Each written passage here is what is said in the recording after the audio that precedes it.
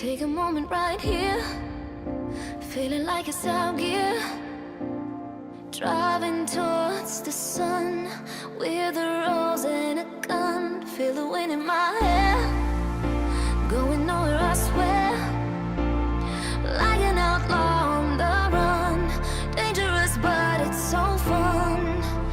Running, running, no. Hold on, don't let go. Running, running, no. Keep running.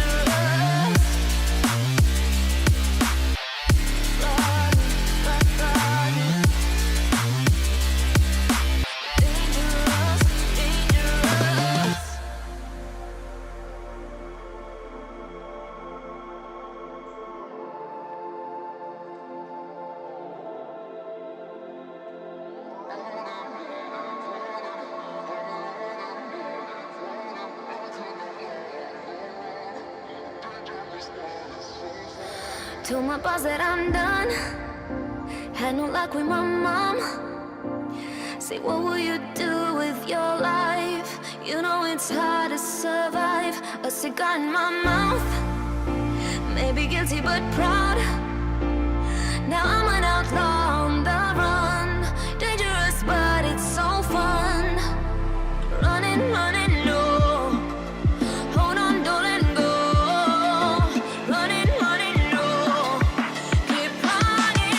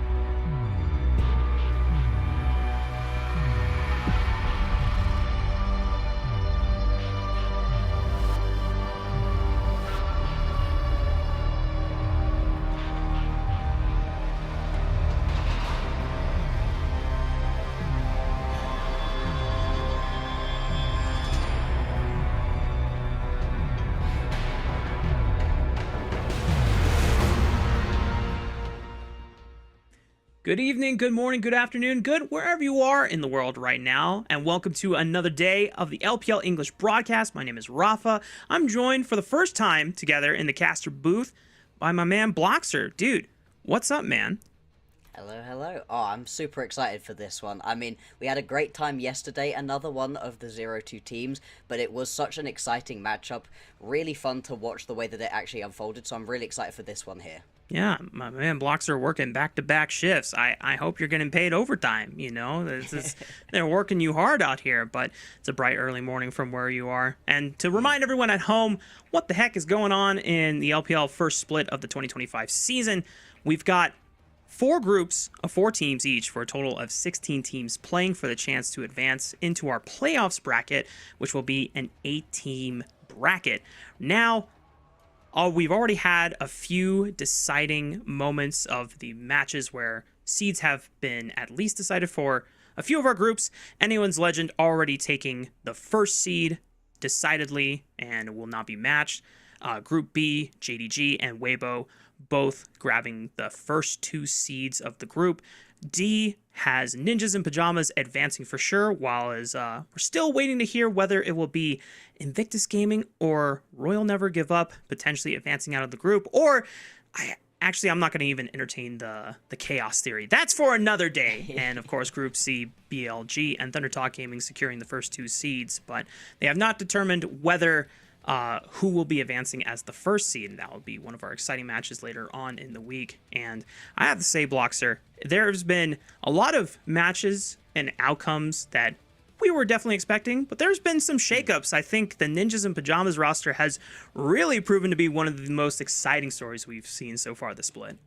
It really has been. When you were looking at that group coming in, I don't think I was particularly expecting the 2-0 team to be Ninjas in Pajamas. You know, there are so many massive names in that group.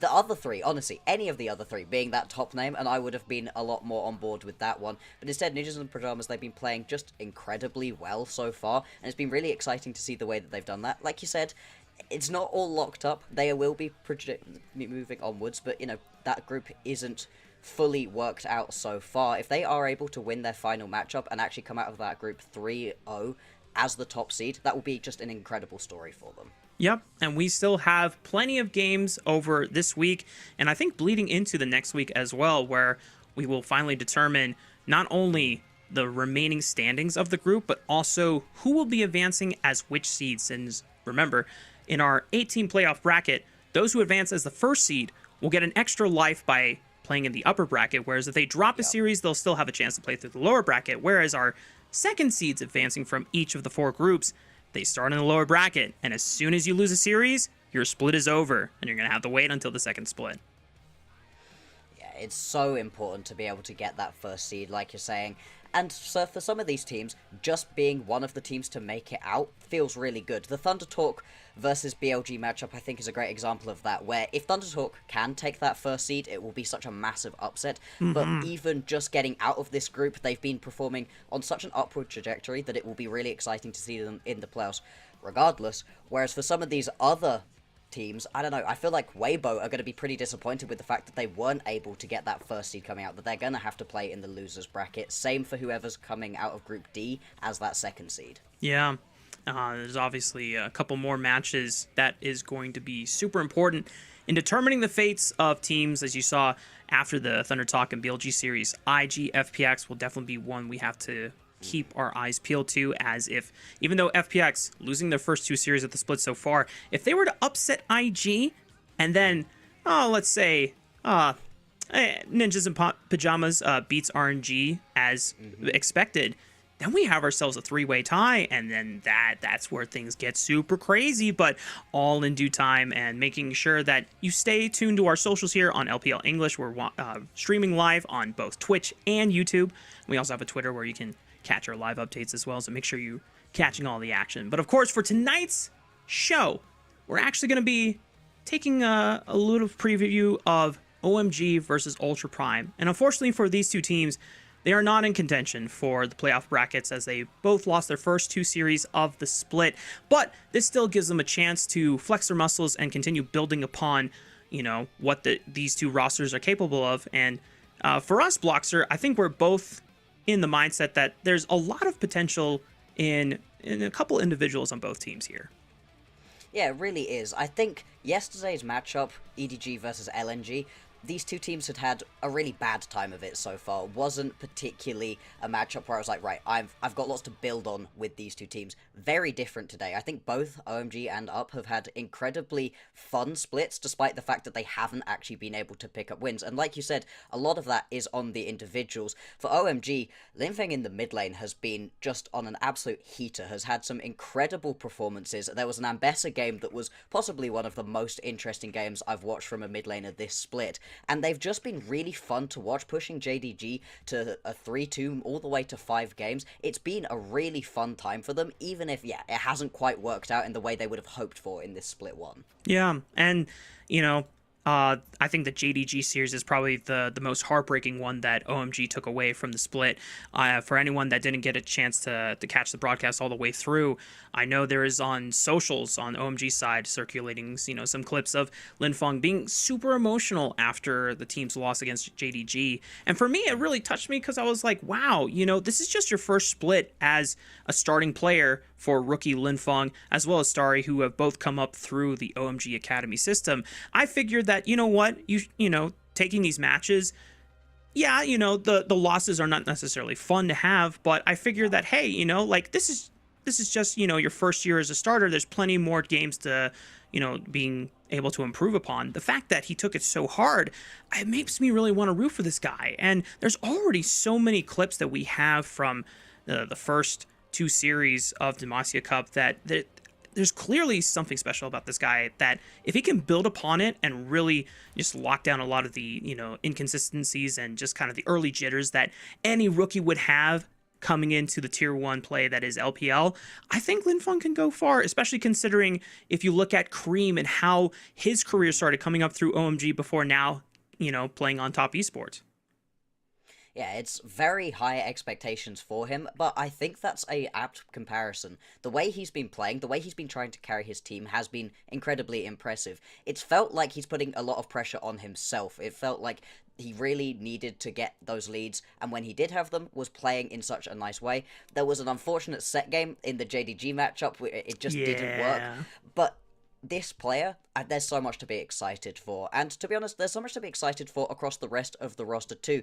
Like you said, Starry, also been exceptionally interesting to watch as well. Had a couple of really nice games. And Moham, coming over from Korea, has also been looking really nice for this team.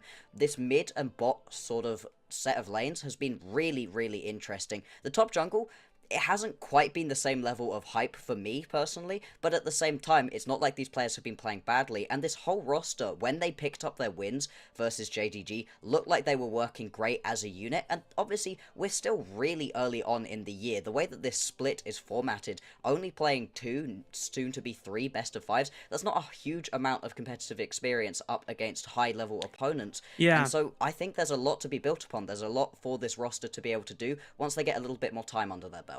Yeah, not to mention that in the first 2 best of 5s, your fate could already be decided for the split, you know? Yeah, and so that third best of 5, unfortunately, doesn't really do anything to save their split 1 season. But that's why we're, you know, trying to set expectations and say, hey, guys, you know what? This is still a roster that is bringing up 2 rookies within their own academy system, and then bringing over some experienced players in Hung and Harry for jungle and top side. And they brought over Moham from LCK, who was last playing on Damwon Kia last year. So, you know, there's potential for this roster to flourish and do a lot better than they did in the first split, coming together understandably. And if you think about the progression of how they looked in their first series against Weibo versus the full 5-game banger that was against JDG, it, you know, for us, I think we're already kind of set on the predictions that they should have the upper hand against Ultra Prime tonight.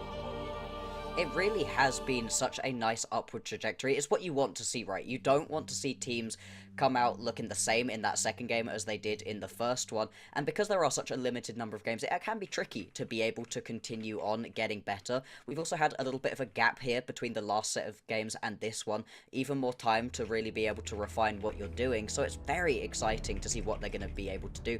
And yeah, absolutely, I think OMG look like the more interesting and potentially slightly better team coming into this matchup, but that's not to say that Ultra Prime haven't also had some highs. Yeah, and I think some of those highs are definitely in the hands of their jungler, Junhao, right? I mean, this guy coming from BLG Junior, the BLG Academy team, had such stellar performances in the LDL throughout last year, and it was finally time for this guy to get a shot in playing a Tier 1.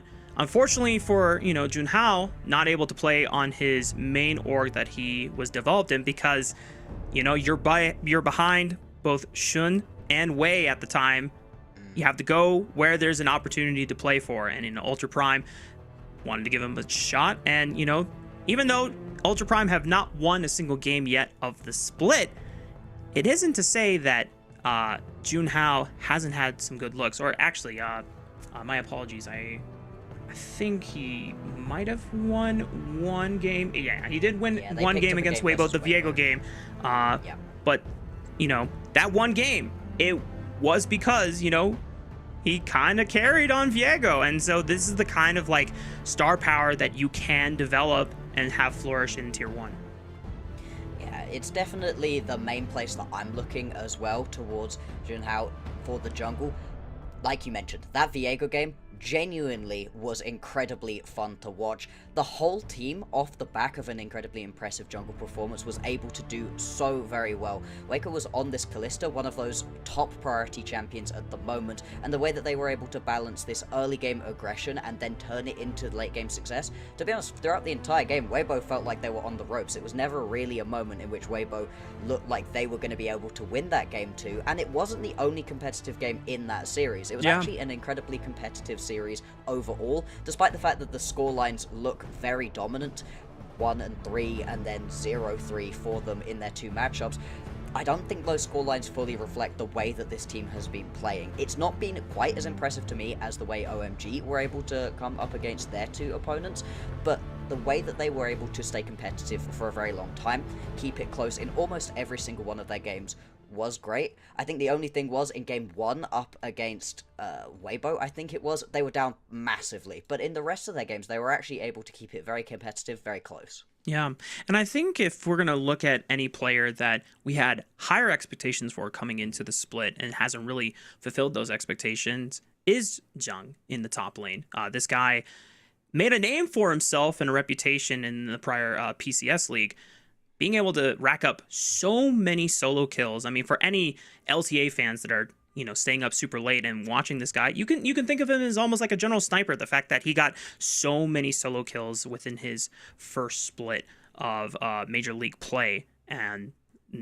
obviously, you get the nickname 1v1 Zhang. But we haven't really seen that lane prowess yet as consistently within this league. Obviously, you're probably facing much tougher competition in the top lane and, playing against the likes of Breathe and Ala.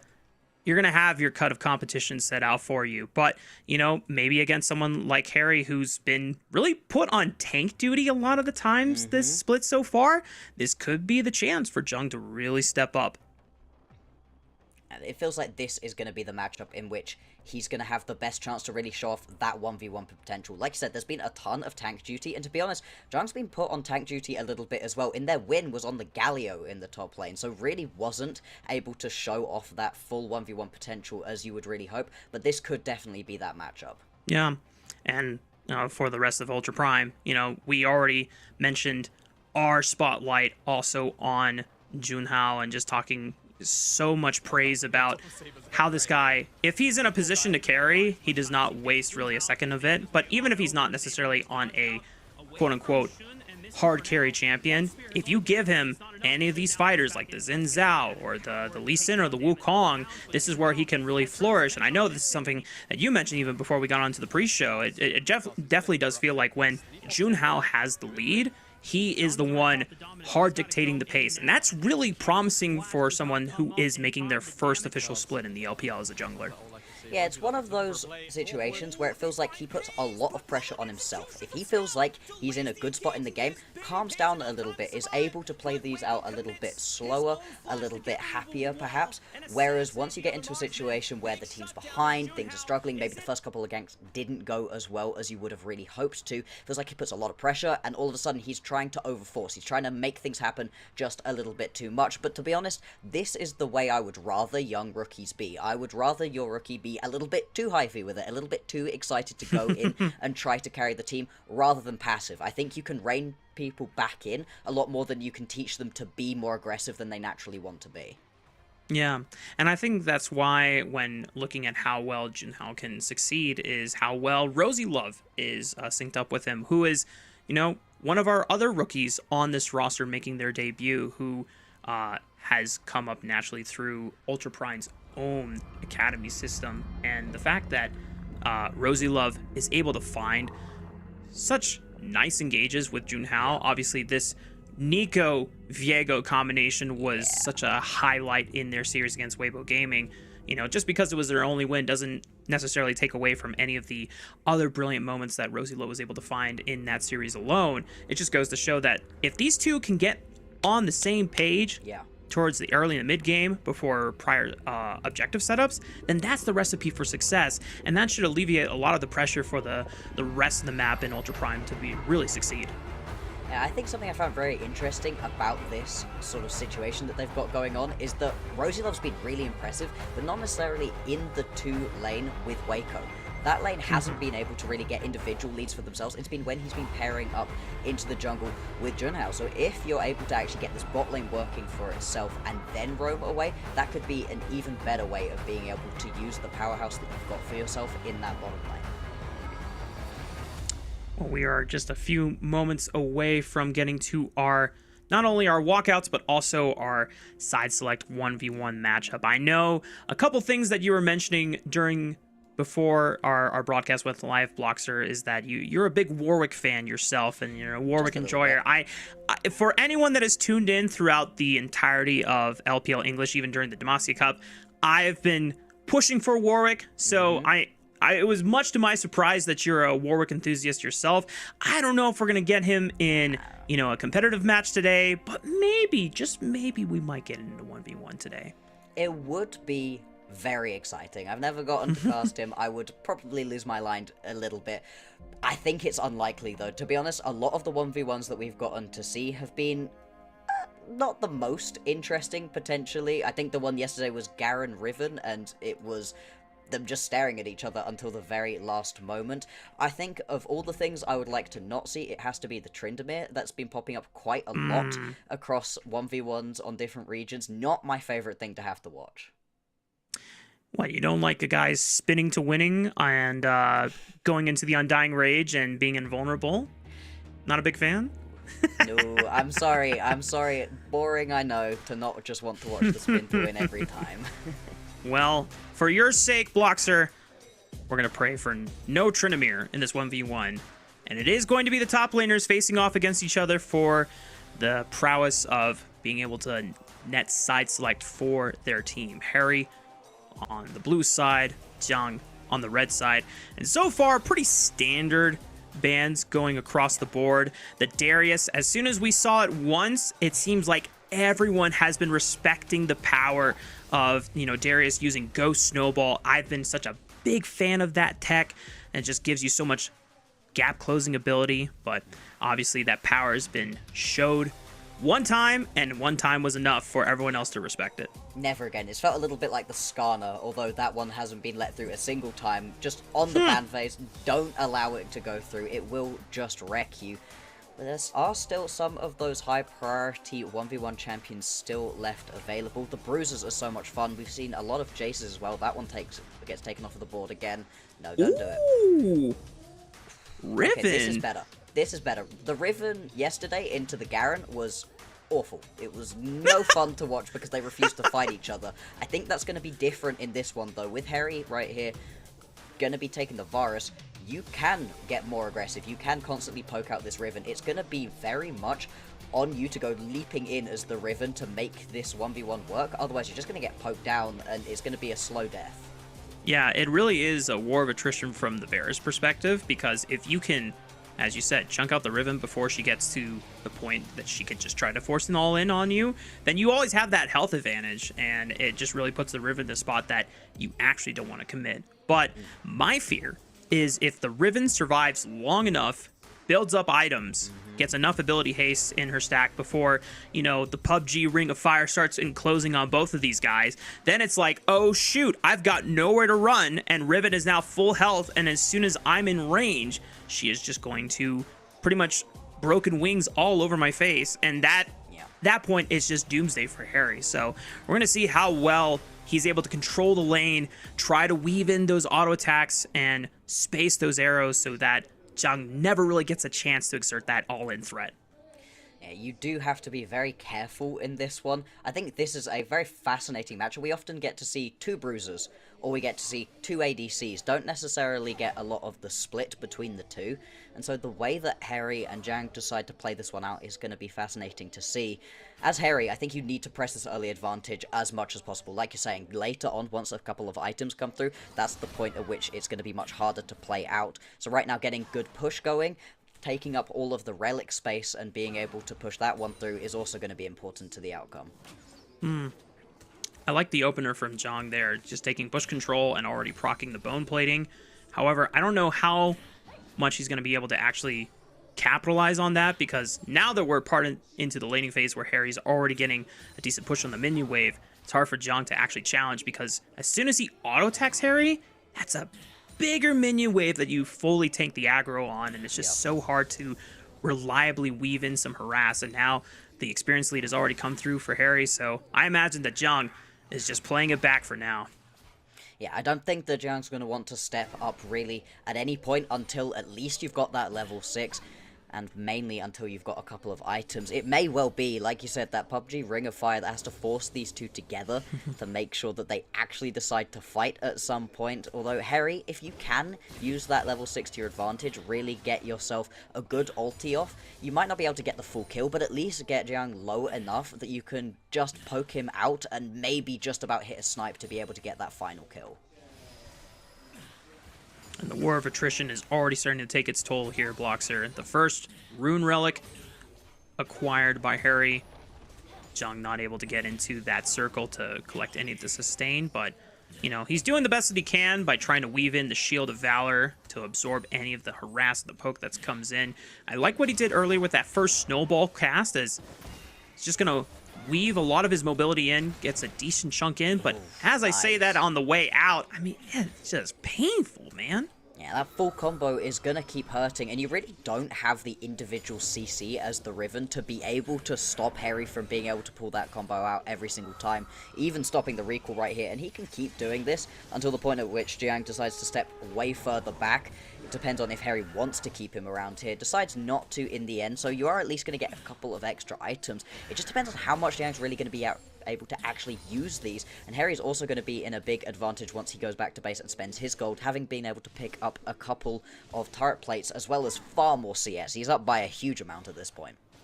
Yeah, I'm curious what build he's going to go for, because he's got PTA, and okay, so that decides it. He's going to looks like he's going towards the Bork route, which gives him a little bit more dueling power, get extra sustain, combined with already the lifesteal you're getting from the 2 Dorn's Blade on top of it, and Steel Caps. This guy is in for the long haul, just trying to endure and sustain as much as possible. I'm not sure here, Bloxer, if Zhang is going to really have the burst necessary by the time we get to, you know, Moment of Truth, to be able to actually match what Harry's got in terms of defensive stats. Yeah, no, I really am a little bit worried for Jiang, because you're just getting poked out so constantly. You're not going to be able to keep up in terms of items right now. Has to peel back to pick up another one of these relics again, and just isn't able to really land any of the poke. Harry is playing this one out exceptionally well, keeping the spacing going the whole time. And it feels so rough to be in this range versus melee matchup, but you picked into this. Jiang clearly thinks that this is winnable in some way. You know, benefit of doubt, Bloxer, I'll give this to Jiang. he's kind of nice with it with the animation cancels and just weaving in the auto attacks, you know. So he's clearly comfortable on the champion. Unfortunately for him, he has to play into a ranged matchup that's incredibly obnoxious. And if anyone did not have to play through the Varus top meta that was going on in like Summoner's Rift solo queue for a couple months during last year, I am so jealous, because having to play through that as a like role-filled player on top lane, and I'm just playing my normal tank matchup, and just like, hey, I'm, you know, trying to be the role player, and then I had to play into a Varus top. This thing's, it's so awful, man. It is so annoying to play against. All range versus melee matchups are a little bit tricky, but this one is particularly bad. Any of the Varus top matchups were particularly bad because of just how much extra range you get from the Varus, and how much he can also self-peel with the ulti. Hang on. Has to flash. To be fair, that is good out of Jiang to be able to get that flash out. That's going to make it a lot harder to play this one out for Harry. He's actually pushing his advantage here. Maybe he can try and force the barrier out of Harry. There it is. And oh my goodness, Jung throws up the thumbs up, and he's like, guys, everything is under control. I knew exactly what I was doing on this champion. And that is what we were slightly worried about, right? As much as you can space, as much as you can keep yourself out of harm's way and poke, the second that you step up a little bit too far and have to blow your flash, you then have to play with even more respect. And Harry was stepping up again, and the level 6 is what Zhang needed to be able to finally pick up that kill. Now he's going to be able to push that advantage. Big influx of gold as well on the reset. Going to go back with a huge amount in his inventory, 2,000. So going to have a full item completed, and this has just become so much harder for Harry to win. Yeah, and suddenly the matchup has swung super hard in Jung's favor, because we were worried that Jung was never going to find a window to really get that all-in threat, and Harry was just going to constantly build up this gold lead and be able to just win through attrition. But now that Jung has matched him on item spike, the Eclipse is great for being able to not only give yourself an allotted amount of damage for how much base AD you're getting in the item buy, but also the extra shield that you get. This is great. And now Jung is putting a lot of turret pressure onto Harry. So we're now in a situation where Harry's going to be forced to actually press the advantage, unless Jung just wants to go for the turret all in, because he knows that even if he dies in the tower, he still has one more death to play with, and he doesn't even matter. Jung wins the 1v1. Oh my lord, that is not the way I expected for that one to end. Of all the ways, tower kill? Really? That's how we end up finishing that one off? I love it. I think that John played that one so fun. That's not even slightly how you would usually try to play that matchup up, but hey, he knew what to do. He could just sit back, allow the match to come to him, and the second that you get just the smallest of oversteps from Harry, all of a sudden, hey, he just steps up, gets that pickup. It's brilliant. I don't know if you saw, but Bloxer had, Jung had a little smirk to his face. You know, he was like, yeah, I had that all under control. You know, little raspberries. Nah, he ain't shit, bro. We're chilling. And having that kind of a confident 1v1 showing, sure, you know, tower kill, not necessarily the most pog to watch, but that's a dominant way to just completely warp a matchup that both of us were very convinced, oh man, this is so annoying for Riven. I don't know if Riven's going to win this. And then boom, we're both proven wrong.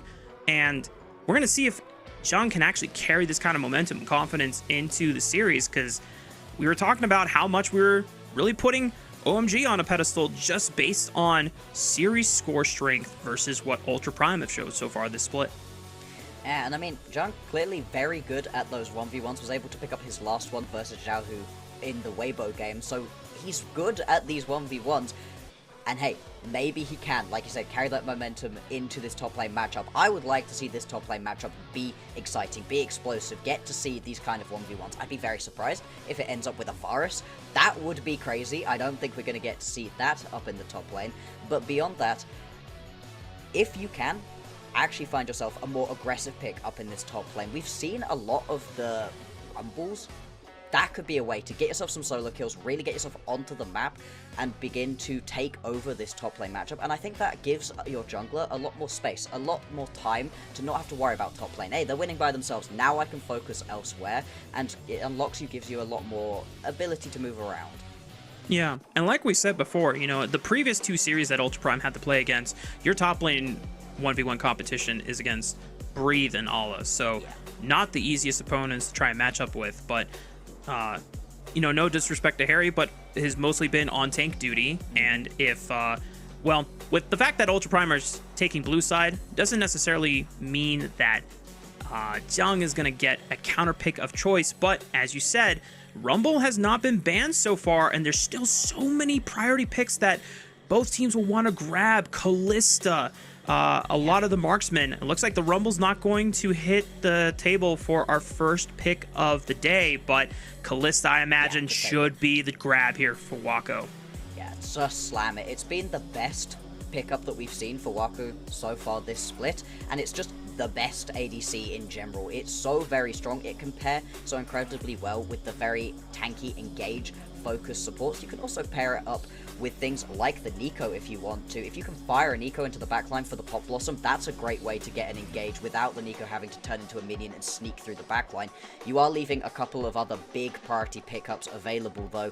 The Misfortune has been high priority recently, so has the Jace, and that's the sort of pickup for Harry that's really going to lay down the gauntlet for Jang. What are you going to pick up into me? Do you think you can go toe to toe? As I said, the Nico has been really strong, and I love it being grabbed here. You know, Ultra Prime, super confident in the two picks that they've already netted for themselves. Obviously, one of the few wins, in fact, the only win that they've netted so far in the first split came off of the back of that combo between Nico for Rosie Love and Viego for Junhao. Doesn't look like we're going to see the Viego quite yet. There'll still be a little bit of time to decide what they want to round up this composition with, but the Mbessa locked in does give some dueling potential. More than likely it's going to be for Jung in the top lane, and the fact that there's no K'Sante on the board to match it, this should give Mbessa a really solid time to just scale through the lane and give Jung the tools to succeed in the side lane. And the way that this Mbessa can take over the map as well, if you can land those public executions, it gives you so much extra team fighting ability. The way that you can force your opponents, force OMG to always respect where the Mbessa is, always have to keep tabs on where Jiang is, because the second you get a flank on this champion, completely takes over everything. You can see we are now going to get a little bit of focus on towards the junglers. Very surprising to not see any junglers taken in the first round. They are usually the high priority picks that we've been seeing a lot of, but because you got things like the Callista and the Misfortune Jace left alone, those were always going to be picked up very early on. Because of no junglers being selected in that first round, Xin Zhao and Nidalee are some of the picks that are taken off the board. A little surprised that the Nidalee is taken away from OMG, but I guess, you know, they've done their research, done their homework, don't want to take any chances of Hung getting a chance on being able to really pop off on something that can warp the game, as we've seen when Nidalee is in the hands of players like Shun, players like Tarzan, who have really just taking the game in their own right. Wukong, another jungler off the board. So now I imagine, Bloxer, like, what are your options? We obviously mentioned the Viego, but if the Viego is not available, then I guess it's Vi, potentially, if you just want to be a facilitator for your team. And look, gone too.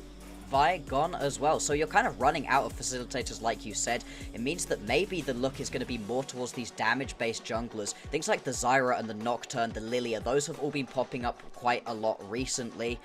Looks like for right now, OMG, they're going to look more towards getting their support. The Rail has been one of those premier pickups and works really well alongside the Misfortune. That's a powerhouse of a lane. Can't necessarily step up as much as you would usually want to into something like the Callista Nico, but still, if you do overstep just a little bit as that Ultra Prime bot lane, you can punish them very easily. Other junglers available, I really don't know what you want to do if you want full utility. The Jarvan is around, so is the Sejuani. That one could be the pickup right here for Ultra Prime, and I honestly would like it. That and the Mbessa and the Nico, that's a great amount of frontline CC to buy space for this Callista to be able to do what Callistas can do. I'm curious if Saber goes for a melee champion as well, something like the Silas. I don't know how good it is as a blind pick, but it would give you the maximum amount of flexibility for Sejuani to look on side lanes and really make use of that permafrost stacking with the melee abilities. Doesn't look like Ultra Prime are really looking towards a melee champion though.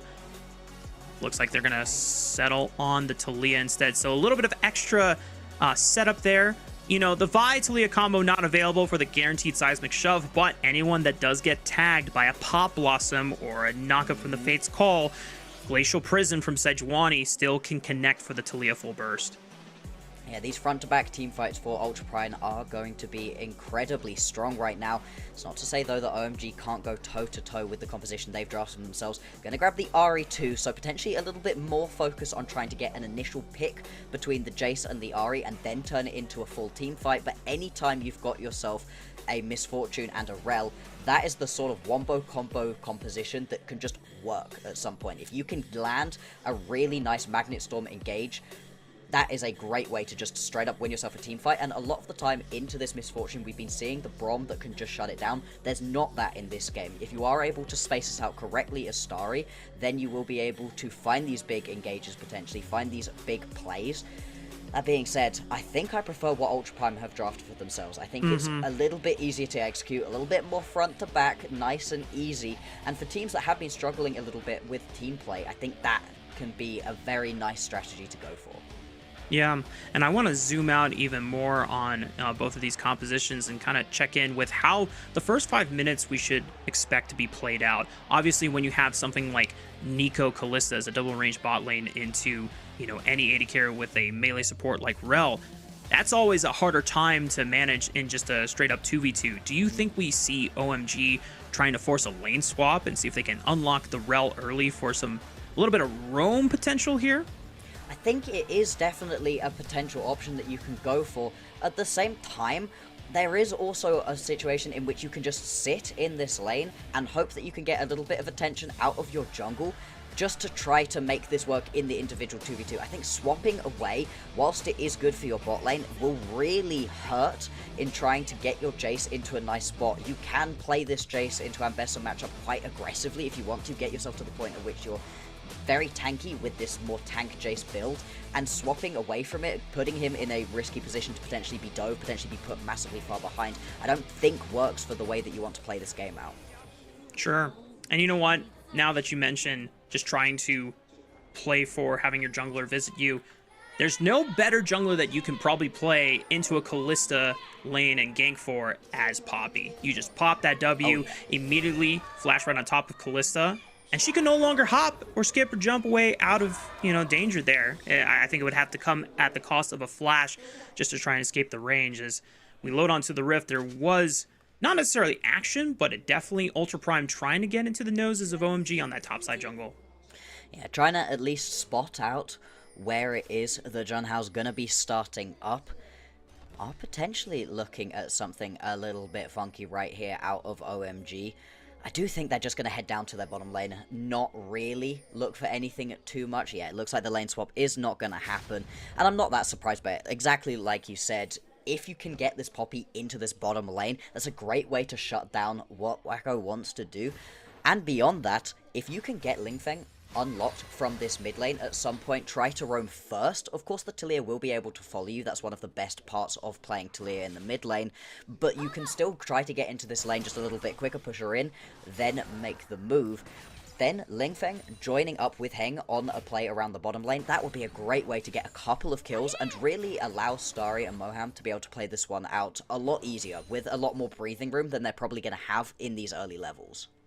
And you know, that would be a really cool way for Lingfeng to step up in this particular game. We've seen a lot of exemplary melee play out of him with things like the Yone and the Ambessa, where he's really more playing for his own economy and his own lead, and he tries to dominate the side lanes, not necessarily roaming, but that would be a nice way to see how this player is progressing and developing more as within his first split of the LPL coming up from the OMG Academy system. But so far in the first couple of minutes of the game here, Blockster, nothing too crazy out of the ordinary, and with Hung actually pathing towards the top side of the map, we're definitely not going to see any 3-minute ganks towards this Kalista in the bot lane, and it probably won't come until after he has finished his full clear on the top side of the map. No, same thing in the top side as well. It doesn't really look like either of these junglers are potentially looking for any ganks. More interested in just getting their full clears going and, you know, getting themselves into a good spot for the rest of the map. Individually, we've had a look at the bot lane. Mid lane, I would be surprised if we get to see any solo kills. there is a potential. Anytime that you've got this matchup, you certainly can look for that solo kill, specifically pre-level 6 for Saber. If you're able to hit a good seismic shove, you deal more than enough damage to be able to take out the Ahri, but I would be surprised to see that happen. I think potentially the more interesting lane will be the top side. This lane matchup is a little bit slow early on. You're able to just push in Jiang as Harry. It's very easy when you've got yourself that ranged advantage, but once these champions get themselves to that level 6, that's the point at which you can really begin to look for potential solo kills, and if the junglers want to path up there, that's a very easy lane to influence. Yeah. Hong might even start looking now. There is a ward, though, in this dry bush, so that's going to give Jung a little bit of safety, unless Hong just wants to force the issue there. Already slamming right into Harry and using the steadfast presence to block any more dashes from Jung, but I'm not really sure what they were expecting there. I guess, you know, for Hong's case, this is a Hex Flash Poppy, so losing the flash early on isn't the worst thing in the world. It did look a little bizarre, though, from the setup. Yeah, I feel like a little is underselling it. Junhao, though, gonna look potentially for a counter gank. Jiang not going to be able to slow Harry up enough. Needed to be able to get a little bit more onto him to allow Junhao to be able to get into the area. As Heng, if you get the stun off in that gank, it potentially works. I'm still not certain that you're able to get yourself a kill, but completely missing that stun means that there's no way Jiang's under any real threat, just able to sit there, allow that gank to happen. You don't lose anything. Heng loses the flash. Like you said, it's not the end of the world because you do have that Hex Flash, but still, just a little bit of an odd decision. That being said, I do at least like that we're getting to see an aggressive and proactive Poppy early on. I think this champion is at its best when you use its early ganking prowess to the absolute maximum. Yeah. Yeah, I can't really rebuttal that at all, because if the Poppy just sits in the jungle and just full clears, you're not really getting that much out of it. This champion's going to build one tank item, call it a day, and then just say, okay, guys, either I'm kicking the jungler out of an objective fight, or I'm trying to set up a pick with a wall slam. So we're going to see if Hung can find something else on this next clear if he wants to path towards the top side of the game. But Harry's already was forced to use the teleport. He's going to take the long way back, so I don't imagine there's going to be any real action that he's going to find on this top wave again by the time Hong finished his full clear. Grubs is coming up in the next 20 seconds. I'm curious if either of the supports want to start making some early moves. Definitely in Ultra Prime's ball court because they've got the push on the bot side and Rosie Love can move first. They look like they're actually going to move multiple members up and around. You can take over this mid wave right here from Saber, unlock Saber and Rosie Love to go and move up to this grub fight if that's what you want to do. It's going to be followed right here from OMG, so we could well get a multi-man scrap this early on into the game. We're going to have a full party here, Bloxer. Everybody's coming. I thought that maybe they would have left both of the 80 carries to continue collecting the farm, but early scrappy fights. Kalissa and Misfortune definitely pretty darn strong at this early stage. Steadfast Presence already used to block some of the entry here, but Hung has to deal with Saber, who's now forced to flash over the pit, as now Jung is running amok onto Mohawk, who's completely separated from the team. That's first blood going over to Ultra Prime, and the rest of OMG, maybe they can find a scrap for themselves here as Rosie Love forced to flash backwards, but the rest of OMG, they're not really getting much out of this fight. They didn't get most of the grubs there either, just one at least for themselves, but Ultra Prime definitely playing that fight a lot cleaner than OMG did. Yeah, despite the fact that Ultra Prime opened up that fight by Jiang missing the public execution. That's how that fight starts. It just completely goes wide, but it really doesn't matter because you end up getting so split out from everyone else as Moham. Yeah, there we go. That is the miss onto the public execution, but I love this Weaver's Wall. I think this is exactly why the fight gets so split, why it's so easy in the end for Ultra Prime to be able to pick up this win. The Weaver's Wall completely stops the damage carries of OMG from being able to step up and do what they need to, and it makes the whole rest of the fight so much easier to play out. It's always unfortunate as a support when you get completely split out from the rest of your team, and yeah, a couple things going a little bit wide.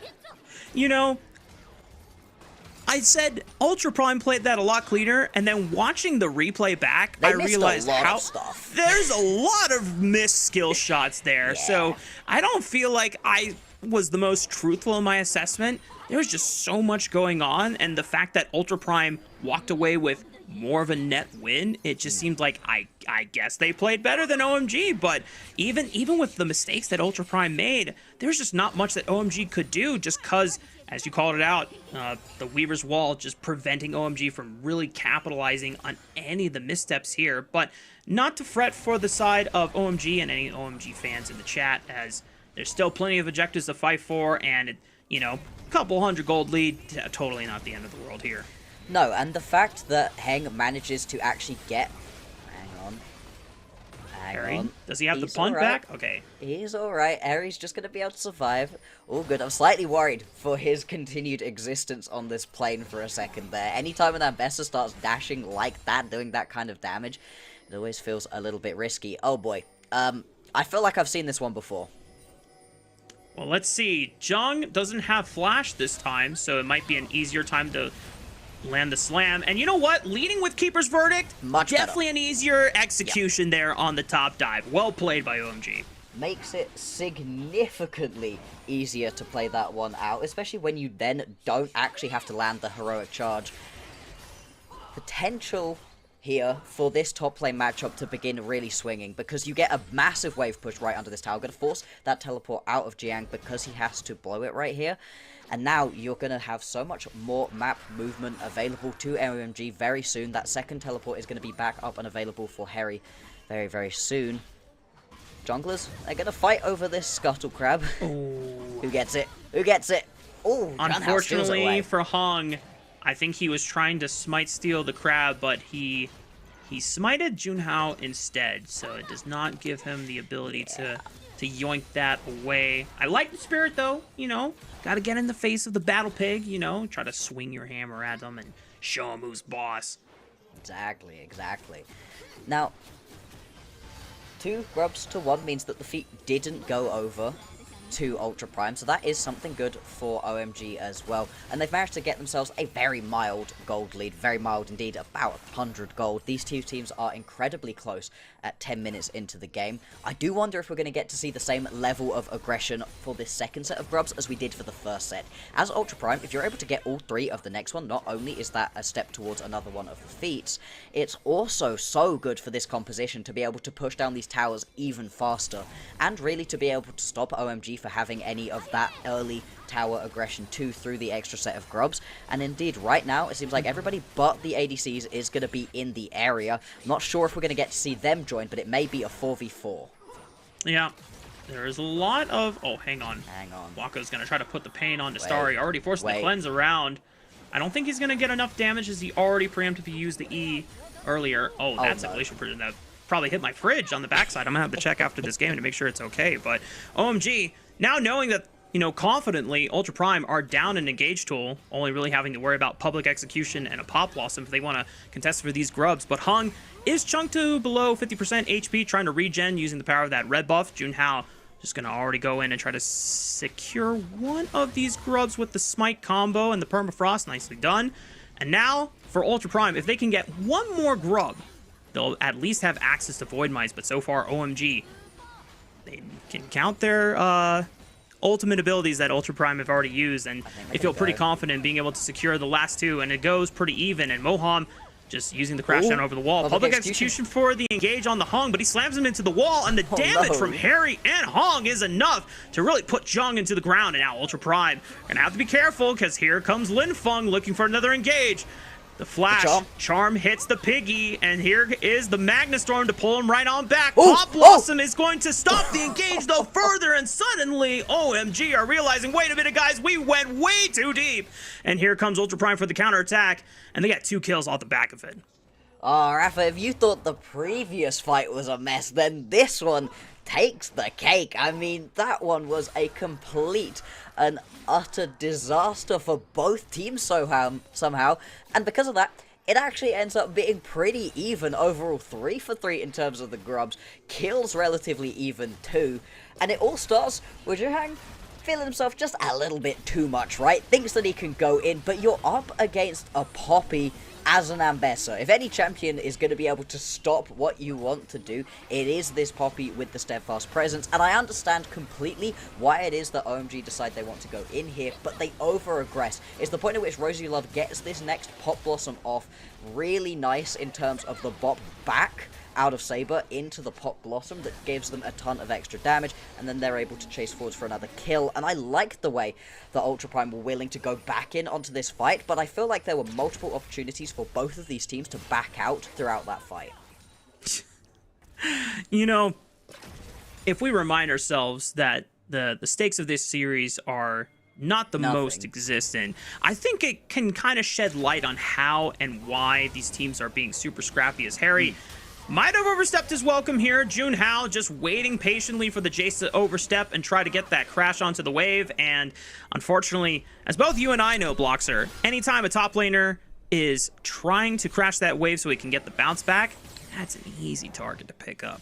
It really is. Great lane gank right there out of Junhao, and this is going to turn into a big push underneath the tower right here. Heng might have to move up into this top lane to at least try to stop quite so much going over. I mean, Harry does have the TP available to him. You can't grab as many tower plates as you would have really wanted, but yeah, Heng is indeed going to have to move his way up into the top lane to at least dissuade any further pushes from coming through and save the teleport. Actually, Harry is going to head towards the bottom lane. I like this little bit of a swap fight here. Get Starry and Moham up into the top lane.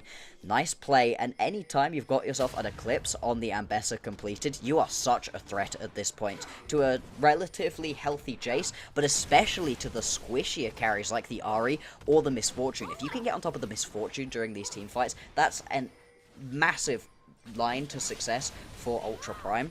They're also going to move over onto this Drake right now. No real response, so this should be picked up relatively easily. They're going to get tower, though. Yeah.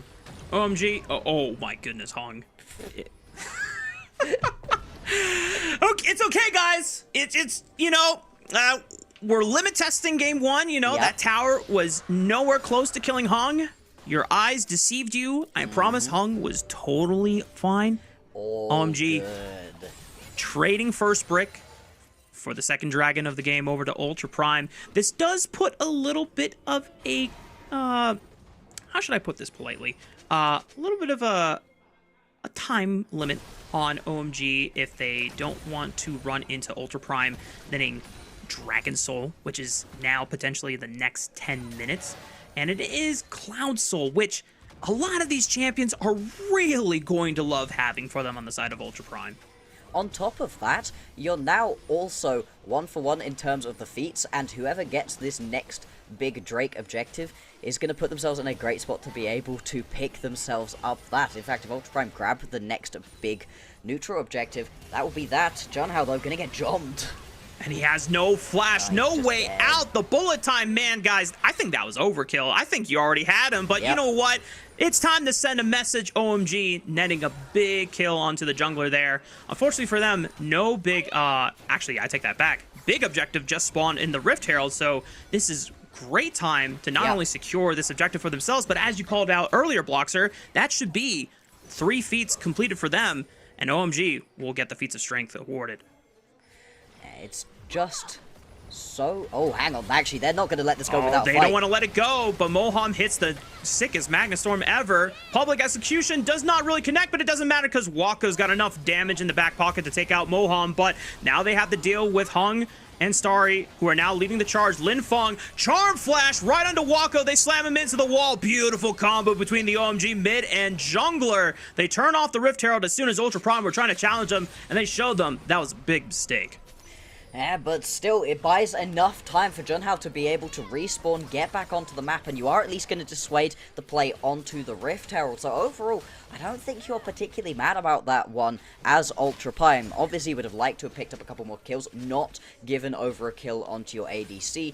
But in the end, I don't think it's going to be the worst set of plays right here. We'll have a look back through at what it was that ended up happening. And it's, again, a very nice Weaver's Wall that at least forces Ling Feng to have to pop that Spirit Rush early on, but then in comes the public execution. Everybody jumps on into this one, and it feels so rough right here. Watch Wacko desperately trying to auto-attack enough things to be able to jump away, but unfortunately the point at which you just get charmed up gonna go down very easily, and I feel like that's gonna be the story of this one. Yeah. You know what? Once again, I am proven wrong, thinking that OMG would have enough time to be able to contest Ultra Prime for that Rift Herald after the recall, but, you know, Thankfully for them, they lost 2 members in that fight, but the sacrifice was not in vain, as Junhao has enough time to take the Rift Herald off the map while everyone was resetting and redeploying back. So That's this why you does take that put fight. Yeah. You know what? I'm sorry, Ultra Prime. I was not familiar with the game. I'll try to respect you for the rest of the series and from now on.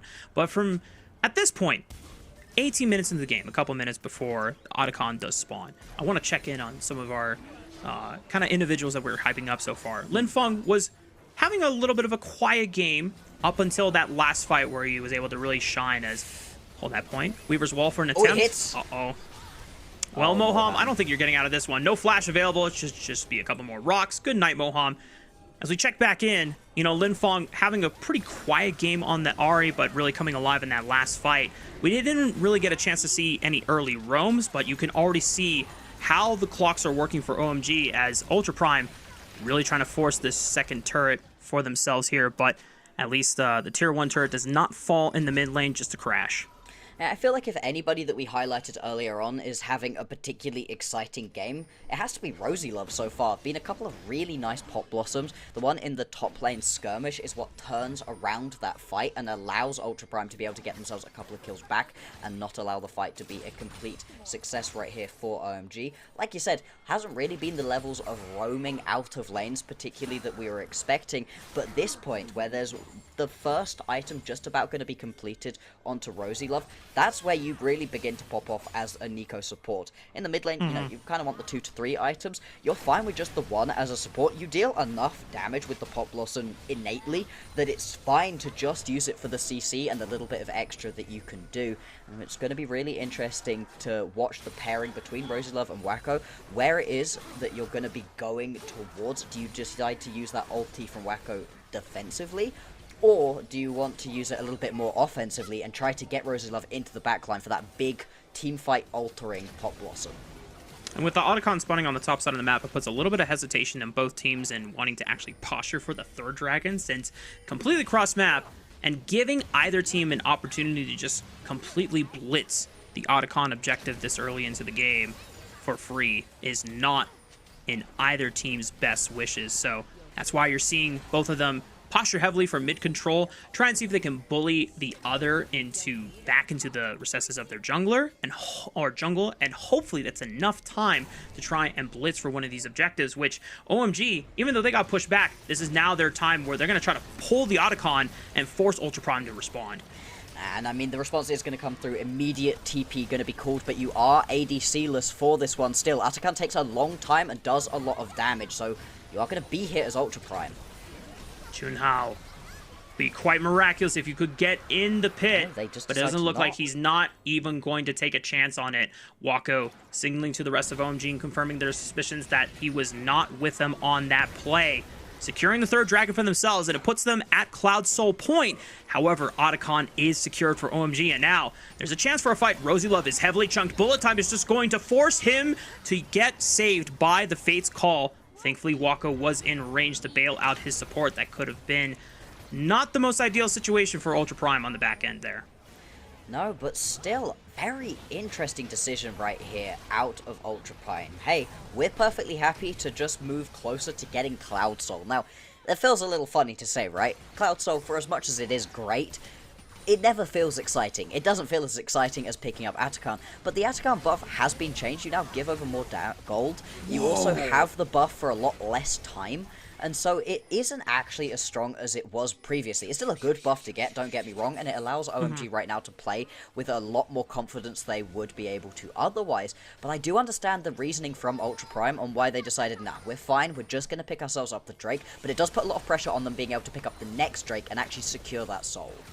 Yep, and it will force OMG to actually respond to them instead of just giving over one last dragon over to the side of Ultra Prime. Now, for those that didn't catch it, there was an engage made by Junhao onto Starry, and it was an immediate Captain Jack cleanse right on the dot from the Glacial Prison. So this is now Starry without cleanse, still has a flash to play around with, but no other member on his team has something like a Mikhail's Crucible to bail him out if he gets, you know, CC chains. So it's going to be very imperative for Starry to be very timely on the flash or very quick on the movement to dodge any of these skill shots. And Zhang immediately flashes away from the engage of Moham.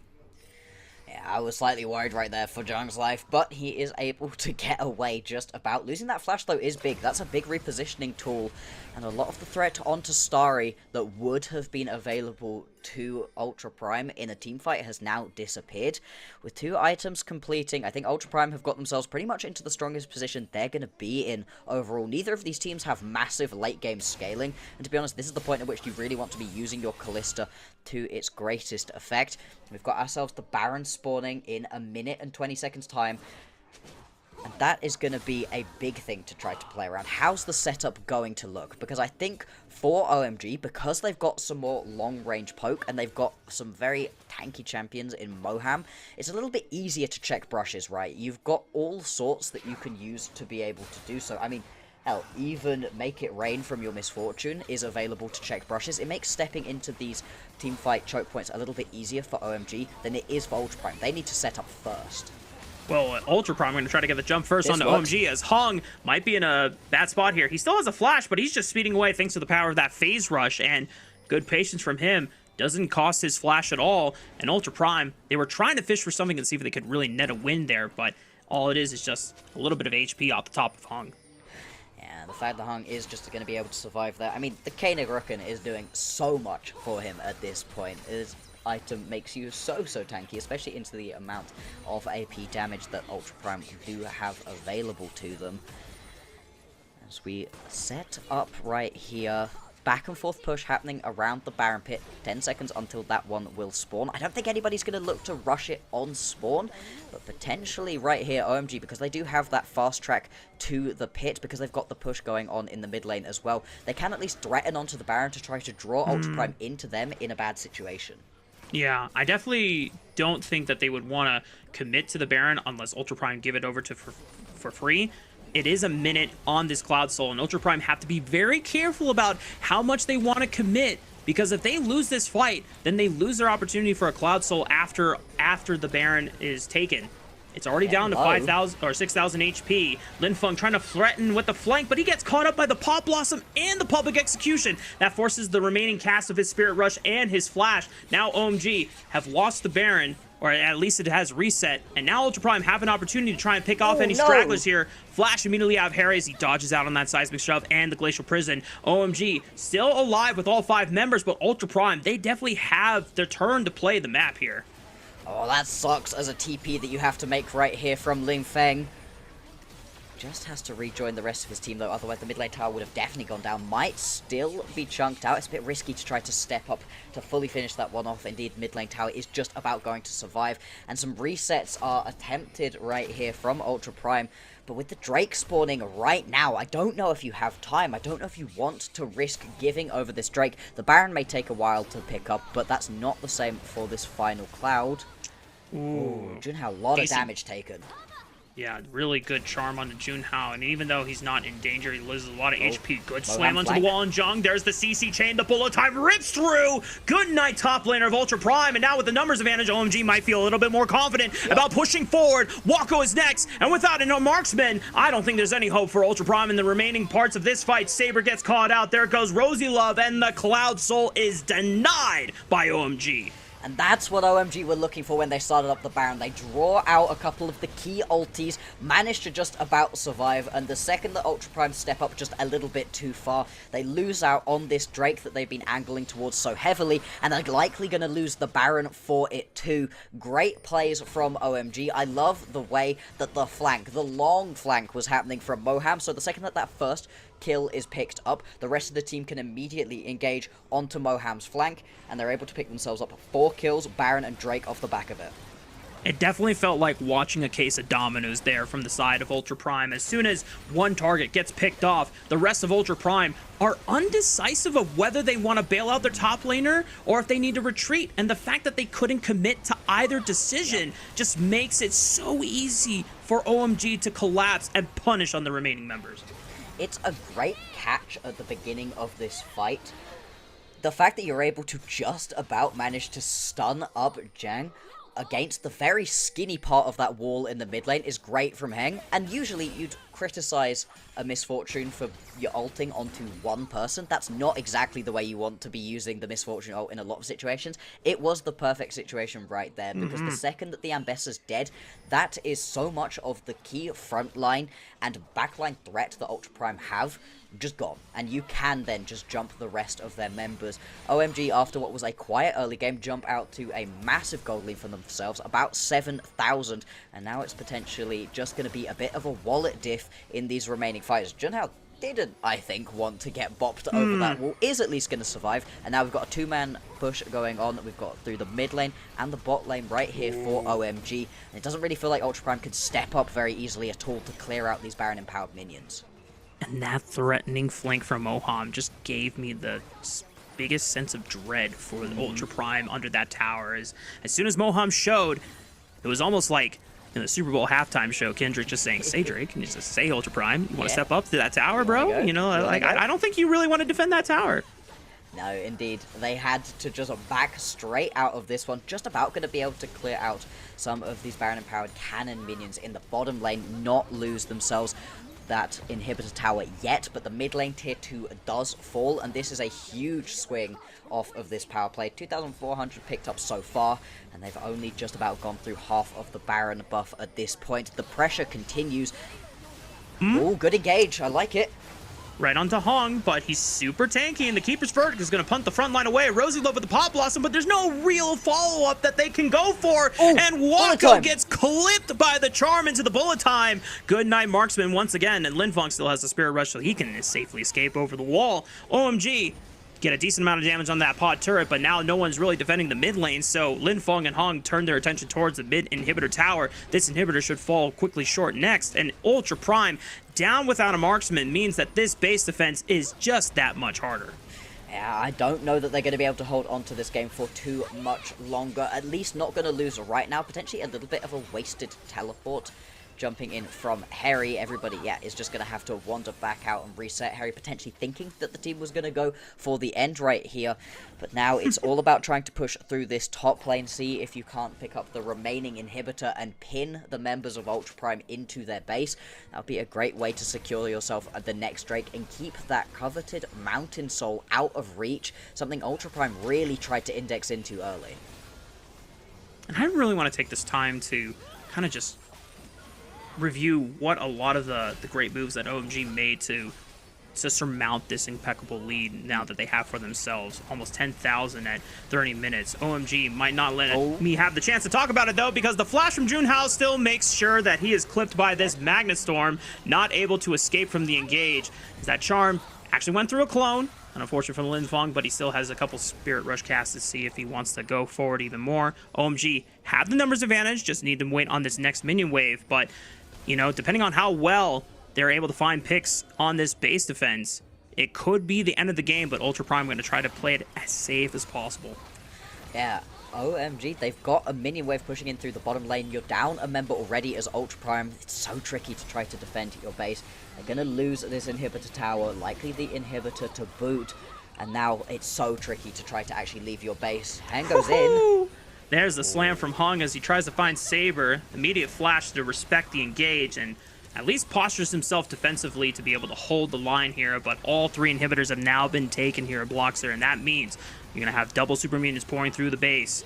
Bullet time was used to rip through the minion wave. Rosie Love, one last Hail Mary attempt for a re-engage, but doesn't really find any kills right off the back of it. Hong is just too tanky and survives the onslaught of that counterattack. Linfong going forward, buys some time with the stasis, tries to Spirit Rush backward. Maybe there's a chance for Ultra Prime to really capitalize, but they've got to deal with all these minion waves first. They do, and it's gonna be just impossible to try to get out of your base for long enough to really contest onto this Drake. The soul remains just out of reach right here for Ultra Prime, and they are in prime position right now to be able to pick up this win. 12,000 gold in the lead, such a significant advantage, and cast your eyes down quickly to the kill death. No deaths on any of your main carries right here. Harry unfortunately dies twice, but all remaining deaths go down onto your Rel support. You're going to be more than happy with that one as Moham. The fact that you never get a kill onto Lingfeng or Starry is what has killed up in this game. If you're able to actually pick up a kill onto either of those two, huge shutdowns at this point, but it might be too little too late. Yeah, and I have to say, I'm very, very happy with how Hung has played this opener of this series so far. I think if we take a look back down memory lane of their series against Weibo Gaming, there is a couple games where I was just, oh man, I was so distraught about some of the performances coming out of Hung, and I was ready to kind of throw in the towel and be like, this is my impression with the guy for the first split, but he has really pushed the gas forward and set up a lot of the tempo for this game, and he's already continuing the charge with Linfeng as the Magnastorm comes in for the follow-up. Bullet time is so beautiful as it just eviscerates the entire squad of Ultra Prime. 5-0 ace here, Bloxer. That's a clean ending for game 1 by OMG. It is, and in the end, 33-minute domination right here for OMG. It felt very close for the first 10-15 minutes, but all of a sudden, this game was just cracked wide open. And to be honest, it felt like it was the decision around Atakan that really began to have things break down. I understand, as Ultra Prime, that you think this Drake is going to be very important for you. Getting the soul will be huge, but that requires you getting the soul in the end, something they were never able to do. And with a composition like they had with a Kalista, with an Ambessa, these are champions that pop off at that one, just about 2 item mark. At the point at which they were in their peak power, Ultra Prime were not proactive with it, they were not trying to force fights, and they just let everybody from OMG scale up, get where they needed to go, and at the point at which they did start initiating the fights, all of a sudden OMG, they're happy with that, they're in a good spot, and they were able to make some better map decisions that led to their victory. Yeah, you know, funny thing about both of these teams in the first like 10-15 minutes of the game, they both had one thing in common. There is definitely a lot of nervous energy I was getting from a lot of these skirmishes and fights. You know, a lot of shots. flash miss skill shots, you know, some ulties, you know, hitting my fridge. I have to check that during the break at some point, you know, make sure it's doing okay. But it definitely seemed like OMG was able to tighten things up and clean a lot of the coordination, and they were, most importantly, committed to what they wanted to do as a 5-man unit, whereas Ultra Prime, I think, they started second-guessing themselves on which objectives to prioritize, when to step up, and when certain members were getting caught, they were confundeled about, do we bail him out, do we leave him? And then, you know, that's the tragic situation of, you know, getting killed one by one in those you know, straggler scenarios. Yeah, and it felt bad, right? It felt bad once we got into the later stages where, like, they're trying so hard, Ultra Prime, to find which engage they can find to work. Multiple times right there in that game where you're going flying into the backline as Rosie Love, trying so very hard to find that big engage, but at the point at which that was happening, your opponents are too strong, you're too weak to actually be able to find anything. I think the thing that worries me the most for Ultra Prime going forward in this series is that they've used a lot of their best pickups on this game and they weren't able to win with it. Not being able to win with Kalista is not a great way, and it's not necessarily on Wako for not being able to pull through, but it was a team effort where if you're not able to peel for your Kalista, especially with all these, you know, disengage and tools to slow down the fight, it just goes to show that, you know, Ultra Prime just a little too hasty on how they were picking some of these fights past the mid game. And, you know, I have to point out, you know, for Jung, I was really excited about how he handily won the 1v1 and the way that he was handling himself early on in the Mbessa, and obviously Junhao had some good timers to cover him and really punish Harry for overstepping, but when it came to actually making use of that, you know, advantage, multiple missed public executions. If you're not hitting the misfortune in the backline, then your effectiveness on the Mbessa really falls flat here. It really does. You can see it from the goal graph right here. From the damage graph even, wasn't able to do anywhere near as much damage as you really want to on this champion. Harry was able to do way more.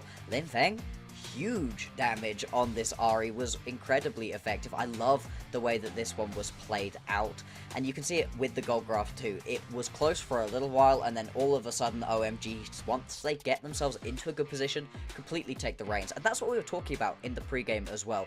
This is a team that kind of needs the momentum, needs to feel good about themselves in a game, but once they do start feeling themselves, all of a sudden they just looked so nice. We got to see in that highlight right there the second time that this dive top lane worked, but you're talking about it here, you know, bad decision making. Well, that was a play that in the end it wasn't too bad for OMG, but that's because the rest of your team sort of bails you out. This is one of the few moments in the early game where OMG overextended their welcome, and I call back to that nervous energy where you're feeling super high on the momentum after your initial pick on the investor. You're like, okay, let's continue pushing for more. And then as soon as they get punished, they're like, okay, you know what? Let's recalibrate where we're at. You know, let's not overchase into Talia, Unraveled Earth, and Pop Blossom as well. But you could see how quick OMG were able to dial in those, you know, adjustments by the time we got to this point in the game.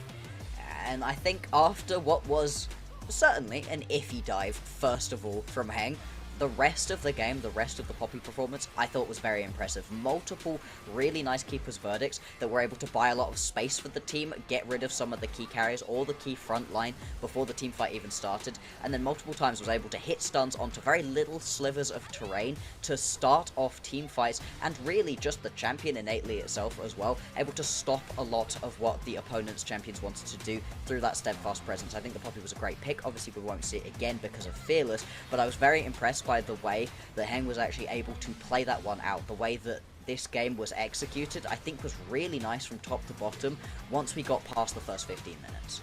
Yeah, and I think this really fits the archetype of champion that he wants to play. Someone not only that can get aggressive and really force a lot of situations, but also happens to be very durable and very tanky. Obviously, there's a lot of fighters that he excelled on, but, you know, the nice thing about Poppy is that, unlike other tanks, you can get super aggressive. You can be such a flashy playmaker, have a little bit of, you know, threatening base damage on your own, and the fact that you're so durable that you can kind of survive until the very ends of the fight gives opponents that kind of deceptive feeling like, oh, we're almost there, we can almost kill this Poppy, and then she just slips away with 10% HP. One more shield happens and you're like, dang, we can't actually quite pick up this kill.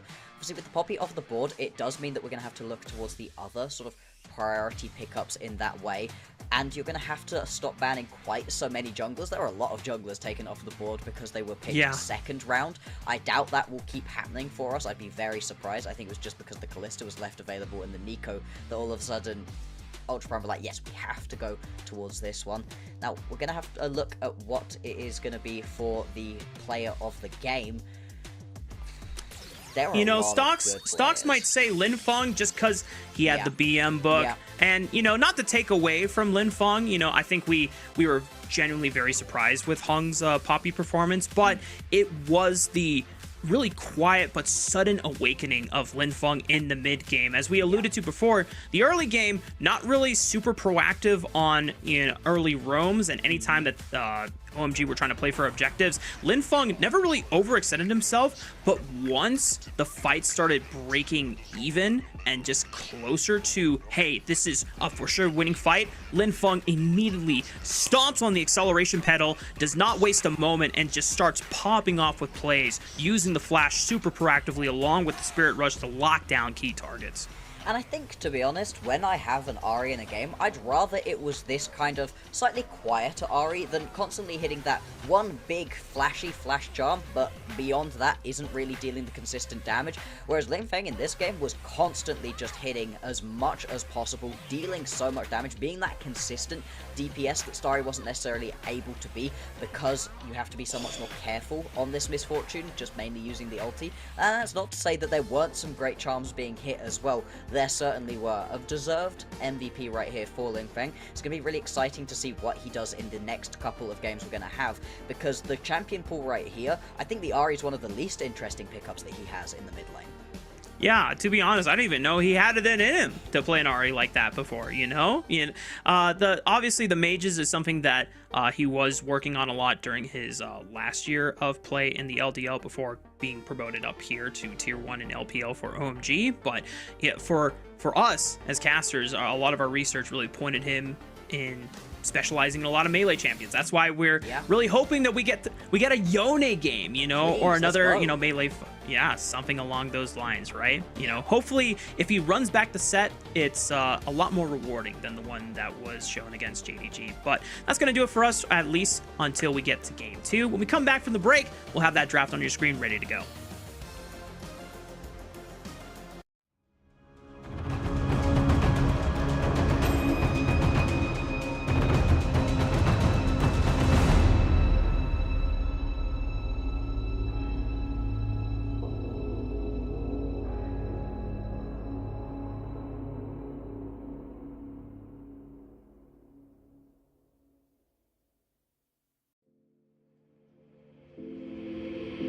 Take a moment right here, feeling like it's out gear. Driving towards the sun with a rose and a gun. Feel the wind in my hair, going nowhere I swear. Like an outlaw on the run, dangerous but it's so fun. Running, running, no. Hold on, don't let go. Running, running, no. Keep running.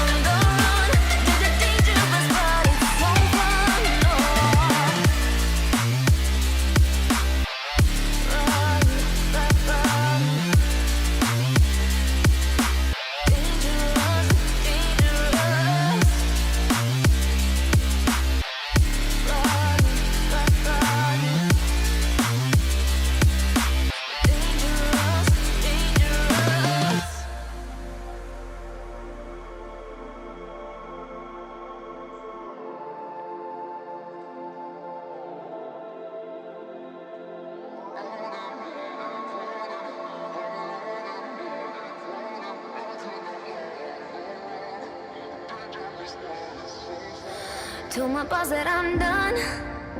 Had no luck with my mom. Say, what will you do with your life? You know it's hard to survive. A cigar in my mouth. Maybe guilty but proud. Now I'm an outlaw on the run. Dangerous but it's so fun. Running, running, no. Hold on, don't let go. Running, running, no. Keep running.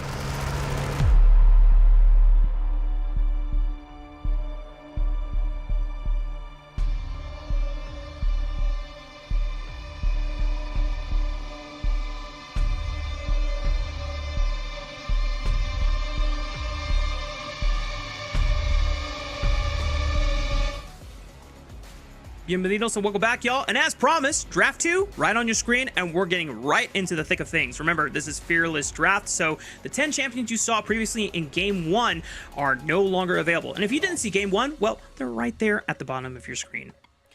Yeah, and it was a really nice game right there for OMG, able to just sort of dismantle Ultra Prime in the later stages of the game. Straight up, we're going to get the Corki first pickup right here for Ultra Prime.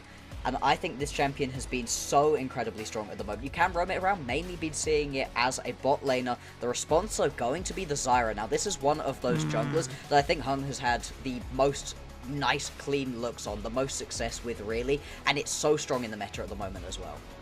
And it's going to be a different look for Hung in this game after just witnessing him kind of run amok on the Poppy, slamming people into the wall. No apologies left for, you know, the fallen teammates of Ultra Prime, but the answer is going to be this Nidalee. Now, Bloxer, you told me that, you know, your main is Warwick. Well, confession time, my main is Nidalee, and here's the thing about Nidalee being locked in against the Zyra. If you do not punish the Zyra early on, she just outpaces you, and it's one of the most annoying and frustrating matchups to play into, because theoretically you have the burst to be able to just one-shot this plan as soon as you jump on her, but she has so many ways to really punish and counterattack you, especially if it's post level 6. She has lockdown that she can throw on top of you as soon as you commit with your empowered pounce, and she can always throw a plant and spawn it in front of your spears so that you don't even get the mark. So the fact that they're giving Junhao the tools with this Nidalee means that Ultra Prime have to really dial in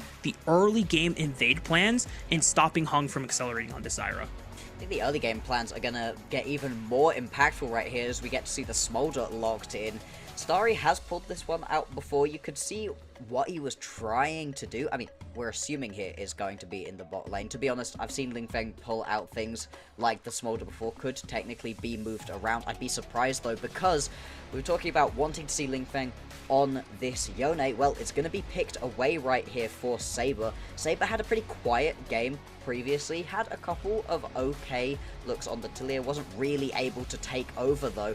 And on this champion, you have to take over. You've got to get yourself to that 2-3 item point, and at that point, you can completely wreck team fights with the Fate Sealed. Can be kind of tricky to get the Yone to that point, though. A couple bans already gone off the way in this second round of the draft phase. Gnar, a, you know, counter pick we've definitely seen from time to time against Renekton. Udyr, another top laner that is going to be taken away from Zhong and could definitely put a stranglehold on Renekton's lating phase, but, you know, the marksman hitting the table, Ashe and Vars, both gone.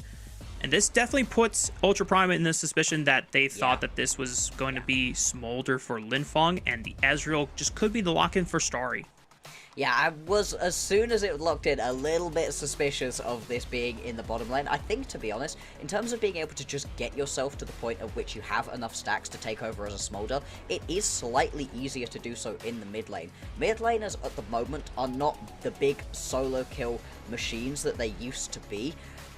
It's now bot lane and top lane, where junglers really focus, trying to look for a lot of kills, trying to get explosive plays off. Mid laners are often allowed to just sit and farm, and then you roam up to Grubs, and then you roam down to Drake. But other than that, you're kind of just chilling for the early game. Exactly what the Smolder wants to be. As I did say, though, it can be a bit tricky to play into the Yone. Bit of a risk if you do get caught out once you hit that level 6.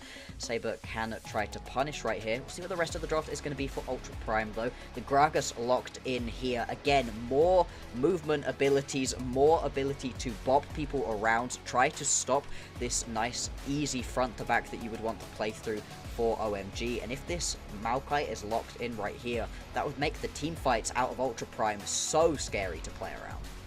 And at least Ultra Prime now have non-committal engage with the Maokai ultimate, because other than that, this Yone, if he ever commits Fate Seal without using the Soul Unbound, he's into the backline and he's not getting out unless, you know, he's got some fancy, you know, Q3 flash techniques. And for Ultra Prime, it does kind of leave a lot of the engage tools on Zhong to punt unlucky member from OMG into the team with Explosive Cask, whereas OMG, their answer, locking down the Nautilus, you know, a classic tried tradition for most support players, and it gives at least one person that can face check a lot of these bushes, I should say. And for Ultra Prime, The one thing that I will say that is going to be very strong for them as well is objective control. You have saplings, you have bushwhacks from Nidalee, and even though I kind of laugh at Nidalee traps, you know, back in the day, ever since people started building Leandries and Horizon Focus as the build, actually makes her traps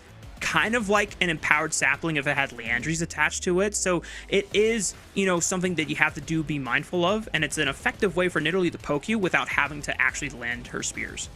That being said, though, it's not like OMG can't poke back either. Anytime there's an Ezreal, a Zyra, a Smolder, these champions can also do a lot of work in terms of straight up poke, and you do have just about enough tankiness between a Renekton and a Nautilus to be able to step up into these choke points. You do need to be careful, though. Like you said, getting caught in a choke point by Ultra Prime would be pretty much a death sentence right here. OMG, though, I think they want to play this one out a little bit slower, get a couple more items under the belt, really unlock this Smolder.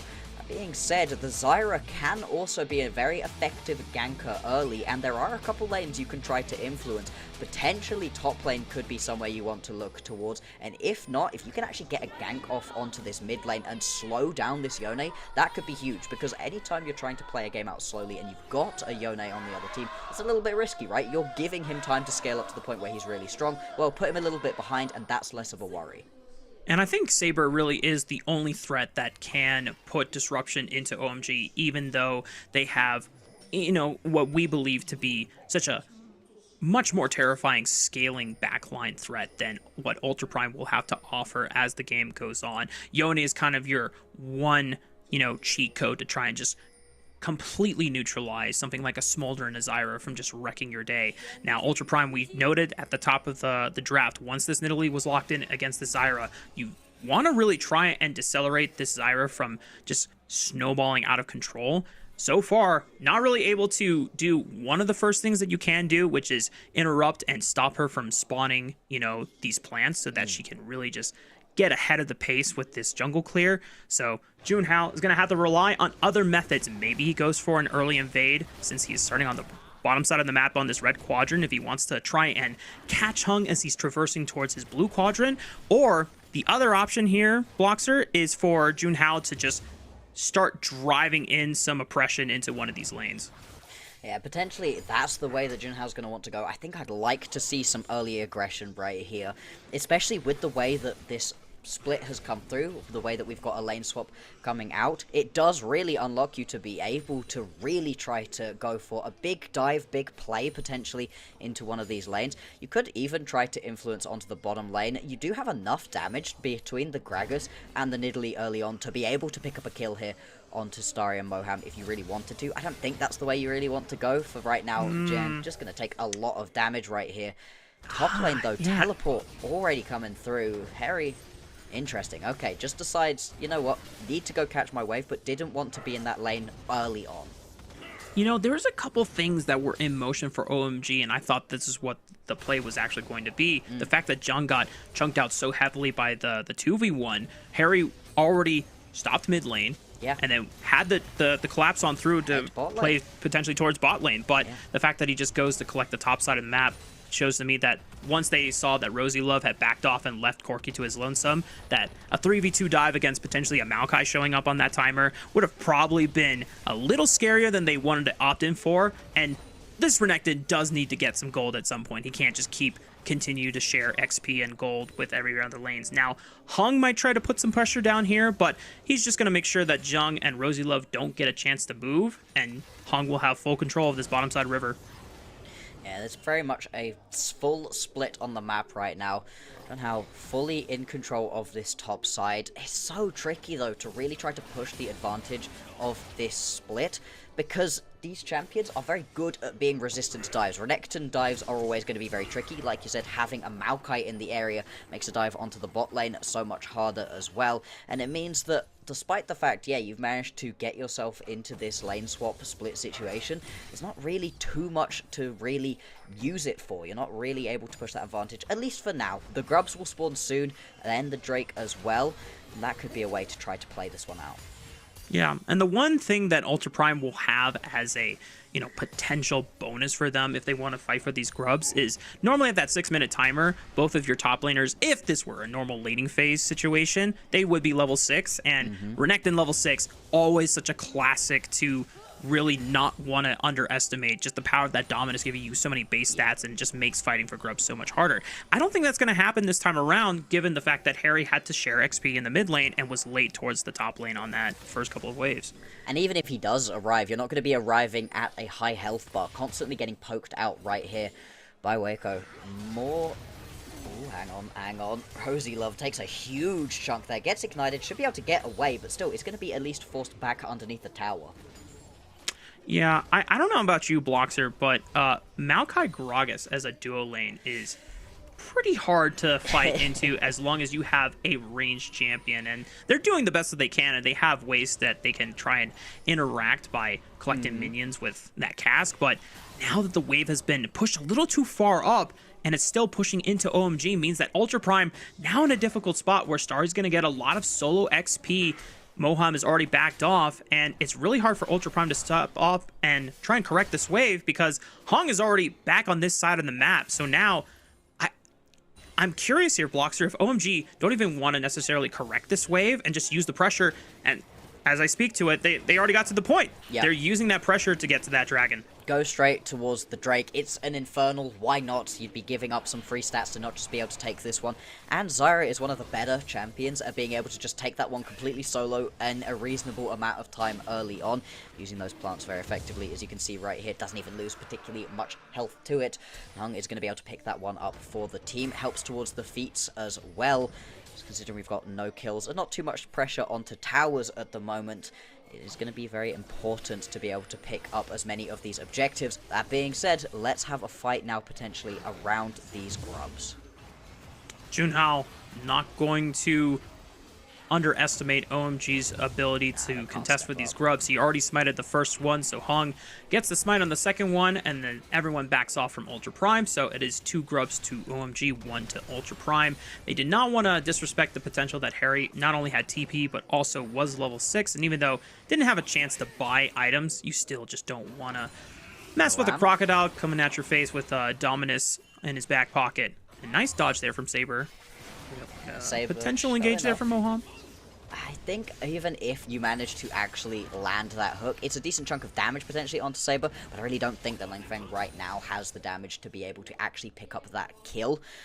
But so far in this lane has been doing pretty well for himself, hasn't really been able to get too much of an individual CS advantage, but still has been able to just sit and farm, not been under too much threat. And Lingfeng, we keep talking about it, but really is such a big Yone player, and I think that's probably a very big boon in a matchup like this, where it can be a little bit tricky potentially to play out, knowing your opponent's champion so well. Early on, obviously, you're going to be fine, just going to be able to poke down, but at the point at which Saber has that level 6, the Fate Sealed is a great way to get on top of this champion, and he's still got the flash up. Clearly hasn't been put under too much threat right now, and in fact, it's making Saber's life pretty miserable so far. And meanwhile, just off of the pressure that Linfeng is able to award Hung thanks to this range into Yone matchup early on, even though Hung is not able to deny those Raptors away from Junhao, the fact that he's keeping tabs on where this Nidalee is going to be just puts a damper on where Junhao can really get aggressive and try and get things rolling and snowballing for Ultra Prime. Just trying to remind people at home, Nidalee is not necessarily on a timer, at least, thanks to the buffs to her Primal Surge she got so many patches ago last year. It does make her at least better in the utility role. She can always just give a nasty attack speed steroid to, not 1 but 2 reliable carries in this Corki and the Yone, but it just does make her feel a little sheepish when it comes to the power that Zyra will be at if you do not put her into the ground.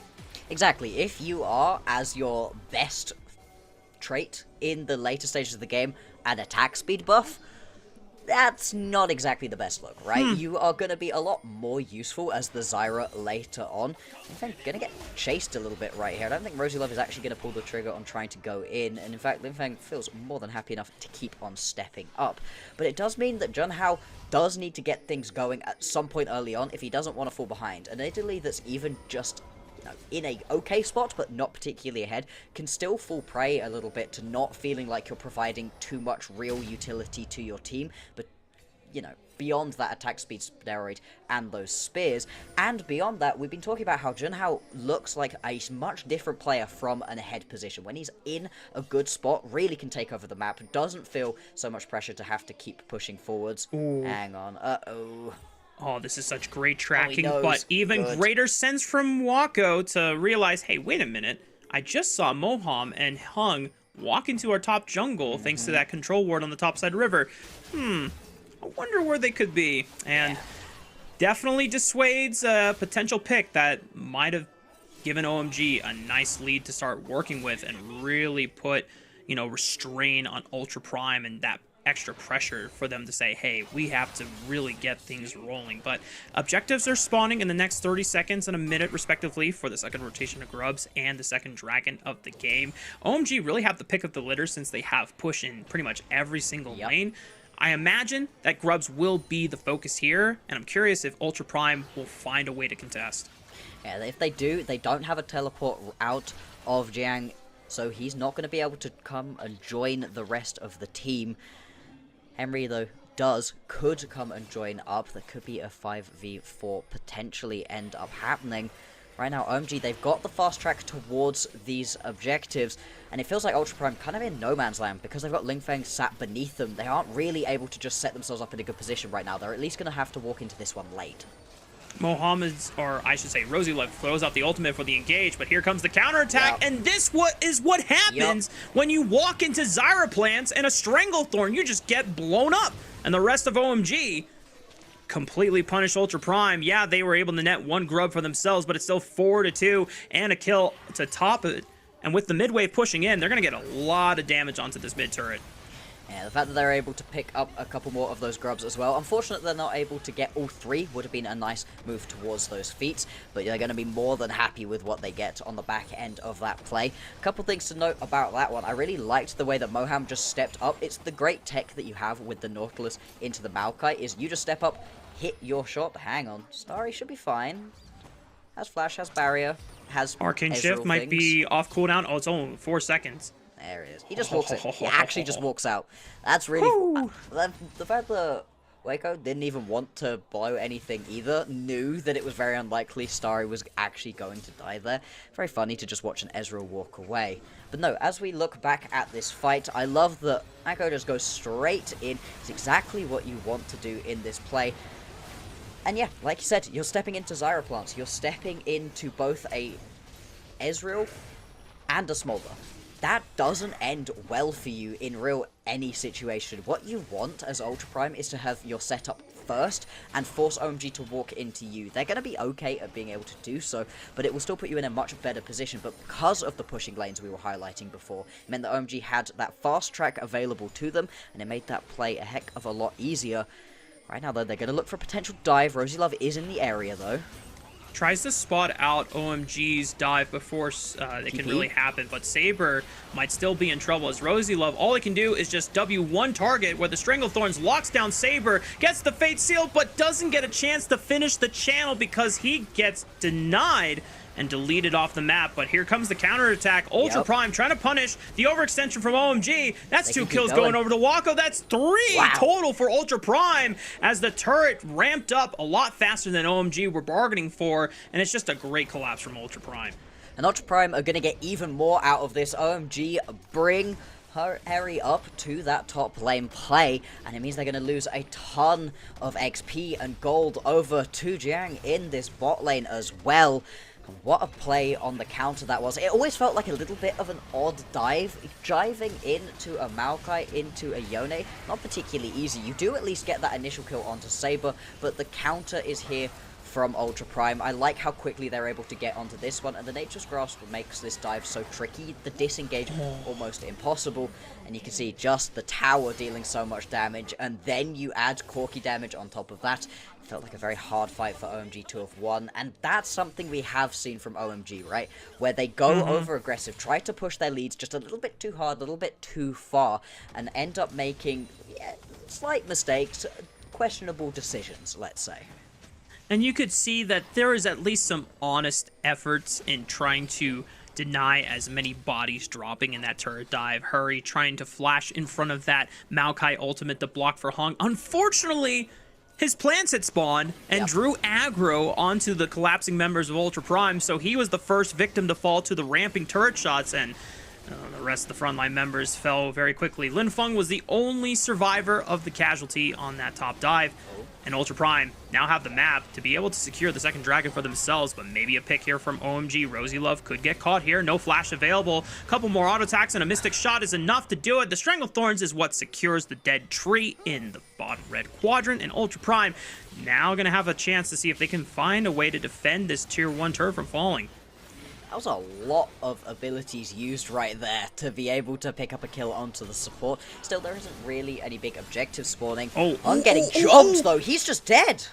Yeah, good collapse there from Saber and Junhao. Just a sixth sense to be able to wait for Zyra, thinking that Hung was safe in that situation, but just the quick roam up from this Yone. And this is where OMG, once again, you called it out earlier, Blockster. They have to be a little careful about how eager they're getting in trying to push this lead, because remember, this is a composition that comes online much later. They don't necessarily have to be this aggressive into a composition that is just coming online with a couple of their champions and their one-item spikes. Yeah, I like the proactivity in trying to push your lead, but you don't have to overforce it. They are going super deep, pushing behind turret into choke points, exactly the sort of situations in which Ultra Prime's composition is great, and exactly as you mentioned, the fact that Ultra Prime's composition is really coming online right now. In fact, Saber just was able to complete that Bork. Huge power spike for this Yone means that this is a situation in which you really do just want to allow the game to happen to you a little bit for OMG. Don't get bullied around, don't get pushed in constantly, but you don't have to overforce right now, not for a little while. The Herald is going to be spawning up in a couple of seconds time. We've got a while until Atakan and the next Drake. I wouldn't mind OMG just leaving this Herald and not trying for a full fight around it. If they do try for a full fight, they need to get there first, set themselves up for success initially. Saber, yeah, with the Bork, more than happy to keep on stepping up, even in that 2v1, and buying a lot of space for his team to be able to start this Herald. Yeah, and the fact that OMG were not able to get to this pit first, they don't get a chance to set up those plants for Hong, which is where a lot of the difficulty comes for Ultra Prime to try and contest them. But the fact that they have Prio, they're the first ones in there. Rift Herald is theirs to claim. OMG going to try to use this time to see if they can get this tier 1 turret. It should be possible. However, the counter engage from Rosie Love puts a stop to their tracks, and Hung had to throw down the Stranglethorns just in fear of Ultra Prime being able to collapse and get a couple more picks there. Stepping up, potentially was trying to look for a cask to split these members. There are quite a lot of low health members, and with the Herald charging into the mid lane, this could turn into a fight. There it is! Flash cask and Hung, no flash. That's an easy pick for Ultra Prime. Well sought out by the top laner of Ultra Prime. They're going to continue the charge. There's the Fate Seal that locks down the Crocodile for another pick too. And Ultra Prime, if they can continue racking up picks like these, this is still a winnable game for them before OMG get to the point that they outscale them. Ultra Prime's composition has come online, and they have recognized that well. I really do question the decision-making out of OMG to try to step up to save this turret, knowing that Jiang is in the area. The cask was always going to come out. Starry at least is able to Arcane Shift over onto the other side of it, but unfortunately the same cannot be said for poor Zyra. Harry going down on this one too, and it's just people stepping up way too far, getting way too close to a team composition that's online and has great tower dive potential in this situation. And now that's a decent little gold lead, about 1,000 for Ultra Prime, and with the mid lane turret down, they've got a lot more space on the map to really try to play around. Minute until the next Drake, minute 50 until we have Atakan spawning. This is a crucial time in this matchup, especially for Ultra Prime. They lead the charge here, and it might be a successful dive here. Lin Feng's got to be careful, though. It does not want to drop any deaths this early on, and the punish from Saber with the Q3 finds the baby dragon. OMG now have to be careful about how much more they're going to drop here, because if any members were to die now, the death timers are long enough where it's going to be a little stagger for them to redeploy and successfully contest this upcoming dragon, which then could bleed into the Otacon setup as well. Exactly, and dying, losing your flash. Oh, hang on. Moham, I don't know Potential you actually re-engage want from this. Moham. Oh, look at the damage exchange from Starry. True Shot Barrage layered right on top of the CC. It's a 1-for-1 trade, but Moham going down for Saber, I think that's something that OMG will take any day of the week, and it does put a stop to Ultra Prime's momentum for now. And this is now back and forth where it's not really worth it to give the life of your mid laner for a quick little support kill. I mean, sure, having Moham dead at the beginning of the Drake spawning is nice, but the supports are pretty low level right now. Their death timers are incredibly short, quite a lot longer for the mid laners. Saber not going to be up for a while, might have to blow the teleport if he wants to get involved in any potential plays that could be happening. For right now, Ultra Prime, they've got themselves the fast track towards this Drake. They're able to pick it up, it would put them at 2-1. Nobody on soul point yet. It's been a relatively even early game up until the last couple of minutes. With Ultra Prime grabbing this Drake, Atakan 15 seconds away from spawning. More than enough time to be able to take this Drake and get up towards that lane. But do you really want to start this one up immediately? I think that would be incredibly risky out of OMG. I think both of these teams are going to have a little bit of a struggle with actually taking the Atakan here. Yeah, especially if Hung is not set up to start deploying those plants. You know, one of the things that you really want to capitalize on when you are playing Zyra jungle is to get, before a major objective spawns, get there, you know, a solid 15 seconds so you can start passively spawning your plants as well as throwing down the active plants that you get from your W so that you have so many to empower with your Stranglethorns to really burn down objectives. The fact that Hung is not necessarily there, I don't think that OMG really want to pull Ultra Prime or really want to just try and burn the objective. They'll have to play for just a turn play where they're saying, hey, you better stop us from doing this objective, and then you look for the counterattack punish by pulling them in and use your counter engage measures to really capitalize on Ultra Prime overextending. I think the key thing for that, though, is you really don't want to start it up first, because Atakan hurts. He hits like a truck. Oh no, this could be a big pick. Flash Death Charge and the flash follow-up from Harry. This Cougar is going down. That's a big shutdown going over to the pockets of Starry. And no jungle available, even though Otacon hurts. This should be enough for OMG to at least signal the start of the Otacon, but Ultra Prime going to try to answer back. Saber, Fate Seal, but great stasis from Hung. Blocks out the Fate Sealed, and now it's up to Jung to find another engagement with that explosive cast, but everyone from OMG backs up and away from the riverside. No Otacon will be taken anytime soon, but at least for now, OMG can be thankful that they took that one shutdown off the big kitty cat. Crucial to Atakan not being picked up right here for OMG is the fact that there was a mid-wave being pushed in, and then Feng had to go and pick that one up. It meant that they weren't actually in the 5v4 advantage that you would expect because of the pick onto Junhao. And yeah, without jungler, it is certainly harder to stop a team taking Atakan, but it still works out just fine. The golden is great, really well done, but that is now broken for a while. Hung is now going to be under great threat on these next couple of plays. You need to be careful as this Zyra that you don't just get taken out on the next available play before you have that Zhonya's available to you.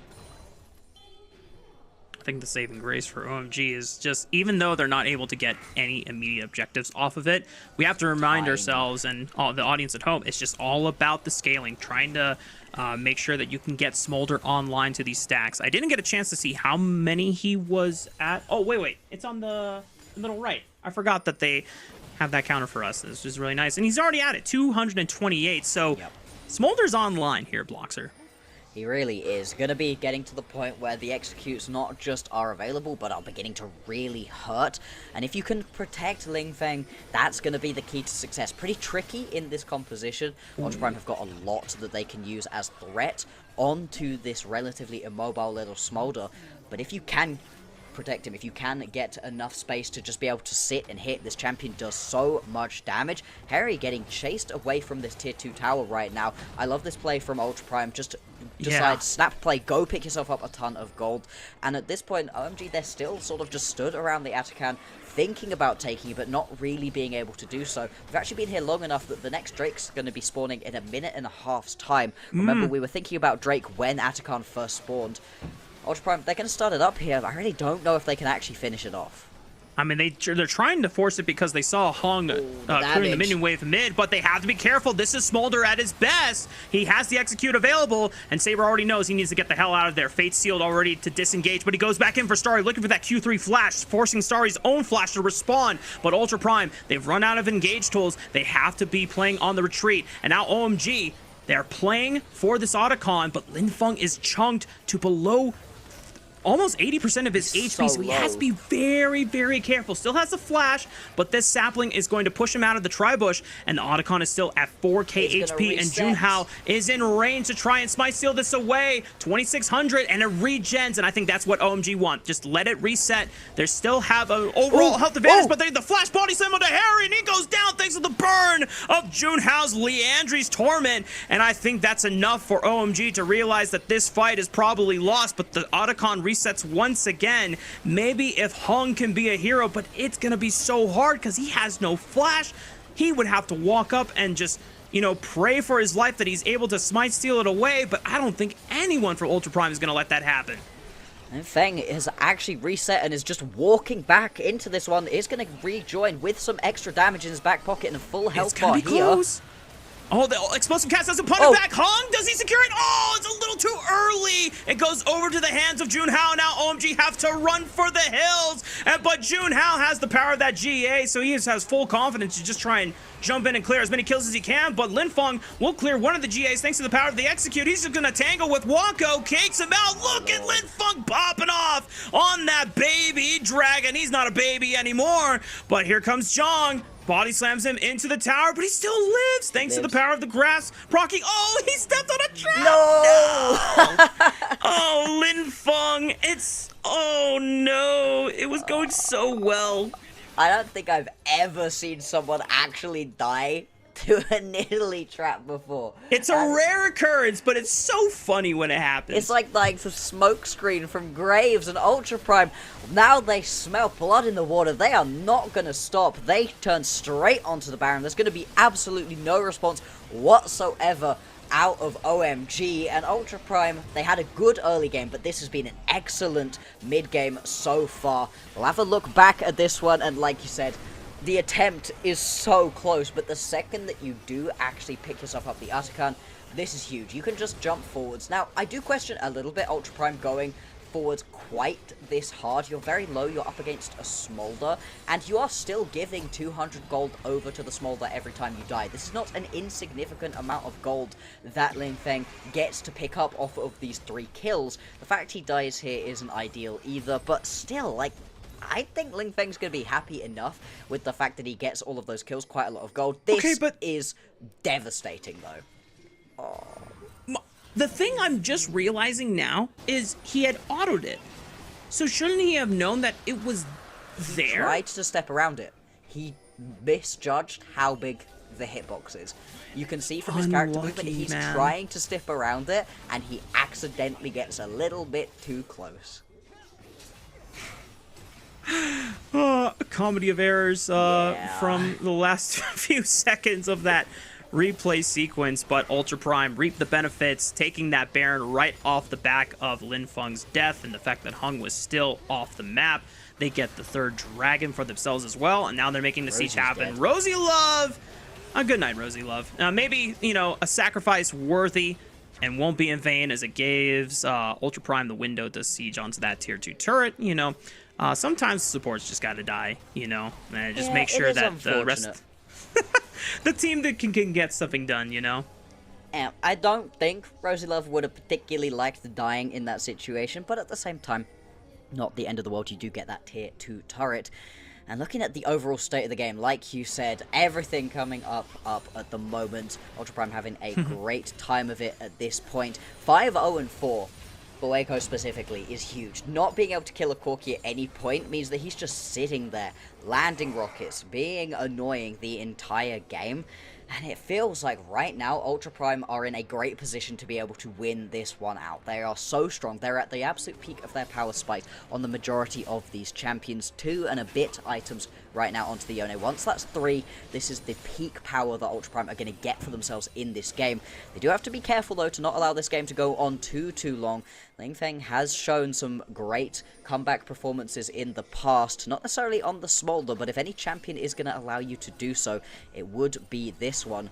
For the minute, Ultra Prime, they're going to try push through the top lane. They haven't really got synced up waves. They're just heading to one lane at a time to take down the towers. Yeah, if we harken back to any Smolder performances, that JDG game that OMG had could have been a turnaround from OMG had the damage thresholds had been met on the last couple of kills Lin Feng was looking for in what looked like was going to be an unofficial quadra kill. But, you know, maybe this time around, now that Lin Feng has way more stacks racked up for themselves, definitely a little bit more time and grace to continue building up this execute threshold for this little dragon. OMG definitely not completely out of this game. It is a pretty massive gold lead, almost 7,000 for the point of Ultra Prime, but as you said, there's still ways for OMG to play around, and as long as they are protecting their backline and Saber is not able to find the flank, or Jiang is not able to punt certain members into their own team, front to back is playable for OMG. It really is. They need to try to keep it front to back, I think. I think beyond playable, it's the preferable way for this to happen. But like you said, it's so tricky to be able to actually keep your front line ahead of you up against so many champions that have different ways of moving you about, of stunning you, of stopping all of the things that OMG want to have happen actually coming to fruition. Right now, though, things have stalled out just a little bit. This is something we've been seeing from a lot of our 0-2 teams. Good ability to get leads, not necessarily the knowledge on how to be able to close this one out. For the minute, not the end of the world. I think they can wait pretty comfortably for the next 2 minutes to get themselves a Baron and use that to be able to help push, or at least get a team fight going to be able to get a couple kills and then potentially try to push onto the base. But there really isn't too much to be done at the moment for Ultra Prime, and every second that you are sat waiting for objective to spawn, you are giving more and more time over to the Smolder to stack up, more gold over to OMG as a whole to get closer to those item breakpoints and get themselves into a position where they can come back in this game. Yeah, that number is just getting bigger and bigger when it comes to Lin Feng's Smolder stacks, and the bigger that number, more terrifying things are going to get for Ultra Prime. Obviously, they are trying to wait for objectives before they can really set up and force OMG to play into them and try and get that punish down. Jiang actually has found Lin Feng, but he's got friends on the other side of this big gap wall. Moham, can he get a chance to try and collapse on top of him? He was trying to teleport out. You saw that he was kind of pincered there, Yikes. But no chance as the CC chain comes in through. They catch him. Oh, They this get could him. be the domino theory once again. As soon as one piece falls, the rest of Ultra Prime try to collapse and bail out their members, but Saber does get saved thanks to the power of the heal.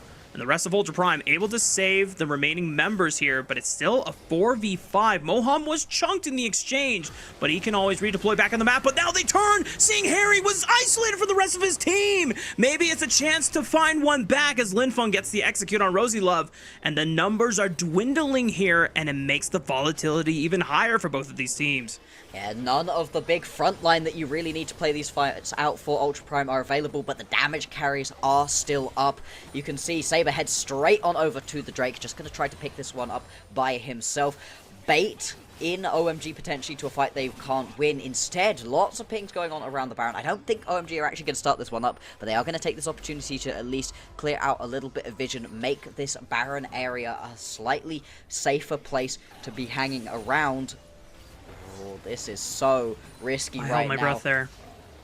It felt like that play top lane, almost, if Saber dies, is the turnaround that OMG needed. That's the shutdown, a big amount of gold, all of a sudden that turns into a Baron. Super lucky that Saber's able to survive, but you have to blow the flash and the phase seal to be able to get away. A couple of key ultis expended as well. Those will be back up for the next time we start these fights, though. OMG, they're on the cusp of being able to pull this one back. Ultra Prime, they need to be really careful to keep this aggression going, keep this advantage up for themselves, otherwise they're going to find themselves in a bit of a comeback situation. Yeah, the longer this game goes, the more terrifying this Smolder has become. And I know we keep harping on about it, but it's the only way to properly illustrate. Yeah, that's just the reality that Ultra Prime have to deal with. And, the fact that they have been in a situation before where they had this massive lead and then were not able to close it out and just, made one critical mistake. When it's late enough into the game, unfortunately, all of the good deeds you've done get immediately punished just because of how long death timers are at this stage in the game. Yeah, losing a couple of members when you're level 17, 18 is devastating. They're just gone for an age. OMG, they know this. They are setting themselves up to try to at least have an ability to walk in right here to the Baron Pit. It's going to be very, very tricky for themselves. But we have seen Ultra Prime put themselves in good positions in game before, not necessarily be able to close those ones out. I would love to see them be able to, finish this one. Be able to send us to 1-1, get at least 4 games today. They're in a good position to do so. Start up the Baron. Now, this is a risk. They don't necessarily know OMG. They have an idea that something's going on, but they are struggling to actually get vision in the pit. Yeah, they've already used the True Shot Barrage to poke out for the first time. The Explosive Cast is just going to buy some time. Starry tries to get some vision, but it is secured cleanly by Ultra Prime. And well done by them to not really give OMG a chance to contest, let alone even see what the hell was going on in that Baron pit. And now the Baron is on their side. It gives them, once again, a reliable way to start pushing onto these inhibitor towers if they ever get an advantageous pick. The problem is, even with Baron minions, it might not be enough depending on how well OMG can clear these waves at this stage in the game. Yeah, the wave clear is very strong at the moment for OMG, and the push onto towers, while strong when you can actually start to hit them, pretty short-ranged at the moment for Ultra Prime. You're not really going to be able to hit them very easily. That's why they've had to wait so long, stall this game out so long, to get to the point at which Baron is up and available. At least they are able to pick it up. Having that stolen away would have been devastating. Now, like you said, they really need to push that advantage. I'd like to see them also work through multiple lanes. We saw previously, they sort of just pushed through one lane, took the tower, pushed through another lane, take the tower. If they can sync up these waves, get themselves into a good spot to have at least 2 waves going, if not 3, that would make things a heck of a lot easier. Yeah, those spears kind of hurt. Just a little bit. Yeah. That's the power of Horizon Focus. In most other builds, Nidalee Spears, probably you can shrug them off, but if they hit a squishy target at that range, yeah, you're going to have to respect it. And for OMG, now just trying to rely on the raw strength of their backliners and trying to deal with these waves. Harry actually managing the mid wave and just stepping up and matching Saber's push for blow at the moment. So far, OMG are doing a decent job of holding the line here, but Wako gets one moment to push up into this inhibitor tower, and it's ripped to shreds, and now this inhibitor is exposed, and this is the first pieces for Ultra Prime to start trying to close out this game. Moham taking so much damage off the back of a Q3 plus a spear from Junao. Pushing through multiple lanes has made it a little bit easier for Ultra Prime to actually be able to get close enough to these towers to hit them, and now it feels like OMG, they're going to have to put a last stand on. What can they do? You can see that Jiang was angling for a cast, which already prompted the flash from Starry. Did not want to get caught and potentially lose the game for OMG. Dominus popped by Harry just to absorb a lot of the damage that was coming in with the poke. There's the cast. John punts in Moham. That's the first kill. Stranglethorns doesn't really do much as Saber finds Lin Feng, and no Smolder means no worries for the rest of Ultra Prime's days, at least in this second game, because the rest of the threats of OMG have been perfectly neutralized. Hung is doing the best that he can, but it's not going to be enough. Ultra Prime strike back in game 2. And we have got a series on our hands. Ultra Prime, OMG, 1-1. I love that from Ultra Prime. It was slow. They had to take it slow. They really couldn't push without the Baron available to them, but they knew that. They were able to secure that Baron for themselves, and they were also able to get the Soul too, and overall, it was just a really well-executed game from them, pretty much from the very beginning. It didn't really feel like OMG were in a great spot beyond the first 5-6 minutes of the game. Sure, and when we harkened back to a lot of the concerns that we had about the type of composition Ultra Prime drafted, we said that, hey, once your one item spike, comes around, you really need to start accelerating the pace of the game, because if you just let this game go super late without any real pressure on the map, whether it's through dragon stacking or just being able to secure Baron or Otacon and just put, OMG on the back foot, then they're the ones that are going to be able to push first into these objectives, get that objective setup that makes fighting into Zyra so difficult. But Ultra Prime really just capitalizing. I think, obviously it was great play by them, but also I think just a little bit of over-aggression from OMG, getting, a little excited about some of the early wins that they were finding, and then just kind of gift wrapping Junhao back into the game on the Nidalee, where he and Saber could really start running the map.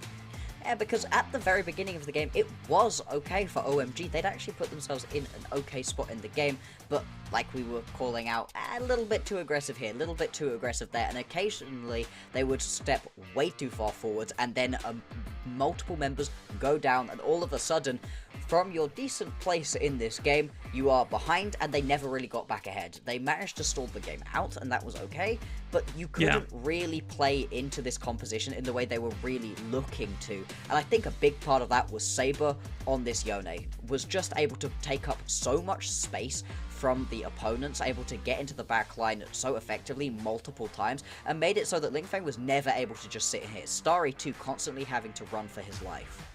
Yeah, and to be honest, if I'm not mistaken, looking through Saber's past games, I think this is the first time I've really seen him take such dominant control and be such a dominant force to be reckoned with in the games from Ultra Prime this split so far, because the one game that they were able to win, or the other couple of games that they had leads in and unfortunately chucked away for themselves, it was off the back of Rosie Love and Junhao controlling the game. But this was one of the times where Saber and Junhao really managed to sync up and find a lot of that mid-game strength and capitalizing on whether it was over-eagerness from OMG or just finding really good picks. And the fact that Wako gets to have a very quiet but, still presence-full game, if that's even a word, on the Corki means that, like Starry and Linfeng in the previous game, they just waited for their turn to wake up with their own item spikes and let the team kind of give them the keys to the kingdom to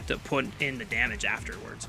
Yeah, I think that was something I was also very much watching throughout the game, was the way that Wako was there the whole time, dealing tons and tons of damage. You saw it in that damage graph at the end of the game. Didn't end up dying as well. Was able to survive through the entire game, but was never that big flashy Corki, 1v1s, 1v2s, was never really about that.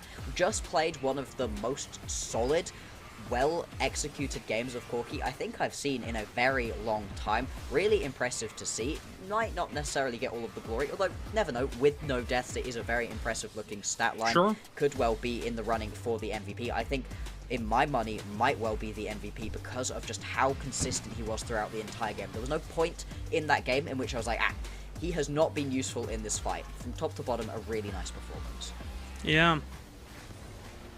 Honestly, blocks are kind of hard to beat that argument, I'm not going to lie. And as we look forward into Game 3 while we're waiting for the player of the game to be decided by the LPL broadcast, I think a couple things that I want to push forward for both teams, starting with Ultra Prime. One, really great to see that Saber has now shown himself to be a reliable carry threat on certain types of champions here, because I'm not gonna lie, it felt like this was really just the Junhao and Rosie Love show, and if those two weren't getting things off the ground for them, then it seemed like things for Ultra Prime were kind of doomed. But if Saber can put out performances like this, and those three are absorbing a lot of the attention just so that Wako can be that consistent carry, then that's a good structure and foundation for Ultra Prime to be building upon. Flip side for OMG, obviously, we saw a lot of things working well for them in Game 1 kind of not go as well in this second game, where, yes, they're coordinated and well synced, but, when they're over-eager, that's where the punishes, start coming through. And even though they were trying to be patient on the item wake-ups, and you could see that Linfeng was trying to do his best to be as, powerful of a late-game threat as possible, I just feel like it's so hard to play for when you don't have many reliable ways to break open a fight if, the field is super open and you have so many angles to choose from as a diving threat from the side of Ultra Prime. And this is now multiple series in a row where I think OMG look much better, for my money, on early game focused compositions that they can really team fight with quickly. Yeah. I don't think that these late game scaling compositions really work for them. I think stylistically they need to index far harder into going, we're going to win early, we're going to win hard, we're going to try to win through Liam, Starry, someone there. You know, let's try play this game out as quickly as possible, because if they don't, if they try to go later and later, it just doesn't feel like it's working. Yeah, it almost just seems like the front line that they drafted for, you know, late game composition isn't just sufficient, to be quite honest. You know, Renekton can only do so much, you know, just at that point be a meat shield and, you know, stun the first person that they see. Nautilus too, you have a lot of great CC, but it's only really on one target reliably, especially if the field is super open. And as you call it, Bloxer, you know, consistency, still something that you can, you know, give merit to. Waka with the MVP of that game too. Deathless on the Corki. You know, the only time he did die, he had an Otacon GA, so, you know, he was able to bypass that one little play there. But yeah, for OMG, I expect going forward into this game 3 Bloxer that we're going to probably see a return to some type of fighting jungler or some type of jungler from Hung that allows him to really dictate the pace of the game. Not to say that Zyra can't do that, but I feel like it really does change how far forward you can go, because if you're face checking or frontlining as a Zyra, something has gone very wrong, and I think that was just a big punish that Ultra Prime took advantage of.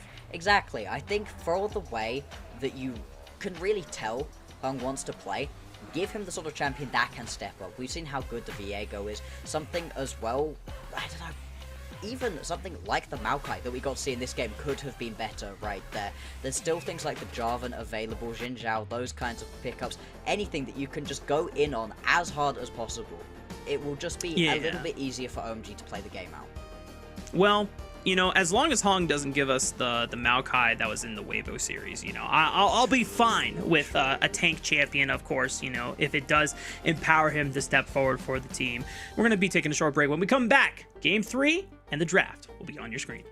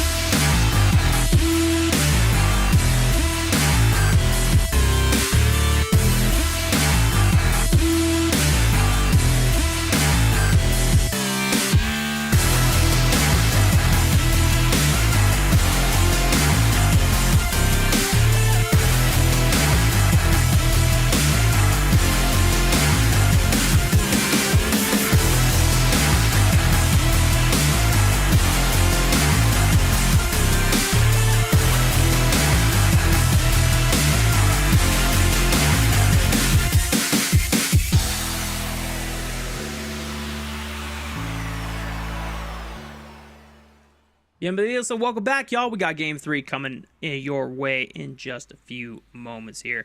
I'm back, Rafa, with Blockster in the casting booth.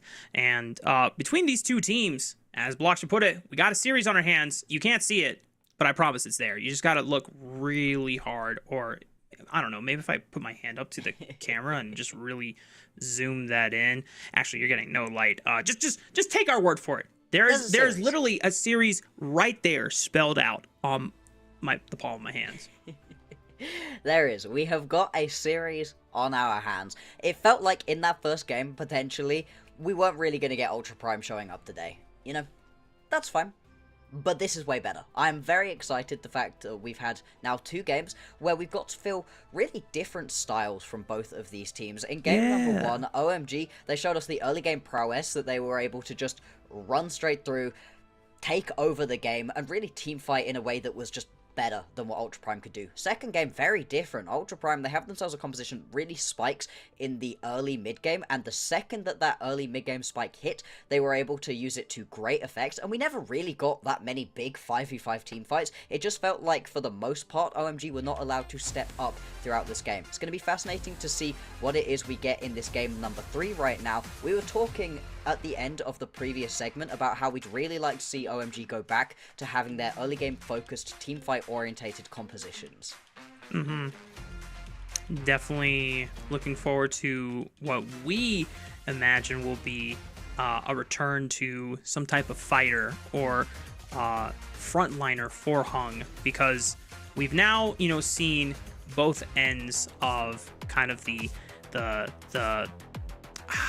I don't know what word I could use, but you're getting to see one end of the Hung dynamic where if he is on a super squishy champion but still wants to play aggressively and is just not synced with the team, then it's very hard for him to get an impact.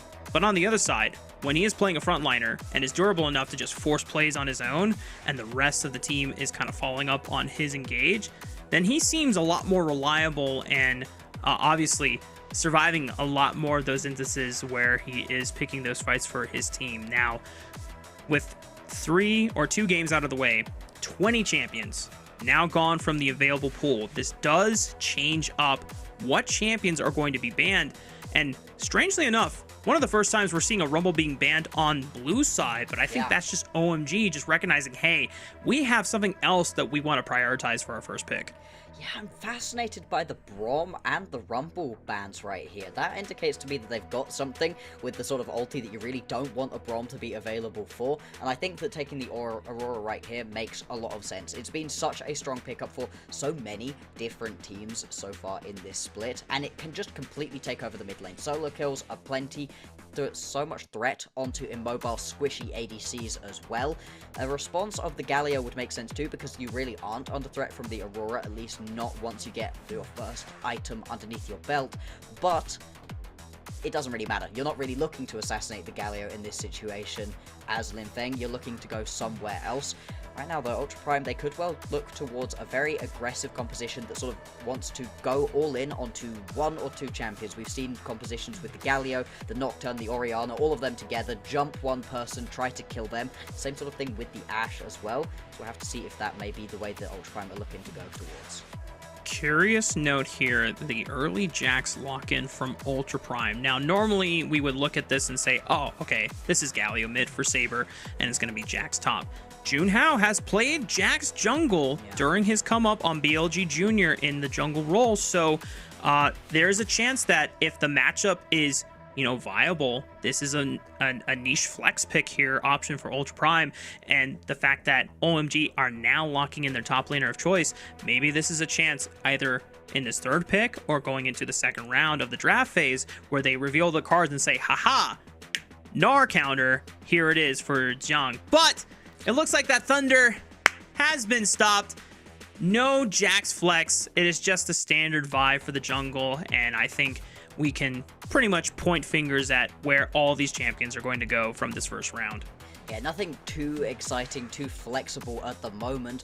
OMG, right now, we were asking for Heng to go towards something a little bit more in terms of the aggressive early ganking. And that's exactly what we're going to get right here with the Wukong. Works really well alongside something like the Gnar. On the flip side, maybe the Jax jungle would have been available, but the Vi being up, not banned, it feels too good to be true, right? It's something that's on the ban card so often. It's such a strong jungler at the moment. And I think that this 3-pick right here out of Ultra Prime is huge. These 3 champions can work together so well to completely disrupt a front line or a back line if they can jump in onto it. And I think OMG, they're going to have to really be careful about what they pick for the ADC, because if it's too squishy, if it's too immobile, I don't know that you can play this game. And one of the best options that you could pick into a lot of dive that Ultra Prime have composed for themselves is that Xayah, which, you know, good snipe by Ultra Prime, just denying what could have been such a safe marksman to give themselves self-peel tool and survivability with. Kai'Sa also leaving the table. So with the fact that there's 20 champions gone from the previous 2 games, plus an additional 4 marksmen being banned. Yep. There's not many options. So what I'm actually curious is if OMG and Ultra Prime are going to, or at least maybe OMG, they might think about maybe giving Starry something like a Ziggs, and just as the thought slips my mind, Ultra Prime say, hey, you know what? No Ziggs for you either. And now you're really running out of ADCs that are going to work in this situation. There's still good pickups available. The Jhin, the Lucian, even things like the Jinx are good, but I don't know that any of those work particularly in this composition and into this opposing team. And now with the Ziggs in your lane, you're going to get pushed in quite a lot. Have to be very careful to not have to step up super far. Something long range, something with a little bit of range that you can work with would be huge. The Jhin works. I don't mind the Sivir necessarily either. The spell shield could be helpful, but there's a lot you'd have to spell shield. I don't think that it's going to be enough to really save your life right here. Even a Jhin's still going to be under quite a lot of threat, even if you can attack from very far away. That is going to be the lock-in. If you do get to just sit and hit as Starry will want to, it's going to be fine. But really, if Saber and Junhao allow that to happen, then that's a mistake on them. I'm not gonna lie, Bloxer, I think this is the first time, out of the gate, I really like what Ultra Prime have drafted for themselves, just off of first impression alone. Normally, when I see a Vi drafted in a composition in pro meta these days, there's normally not a lot of follow-up on it, and so the Vi is often left feeling, you know, a little tragic, because they're going on solo missions just trying to disrupt the backline. But you've got Alistar, you've got Jax, you've got Galio to follow up, and on top of it, even if Ziggs can't be there in person, Vi ulti into Ziggs ulti is such a bona fide tried and true combo for a guaranteed setup for, you know, maximum amount of damage on that, you know, center of the Mega Inferno Bomb.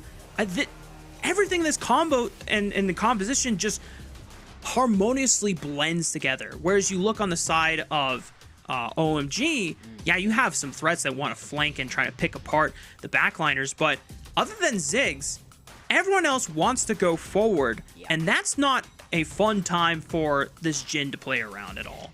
It really isn't. It feels like OMG, they've put a ton of pressure right here on Linfeng with this Aurora to be in a good enough spot and far ahead enough spot to be able to one-tap this Ziggs. If you're able to do that, turn it into a 4v5, that takes away a lot of the real damage, the real power of this Ultra Prime composition.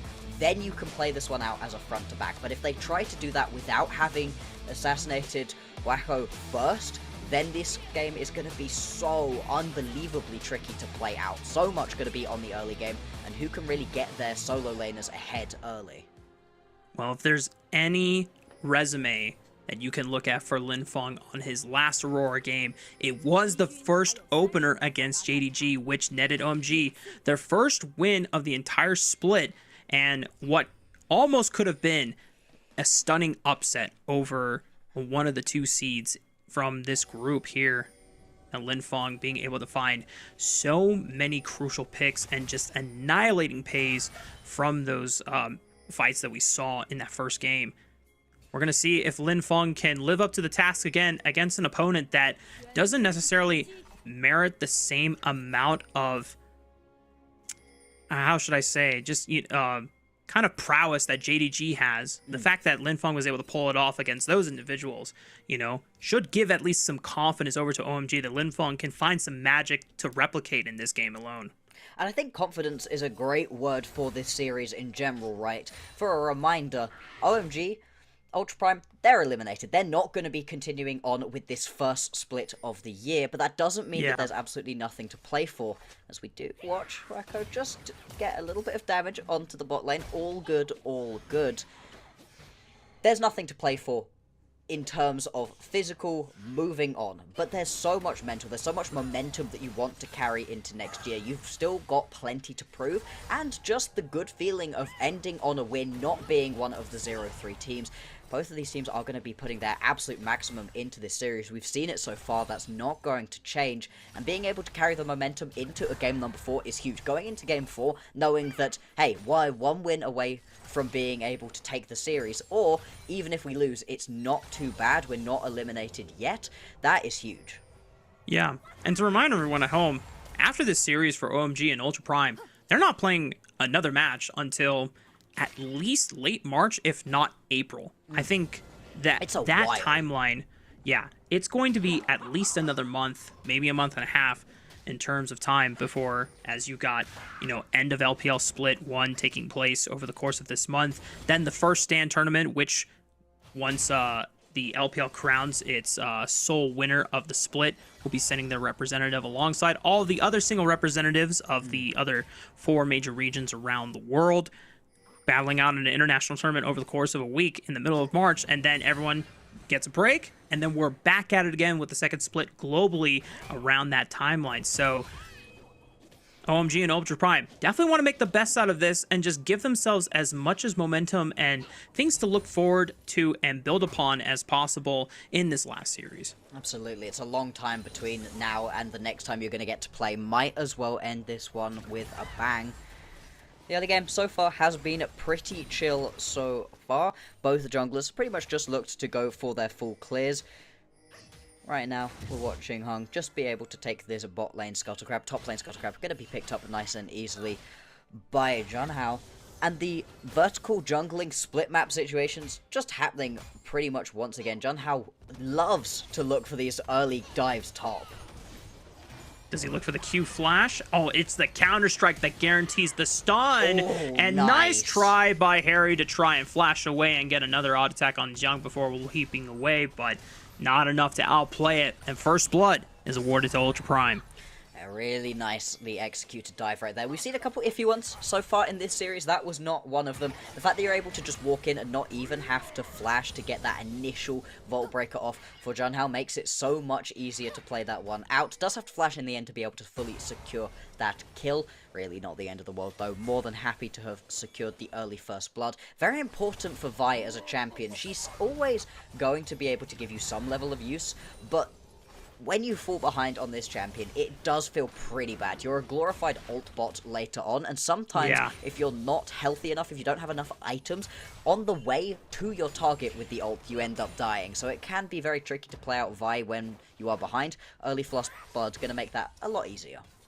And not to mention that the matchup into Wukong, you feel definitely less powerful when it comes to just raw skirmishing and team fighting the later the game goes on. Wukong just scales exceptionally well with each power spike, whereas Vi, yeah, you know, she gets more durable, but a lot of her damage is really just single target burst and some decent survivability, but nowhere compared to something like the raw power that Wukong brings later the game goes on. So Junhao being able to not only snowball that top advantage and first blood into a little bit of extra combat stats to securing bot prio for themselves and netting the first Drake all well before Grubs has spawned. So this should give Ultra Prime a little bit of extra time to get a chance to set up just in case they want to contest OMG on these Grubs. Yeah, because of that early kill, you have a little bit more gold. You're able to go back to base, get that tunneler nice and early on, and rejoin the map quickly enough to just take that Drake. Very well executed, but we do have the Grubs, as you said, spawning just about now, and I would be very surprised if we don't get to see another scrap about them. We've got supports in the area, everybody is around, although Oh, maybe not. Junhao actually perfectly happy to just walk away. That really does surprise me. One of the reasons you go and take that Drake as quickly as you do is because it means you've got it out of the way, and now there's no trade needed. You can go and fight for the grubs. At least take one. Stop them getting a mark towards the feet.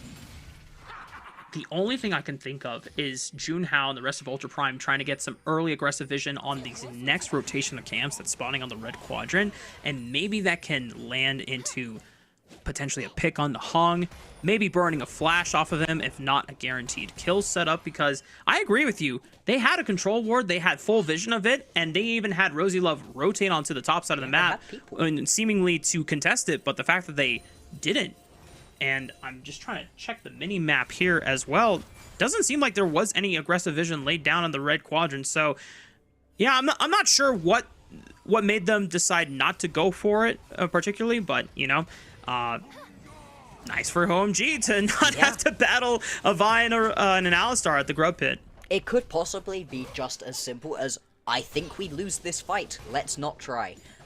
I don't necessarily agree. I think you've got champions that do a lot of damage early on, so do your opponents. It would have been close, but that really hasn't stopped Ultra Prime before. But still, if you think you're going to lose out, no real need to go for it. It does, though, increase the pressure you're going to be feeling as Ultra Prime to go for the next set of grubs. You don't want to give over all 6. That's 2 marks towards the feet. That's very important. And just having all 6 grubs on a composition that has things like the Jhin and the Gnar makes you so vulnerable to just losing multiple turrets anytime you don't correctly manage your waves around these coming... Well,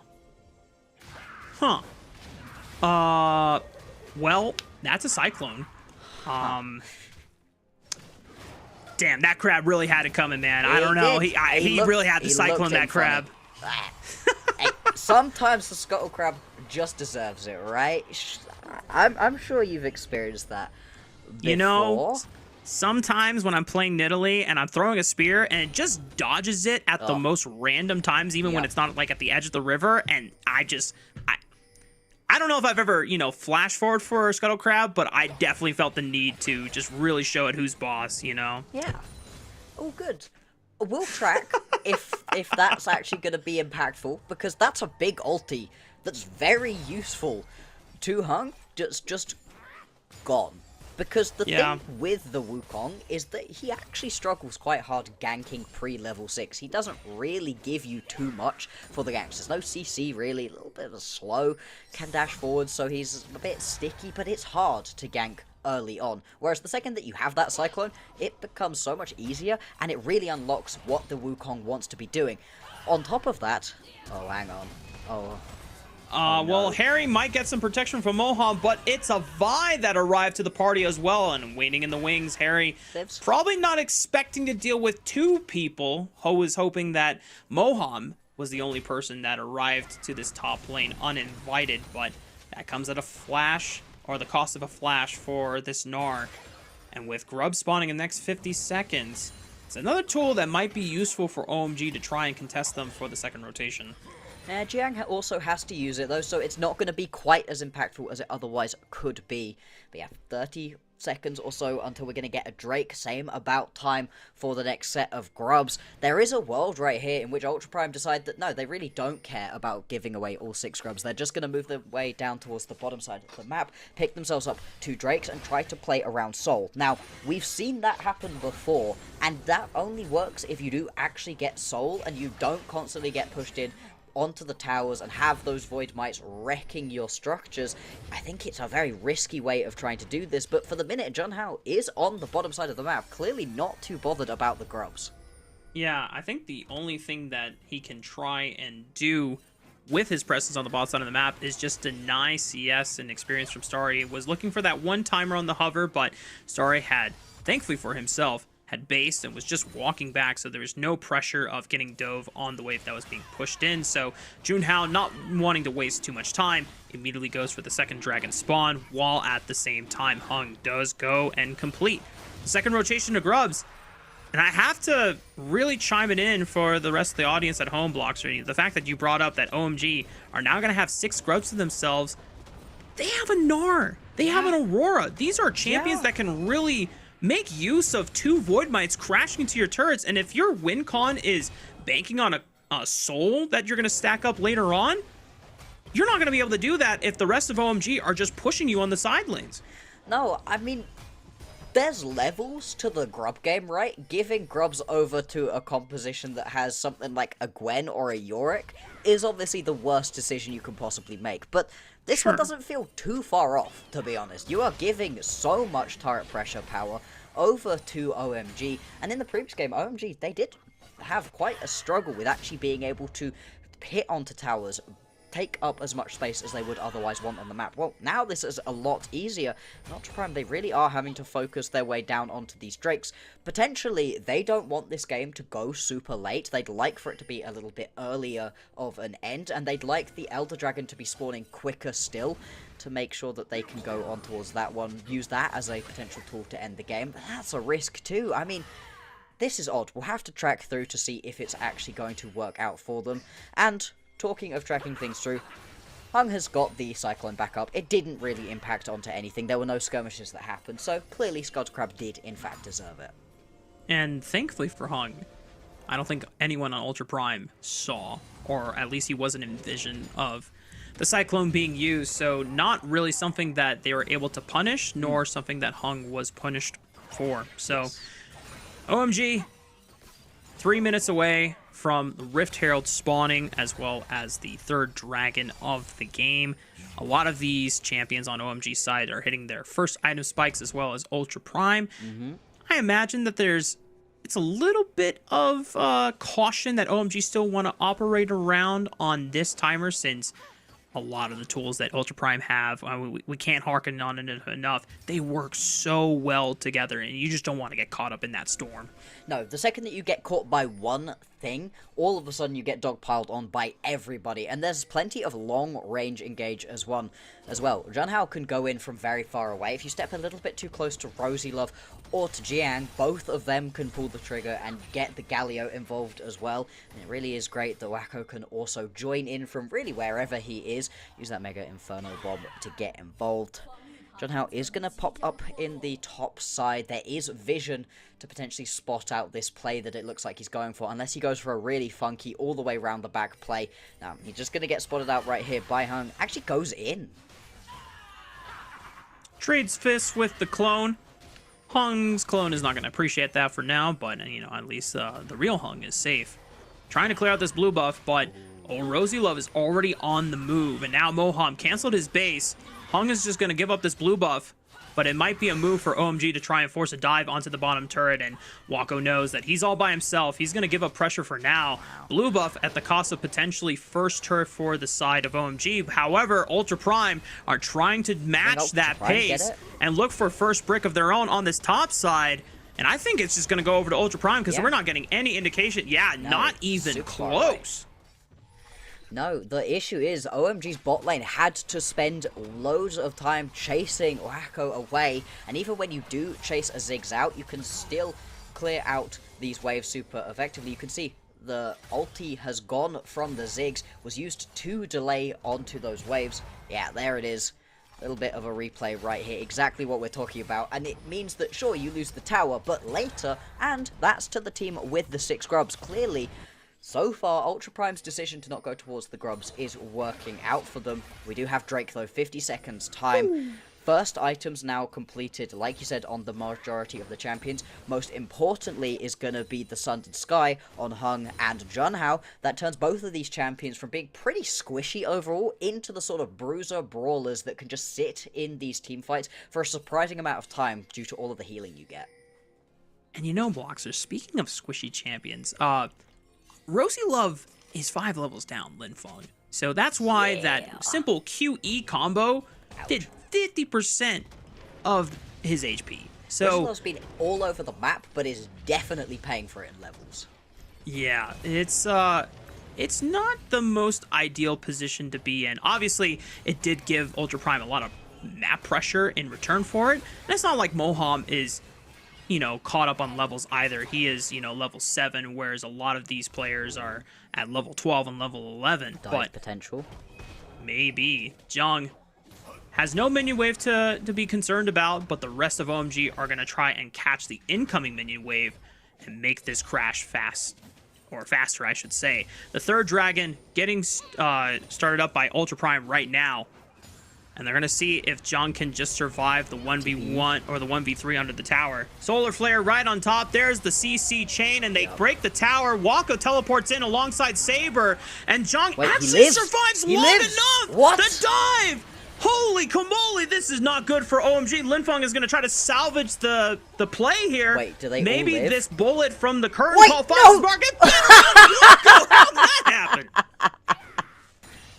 Look at the smile! Look at the smile! Oh, Waco's face. Bro. Oh man, you can't even help but just kind of chortle at something like that happening, you know. I don't know what the conversation exactly was like, but I imagine, you know, Wonka's like, I'm sorry man, I'm just a small yordle, I can't block every single bullet for you, fam. Oh man, we'll have a look back at this one. The tower gets taken down super early, exactly what you want, but it's so many teleports that have been blown to try to make this one work out, and the fact that in the end, without this tiny little misstep right here from Wako. He is a small yordle, to be fair. He is a small yordle, to be fair. Without that misstep, that would actually have been 0 deaths right there for Ultra Prime. They actually would have gotten away with that one. Is crazy. They obviously get the Drake as well, something they've been very much wanting, and now we're going to get another scrap, this time around the Rift Herald. Ultra Prime, they have the fast track towards this buff, and it doesn't really look like OMG know how to get into the pit. They don't have the Gnar in the area either, and without Harry, that's a lot of your engage just missing. And I'm not gonna lie, if they had forced that fight and lost again in a big way like they did on that top turret dive, it wouldn't have been necessarily game over, but so much of your momentum and so much of your, you know, game curve and your scaling is really decelerated. And even though Ultra Prime, you know, have this composition that are not necessarily, you know, super threatening with multiple items outside of the Ziggs, it does get really hard for OMG if you just do not have the raw burst and the items to be able to fight and skirmish your way through Ultra Prime's wombo combo that they want to set up.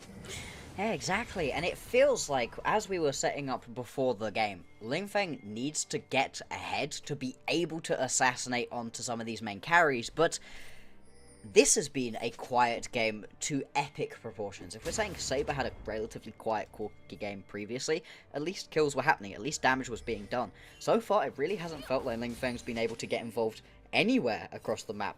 Hung hasn't really been able to get involved in a lot of these ganks, hasn't been able to get his team kills that way. It's been that Linfeng's kind of just been sat, farming, doing an okay job of that, but isn't in a particularly advantageous position, so it's going to be tricky to play these team fights out. Yeah, Ultra Prime, gonna try to push the tempo of the map even further. The Rift Herald doesn't necessarily knock out the tier 1 turret in the mid lane, but decent amount of damage. Should make it super easy for Wako to just walk up and throw a satchel on top of it, blow up, and call it a day. Ultra Prime still waiting on their Ocean Soul, coming up in just under 2 minutes. The fact that I can't believe that play actually happened. They got the Ocean Dragon.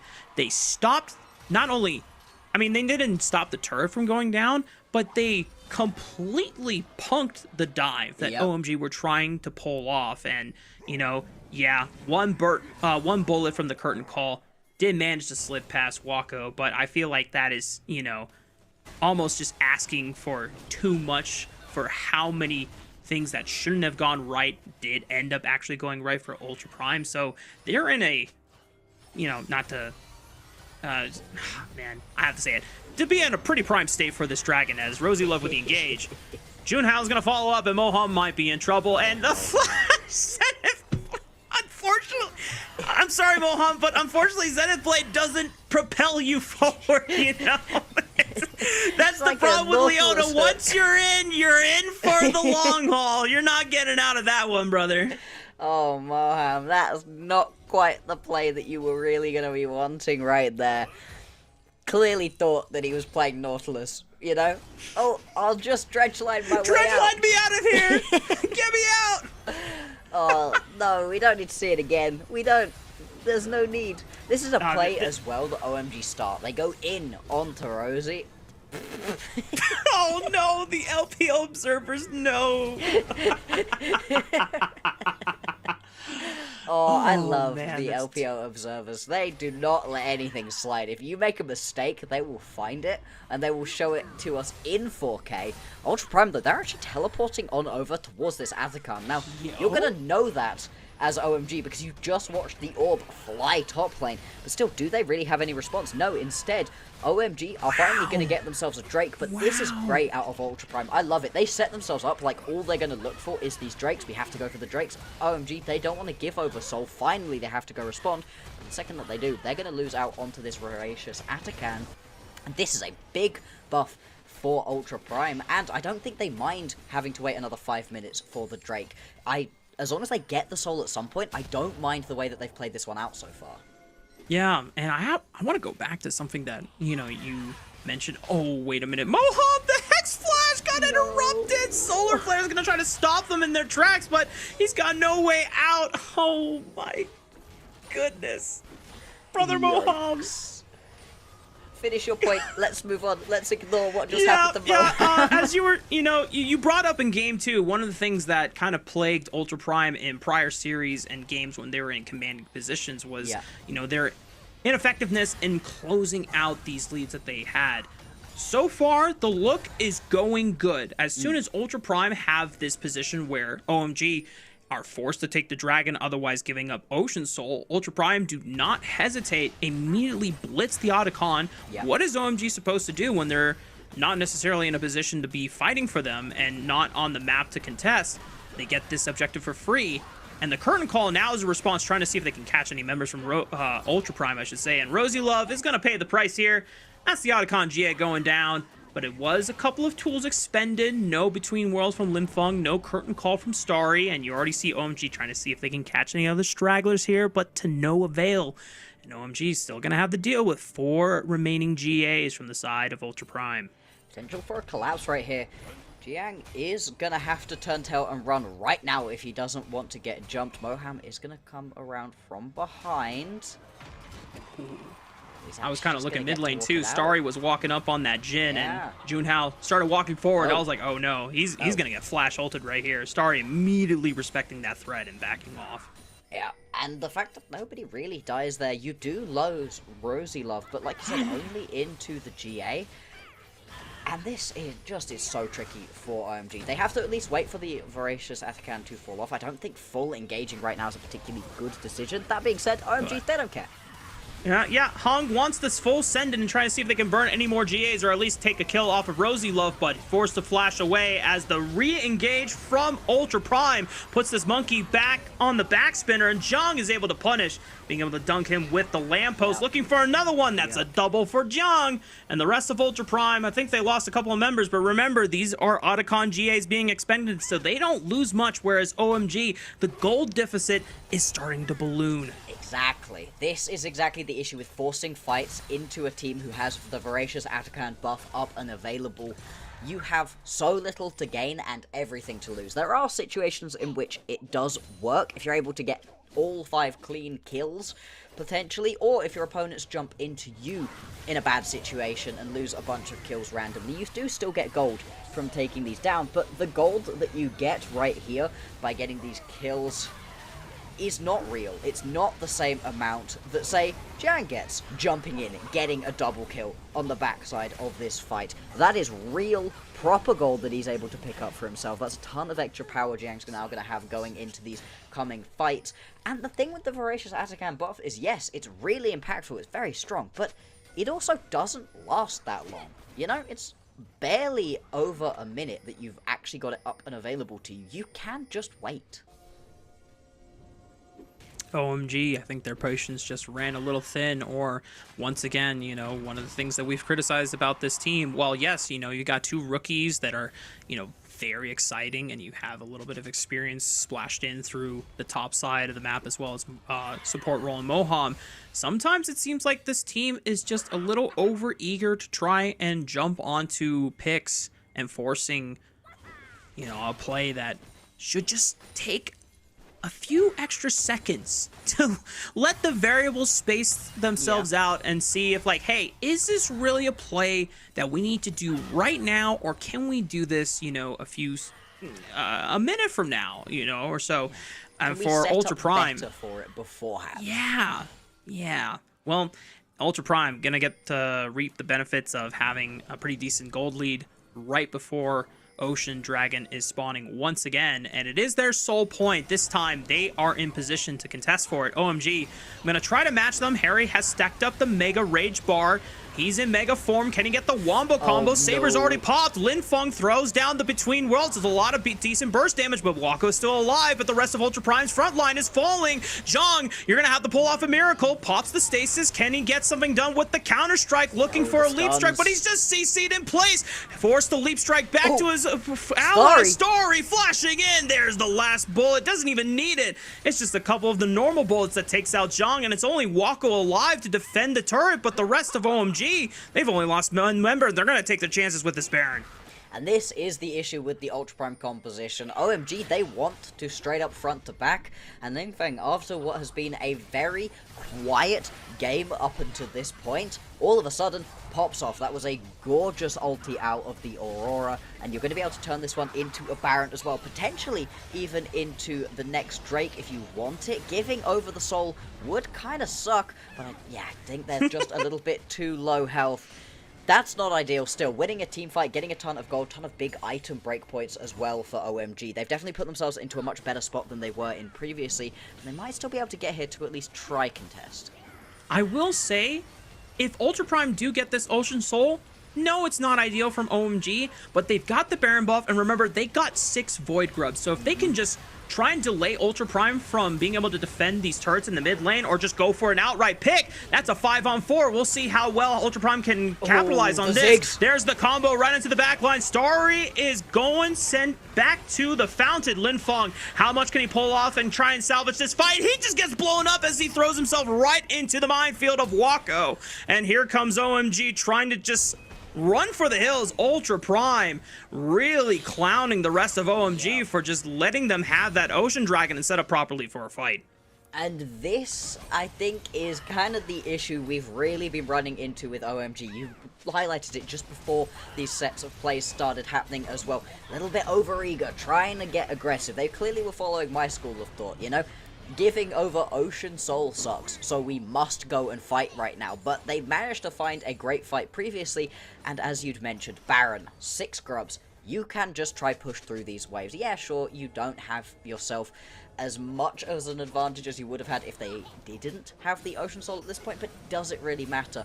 And in a lot of ways, this is the complete opposite of the fight previously, where previously Lin Feng gets to put a great Between Worlds down immediately. In this one, sure, still does a decent amount of damage, but you don't manage to land it onto as many members. You aren't able to deal anywhere near as much as previously.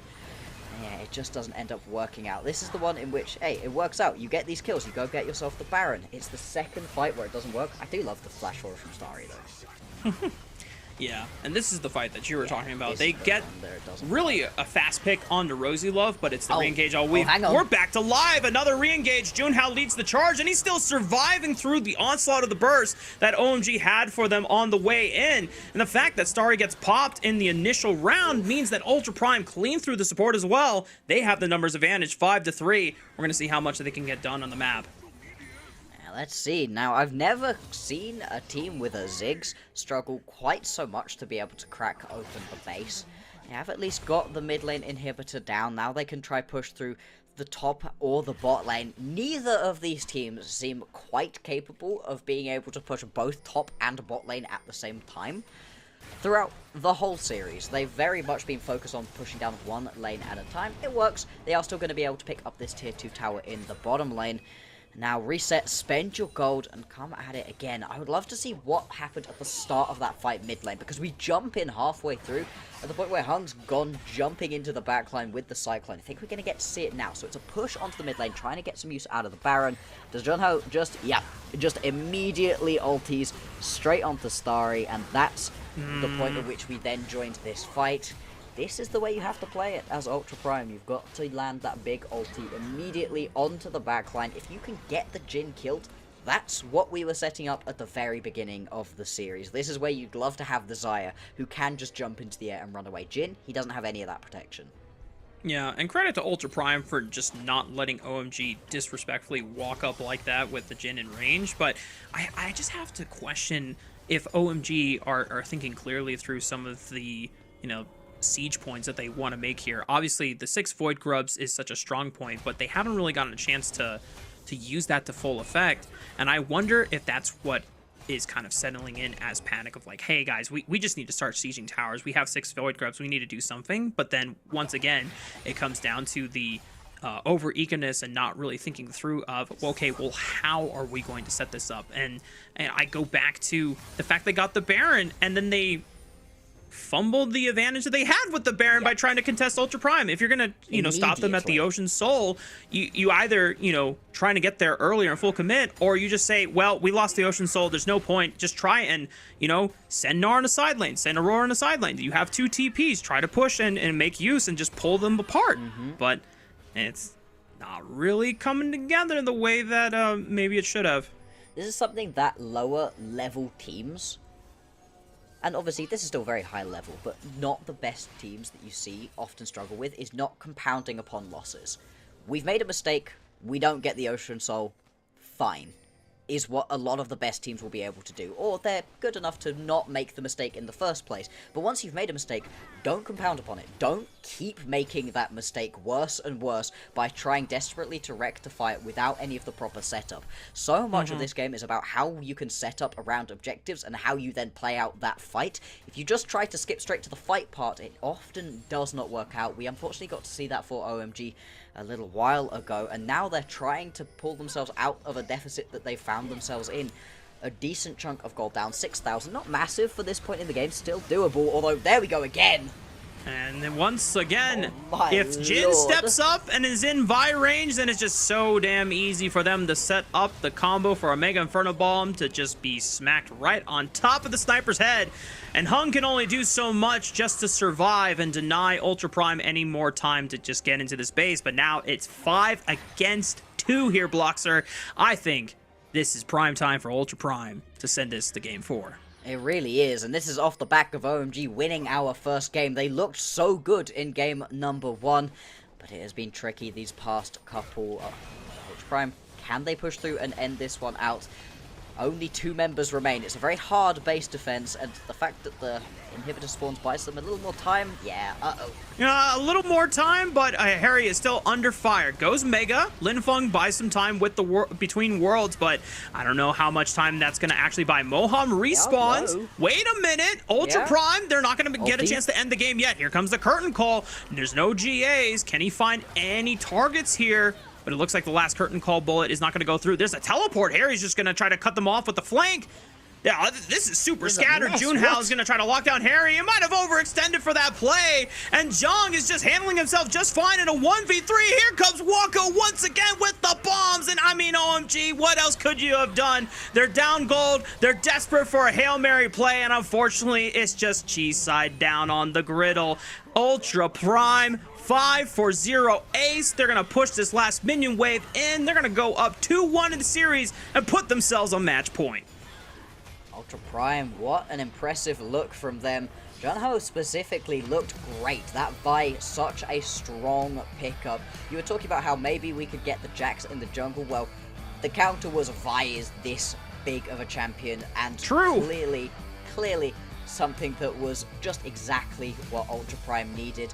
Honestly, they had control of that game from the very, very beginning of it. They had a couple of stumbles again. I don't think either of these teams are quite at the level where they're going to be able to clean out games super closely without any issues, but I like the way that they played the map so differently to what we were expecting. Basically sacking off anything that could possibly happen in the top side, saying, hey, it doesn't really matter to us if you have 6 grubs.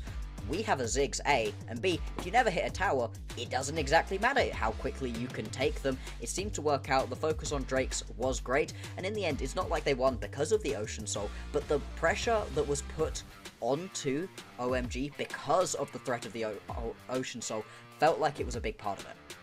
Yeah, and it almost just seemed like OMG were beating themselves towards the end, where, they had a clear win con to play for once you have 6 Void Grubs netted in your arsenal. You just got to play the 1-3-1 and just trust that, you know, at that point in the mid game before it really blew up in Ultra Prime's favor, that you were going to be just okay. Like, yes, Ultra Prime have global threats and long range engage, you know. One of your side laners is probably going to die overextending. That's why you have 2 of them, and that's why you set up the 1-3-1. And with 6 Void Grubs, you are bound to at least get a lot of structures down on the side lane. But, you know, I think OMG, whether it was, you know, nerves or just, you know, the unsureness of how to play with a 6 Void Grub lead and really, you know, punish Ultra Prime for that, it just really bit themselves in the foot. Yeah, they were never quite able to do what they really needed to extend any leads they might have had, to use the tools that they had gotten for themselves in the early game and actually make it happen. Now, as much as we were laughing and joking about the accidental misuse of the Cyclone, which wasn't ideal from Hung, I think the bigger issue with the way that Hung played that game out is that it was one of the most passive Wukong games I've seen in a while. Wasn't looking for the early ganks, wasn't trying to get aggressive, and you've got a Leona. Like, for any issues that the Wukong has with not having a lot of CC to put down in lanes to make the ganks happen, Leona has all of the CC you could ever want. Join forces, go gank, go into the Leona's lane and try to find a gank there. There were a lot of pushes happening from Waco and Rosylove because that's what ends up happening when you've got yourself a Ziggs. It just felt like, despite the fact that Hung had been given one of the best junglers we've got in the meta at the moment, he just wasn't able to be proactive with it, and it meant that you weren't able to get ahead in any of these lanes, really. Very different to the experience of the game that Ultra Prime had. Yeah, just almost bizarre look, because we had just witnessed 2 games back to back, both, you know, winning and losing, where Hung was always stepping forward, you know, for better or for worse, and it was a clear dichotomy in playing the Poppy versus playing the Zyra, that, you know, playing that far forward is going to be more beneficial in one scenario versus another. And obviously we highlighted before the start of this game 3, like, hey, if he's playing Wukong, this is a great champion to go in with, and yet it didn't really happen until it was too late. And then you know, the concern that we had of OMG just, you know, I liked the phrase you used, not compounding losses. You know, that was something they were not able to do, because it almost felt like sunk cost fallacy when you witness something losing and you're like, oh no, guys, we can't just let them get away with this. And it's like, no, that's like, yeah, I understand the sentiment, but that's not the right, you know, takeaway you should be getting from it. If you're the best League of Legends team ever, you know, beyond what we've seen as Worlds finalists, I'm sure you could get every single objective and every single kill and every wave ever. Maybe. But even then, even the best teams that we see do it still give up objectives because they are trading it for more across the rest of the map. You got the more already. You had the Baron. You could see it just there on that gold graph. The all of a sudden massive dip from where there was a huge gold advantage for Ultra Prime, and then all of a sudden OMG are in a slight lead. That was them getting the Baron. That was what that was. But then they immediately go and throw it all away within about a minute's time and lose any of the advantage they managed to get for themselves. There were other mechanical misplays, let's call it, throughout the game as well, and it just felt like, unfortunately, Ultra Prime, they were just playing this game out better, and OMG, they need to go back to the drawing board between this game and the next one. I liked the draft. I didn't think it was a bad draft. It was just not particularly well executed. Yeah, and I really hope that OMG, you know, don't let these 2 back-to-back losses really, you know, stop a lot of the momentum and the high kind of morale we saw right out the gate in the opener of this series, where Hung is just ferociously and fearlessly charging forward on the Poppy, and everyone else is gung-ho enough to go in with them. And that is where, you know, we sung the praises of OMG. It's like, oh, hey, it looks like the coordination is getting better. It looks like everyone is on the same page. Unfortunately, you know, this game was a little bit of return to some of those earlier looks in the season where they were just really struggling to coordinate. At least, you know, a couple fights they were like, hey, we're going to blow this guy up, but then, you know, in the aftermath trying to coordinate themselves out of these fights. But I feel like we're definitely, you know, going over a lot of, what OMG need to be doing better. And I want to remind everyone, like, hey, we're not doing this, because we hate OMG or anything. Yeah. We're actually really excited about this team and a lot of the potential the rookies have in Linfeng and Starry. It's just a shame when we don't get to see them flourish because the team is not syncing up. And to be fair, it is credit over to Ultra Prime for probably locking in and playing the most decisive game of League of Legends they've had so far this split. Yeah, absolutely. It feels like a lot of rookie errors out of OMG, and that's fine. I'm excited to see what they can do in the next split, as you've said. For this one, though, Ultra Prime, yeah, they deserve a lot of credit. It can't all be OMG made mistakes. No, Ultra Prime forced them into some errors, were really proactive, like you said, and they had themselves the sort of composition I was super excited for them potentially to pick up. The second that you see a Vi and a Galio, that's an all-in composition, and you need to have those two players on the same page. And that's what ended up happening. Junho and Saber, they were constantly right on top of each other, ready to go immediately. Waco also more than happy to just immediately throw that Inferno Bomb in as well, and just use up as much space, as much pressure as they could, and just get onto the backline. We called it, that Starry was unlikely to have a fun time, and indeed, that's what ended up happening. Ultra Prime, they drafted themselves a cohesive composition, and then played it very, very well. Yeah, and now Ultra Prime find themselves at match point, one game away from being able to at least take one series dub in their first split of the LPL with this roster before, all the teams start going on break for the next few weeks before we return sometime in late March, early April. Still have to double check on when the second split of the season starts up.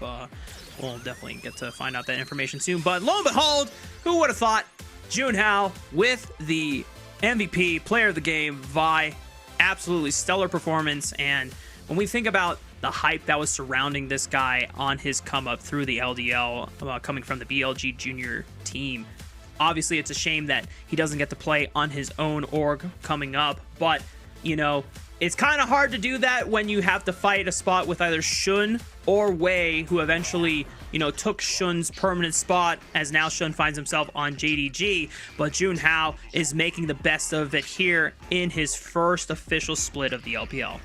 Yeah, and this was an incredibly impressive game from him overall. You saw that initial gank into the top lane really set things off on the right foot. We were talking about how the Vi, very similar to the Wukong, where you need to be proactive. These champions are great early on, so make that useful, make yourself a nuisance as quickly as possible, and it makes the whole rest of the game a heck of a lot easier to play out. And indeed, that's exactly what we got to see from the very, very beginning of this game till the end. It felt like the whole system that Ultra Prime were trying to play through went through Junhao. Every single thing that they were doing, proactivity, was going through Junhao. He was the driving engine of this team, and it's so nice to see because that's exactly what we were hyping him up to be at the beginning of the day. And it's almost a shame for Ultra Prime that this is Fearless Draft, because this is the exact type of composition that Ultra Prime would love to just hammer in over and over again. Because even though Saber, definitely stepped up in terms of overall presence and map pressure in Game 2 on the Yone, playing Galio is pretty damn simple when you've got an Alistar and a Vi to lead the engage for you. And all you have to do is, I trust in you guys! I'm holding hands with you. I'm going in. Here we go. And when you have that formula for Ultra Prime, I think, as we touched upon at the very beginning of the show day, that is the recipe for success for this Ultra Prime. Give Junhao the keys to the kingdom. Let him decide what are good engages. Rosie Love and Saber will back him up, and if they do so successfully, I think everything else falls into place. And for us, that's break time. When we come back, Game 4, match point on your screen. You better not miss it.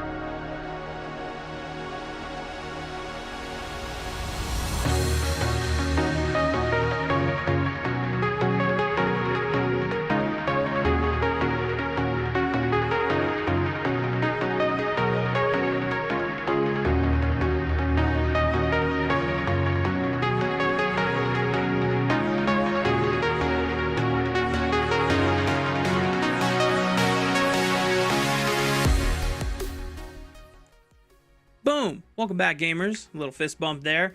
Match point for Ultra Prime. So it is time to see if they can close out a series and net their first series win of the season so far. It would be, you know, potentially their only series win of the split. But, you know, there are only 3 series to play for, so it shouldn't necessarily be, you know, like... Yeah, you get what I'm saying. Anyway, we're into draft. Bad, but it feels better at least to go into the off season having won. It's all about the moral victories going forward, and you know the fact that they're going to have, you know, a few weeks off before we get back into the second split. They are in Shanghai, and there's some great spots to visit, you know, around the tourist areas. I actually just forgot, we haven't gotten a chance to really cover those, but maybe, you know, depending on how this next game goes, we'll inform everyone else at home after the game what they can check out. But the first round opens up with a few bans, nothing too surprising, but the first pick, Xin Zhao. And when we think about champions that want to go forward and want to go in, that matches the statement here that Hung wants to put on for Game 4. Yeah, this is exactly what we were asking for from Hung. Another champion that he can really be proactive with, try to get his laners ahead, play this one out in a way that unfortunately he just wasn't quite able to on the Wukong previously. The insta-lock right here though for Zhanhao is going to be this Lee Sin. Now potentially looking towards picking up the Elise. That means that you win out in your 2v2 in the bot lane more often than not, but it is also kind of risky because if you fall behind on this champion, it gives you a lot less utility than the majority of the other supports do. Instead, going to pivot over towards the Ashe, another one of those priority pickups that we've seen a lot of teams really like to grab early. Yeah, and I think it's okay to not show your support pick too early on, as support counter pick is so pivotal in determining the state of a matchup for a 2v2 if there are no lane swaps available or you don't opt into it.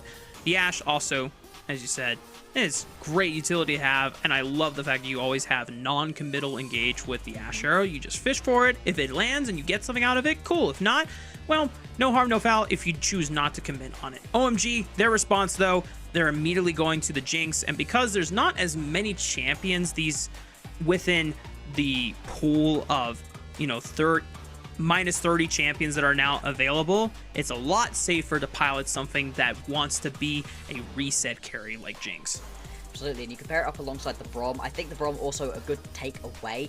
Don't give it over to Rosie Love. I think that would have been a great pairing alongside the Ashe. Works well with the Lee Sin as well. Instead, you get to pair it up alongside your Jinx and give you a little bit of extra protection, stop those Ashe arrows from being such a threat, but after a little bit of extra consideration, it is going to be the Elise locked in. Elise support this is going to be, and we've seen just how strong that can be. Paired up with an Ashe, that is a bot lane that is miserable to try to play into. You step a little bit too far up and you get caught by a slow from either the Ashe or the Elise, and you are not getting away. You have to play this one so very carefully as Starry and Mohan. Solo lanes have yet to be locked in for either team. Harry and Lin Feng still awaiting for what will round out the composition here for OMG. Anytime I see a Jinx on my team, I want some strong source of burst damage so you can guarantee at least that very first reset, because once the Jinx gets going, it's not that hard for the Jinx to start ripping through the remaining members, but you always need something to get that catalyst started. And, you know, in terms of mages available, since I imagine that is the type of champion that Lin Feng will want to get, Orianna has yet to be picked so far in this draft. You know, Xin Zhao is not traditionally the most known shockwave carrier, but you go in, you dash, you have a point and click dash, not the most long range, but if you land a W and then, you know, go in, that could be a way to get things started. And I think Ultra Prime very well aware of, like, hey, they want a strong control mage with some burst damage, let's get rid of that Victor.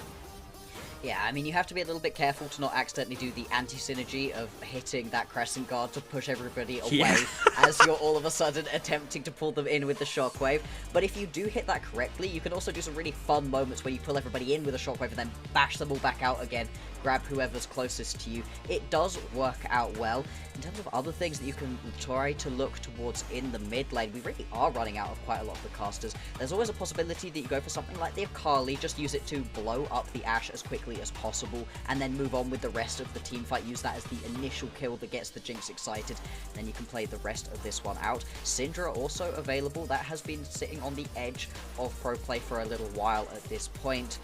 Camille going to be the lock-in right here for Ultra Prime. It's a very Jiang type champion. We haven't really seen him playing these super aggressive picks so much this game in the top lane. And if it is going to be into the Scion, you're not really expecting too many solo kills. That being said, he can still use that one very effectively.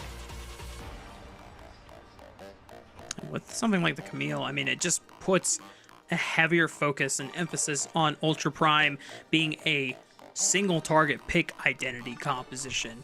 One person is going to have a very bad day on the side of OMG, and the fact that Camille gives you guaranteed access to set that up, you know, depending if the frontliners are stepping in front of Cocoon and Ashe Arrow, that might be hard to follow up, but at least the Camille guarantees that the Jinx is not going anywhere. Now, OMG rounded out their composition, solid frontline pick with this Scion, and of course, as we suspected, the Shockwave carrier themselves, Linfeng, will be piloting the Orianna, and because Ultra Prime managed to save their counter pick for the mid lane, Saber's choice into this Orianna is going to be the Syndra.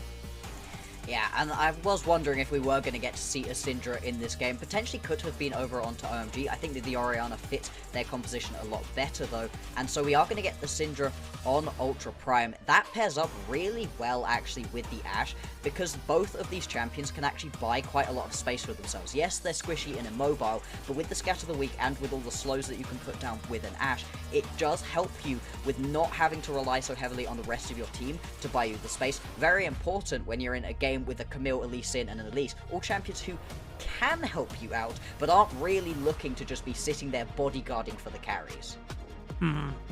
Well, match point for Ultra Prime. They could close things out here. They have the makings of a powerful pick single target composition, but if my only concern here for the side of Ultra Prime is that with Rosie Love on something like an Elise and not any of the tank frontliners that we have seen in the prior, 3 games, it does put Rosie Love in a very precarious position where if they fall behind, I mean, this Elise is just a glorified stun bot and, nothing else to offer for the side of Ultra Prime. No, the Elise, I think, is one of the most be or bust champions we've seen in a while. You'd better get it working early on, otherwise, oh boy, does it look bad. But when it does work out, when you can use it effectively, especially alongside something like the Ashe, this is the sort of bot lane that rivals in terms of annoyance things like the Caitlyn Lux lane, where you're just getting poked out constantly. You're always under threat. If you step up just a little bit too far, you can be killed, you can be turned upon almost immediately. It's very different from what OMG are looking to do with this composition, right? This composition wants to get into the team fights, wants to front to back, get the Jinx that first kill, and play from there. It very much is on Ultra Prime right now to be the proactive team, something they've actually been pretty good at so far in this series. And Ultra Prime have a pretty interesting defensive formation, suspecting that there is going to be some sort of level 1 stacked invade from OMG, considering they have the power of the Braum passive available to them at this point in the early game. But they dissuade it, and they deny giving OMG any cheese kills or any summoner spells burned. They did have to give up some ground so that some wards were dropped into the bottom side jungle, but at the very least, Ultra Prime still in a very safe spot, and because Rosie Love is starting to run through the jungle with sweepers, they're actually going to find out, my mistake, OMG didn't actually drop wards, but they're going to go for a delayed invade now, and Junhao is forced to start on the Wolves, and if Hong suspects this, he's going to push them off, and now this is potentially for The makings of a very scrappy level 1, but Junhao gets the smite on the wolves, and Starry had to flash away from the hook shot. They have to turn on to Wako. Might be forced to pop their own flash, gets away from the decimating smash, and OMG, they're burning a lot of summoner spells, but they're getting corralled. And if they don't play this out well, they could get absolutely cheesed. Here they go. Hook shot flash onto multiple members by Ultra Prime, and OMG just got completely outplayed. Maybe they trade one back, but they're committing forward onto Linfeng, and it's just complete disaster. Ultra Prime won an opener to this game 4. Oh no, that's exactly what OMG didn't want when they're down match point right now. Ultra Prime, they basically have their opponents walk at them and hand kills over on a silver platter. I understand the idea, right?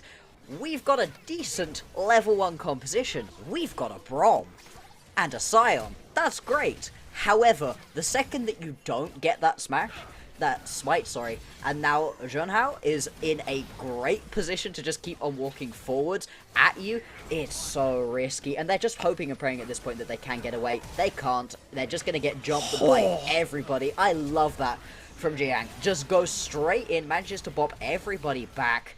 And that puts the team in such a brilliant position to start with. You get 1 kill onto your top laner, 2 kills onto the jungler, and in terms of lanes you want to get priority on early on, this is perfect.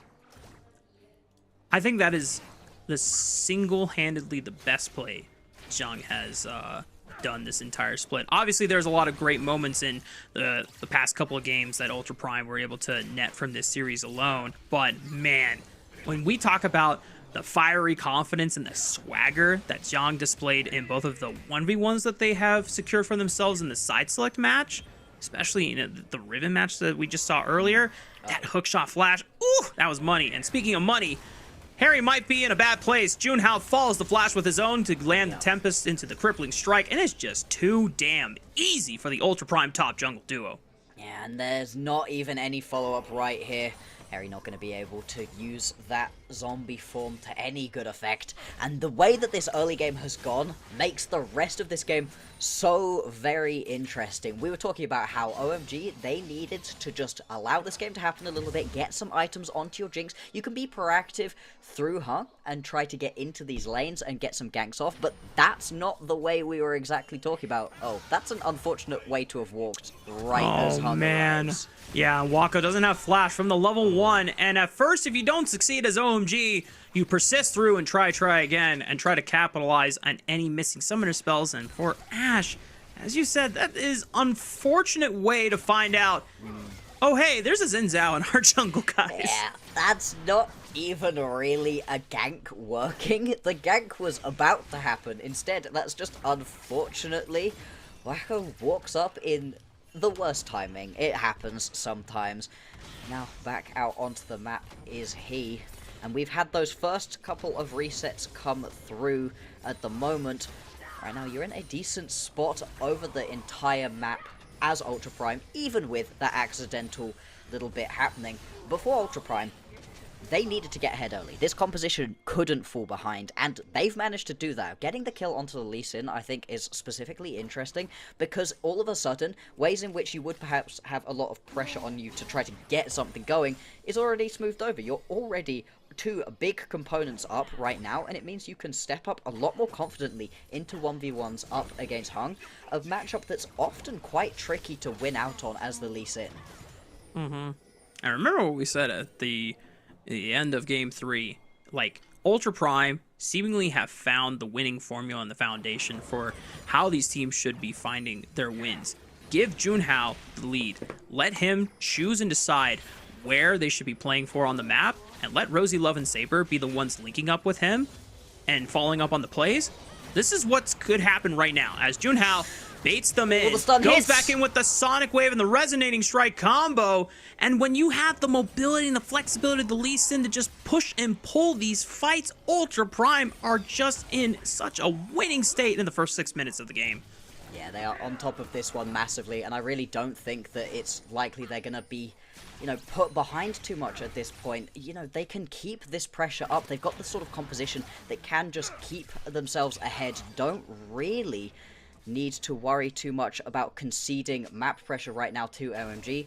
Indeed, they are going to head straight on over to the Drake, pick that one up, get a Hextech Drake as well. Great as an individual one to be able to grab.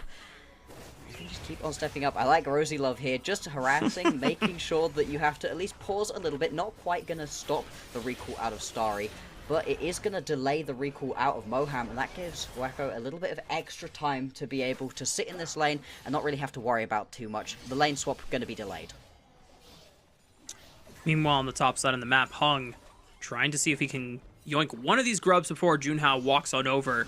And Hung definitely has to respect it a little bit. Oh, they were looking for Linfeng. Rosie Love with the Cocoon Flash. Barely misses, but here comes the collapse from Zhang. He's level 6. That's the Hextech ultimatum, and Hung is going to have to rely on the rest of his members. Wait a minute, Linfeng with the shockwave over the wall. Buys a lot of time for Hung to survive. And now Rosie Love is on the wrong side of the tracks here. OMG, able to really dissuade and just completely outplay this fight around the grub fights. Now, Rosie Love will die eventually, because there's no way this spider's gonna get out, but solid win here for OMG. And is to Starry, not ideal. Would have liked to have that kill go over to Harry potentially there, but in the end, not going to be the end of the world. Like you said, still another nice overall team fight win. Straight back on over to the Grubs though is Hung. Not really going to try to delay things too much. And is going to be able to pick up all 3 right here, actually. So that is going to be a step towards a feat of strength. That is the joys of having your bot lane roamed up towards the top side of the map. It really unlocks these grubs to you a little bit more. But right now, whenever Ultra Prime are stepping up and trying to make these fights work, they're just using the early lead that they've got for themselves and trying to push that advantage. Exactly what they need to be doing.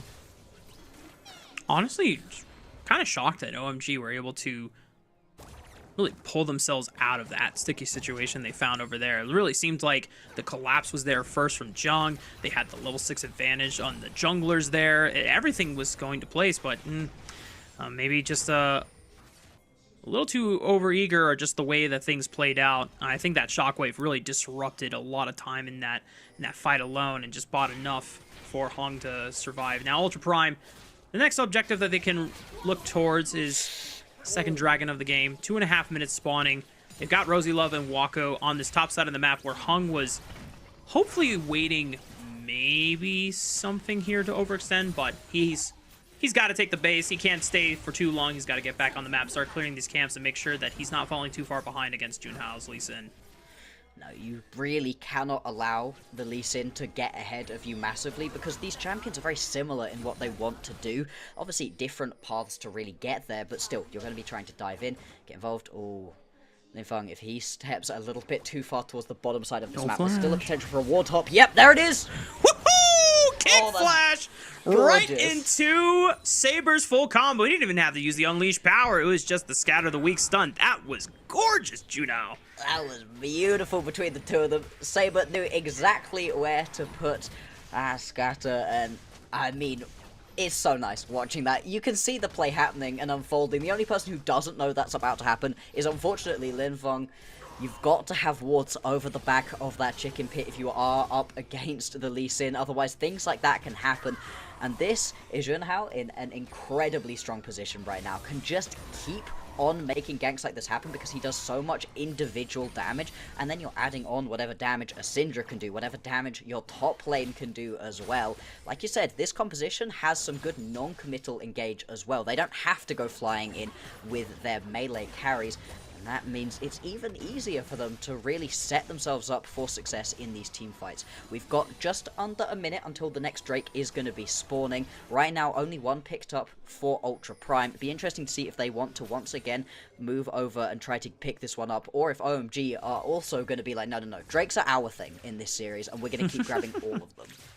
And technically, Ultra Prime still have, if they're keeping track of Linfeng's flash timer, have one more play before the next set of grubs does spawn that they can try and punish. And anytime that you have a control mage that is overextended, you really want to be making them pay for overextending that much, which is why Linfeng is now paying respect to any threats that Junhao might try and exude onto him anytime he is spotted in the river and hovering around and just really clinging to the safety of Hung's presence. Now, Dragon spawning in the next 4 seconds. Junhao is the only person on that bottom side of the river, so understandably that should be Ultra Primes to grab.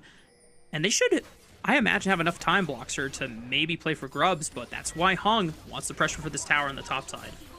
And Rosie Love has been stood on vision for an exceptionally long time. Luckily does actually land the cocoon, otherwise that would have been one dead little spider.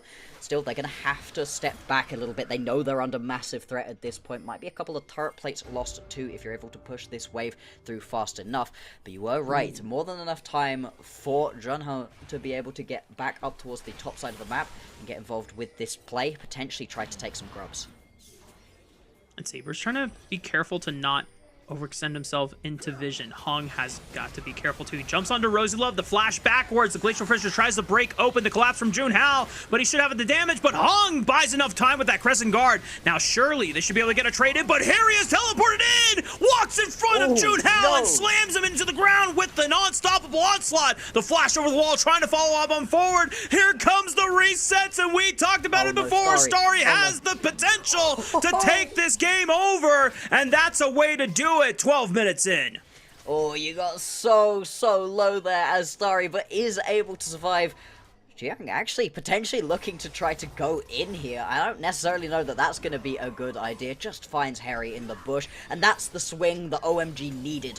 Great play for them up in the top side. Excellent teleport, actually, out of Harry. And this Scion, despite the fact that you haven't exactly managed to get a massive lead for yourself, is still a Scion. Still does a ton of damage on those long charged knockups and the ulti too. And from this play, oh, Starry blows the cleanse. Potentially didn't even need to. Hadn't seen that on the backside. Was watching Heng just chase down Rosie Love. And then I was like, ah, he's dead here, right?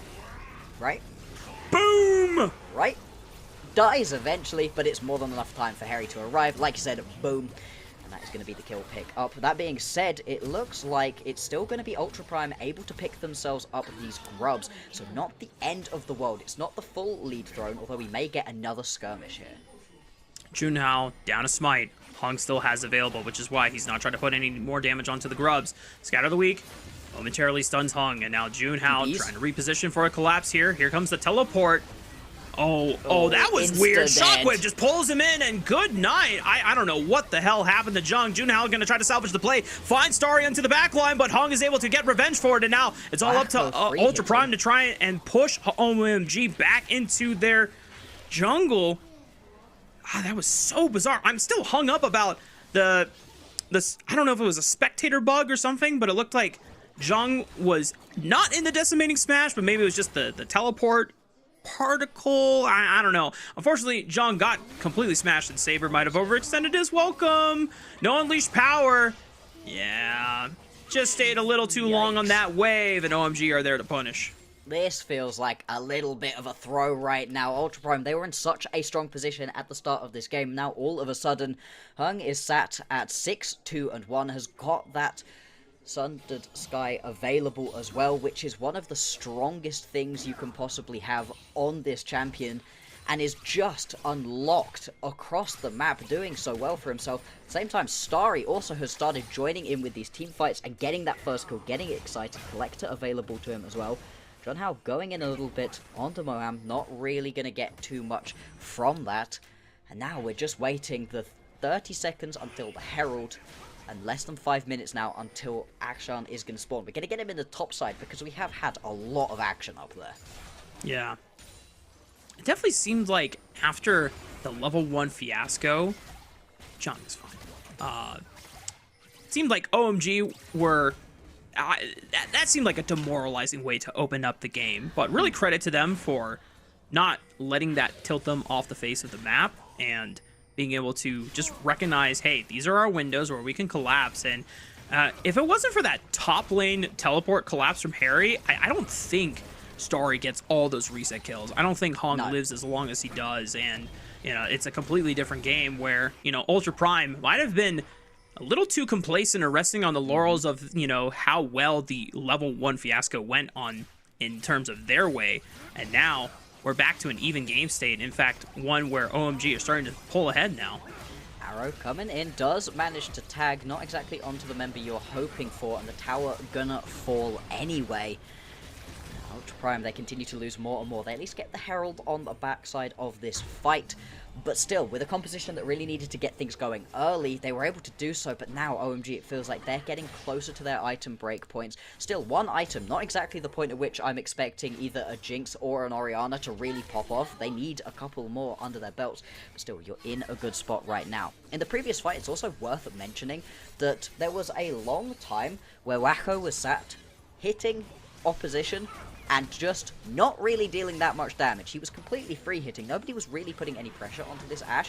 You get a couple of items, that's a different story. Teleport coming in. I mean, that was nice for Moham. He pretty much stopped Ultra Prime from being able to collapse and make the play on the Hung. Saves his life. Harry teleports in, forced to flash away as the rest of OMG not really in a position to follow up on the engage as Hung was forced out of the fight. But thankfully for OMG squad, they don't lose their jungler quite yet. Ultra Prime still trying to play ball for this third dragon of the game, and Hung might have enough health to rejoin the fight here. It's still a little tricky for them. Yeah, they really need to be careful about where the engage they go for is. Harry does still have that unstoppable onslaught available, and if he can hit that onto a couple of key members, that's a great way for them to start this fight out. For the minute, very tense, a lot of low health bars though on OMG, they need to be careful. You can see that Ultra Prime are being patient. They're taking their time. They're using their poke abilities to try and further diminish the health bars of OMG.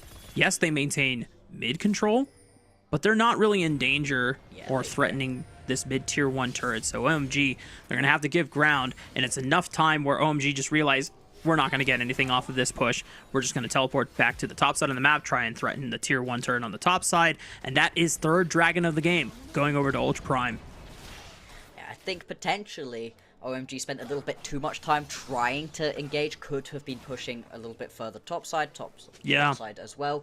That being said, maybe they would have drawn a bit more of a response if they'd have done it then. In the end, they managed to trade that Drake for the tower. Really not the end of the world either way, but it is 3 Drakes picked up right here for Ultra Prime. They are now on Soul Point once again very early on.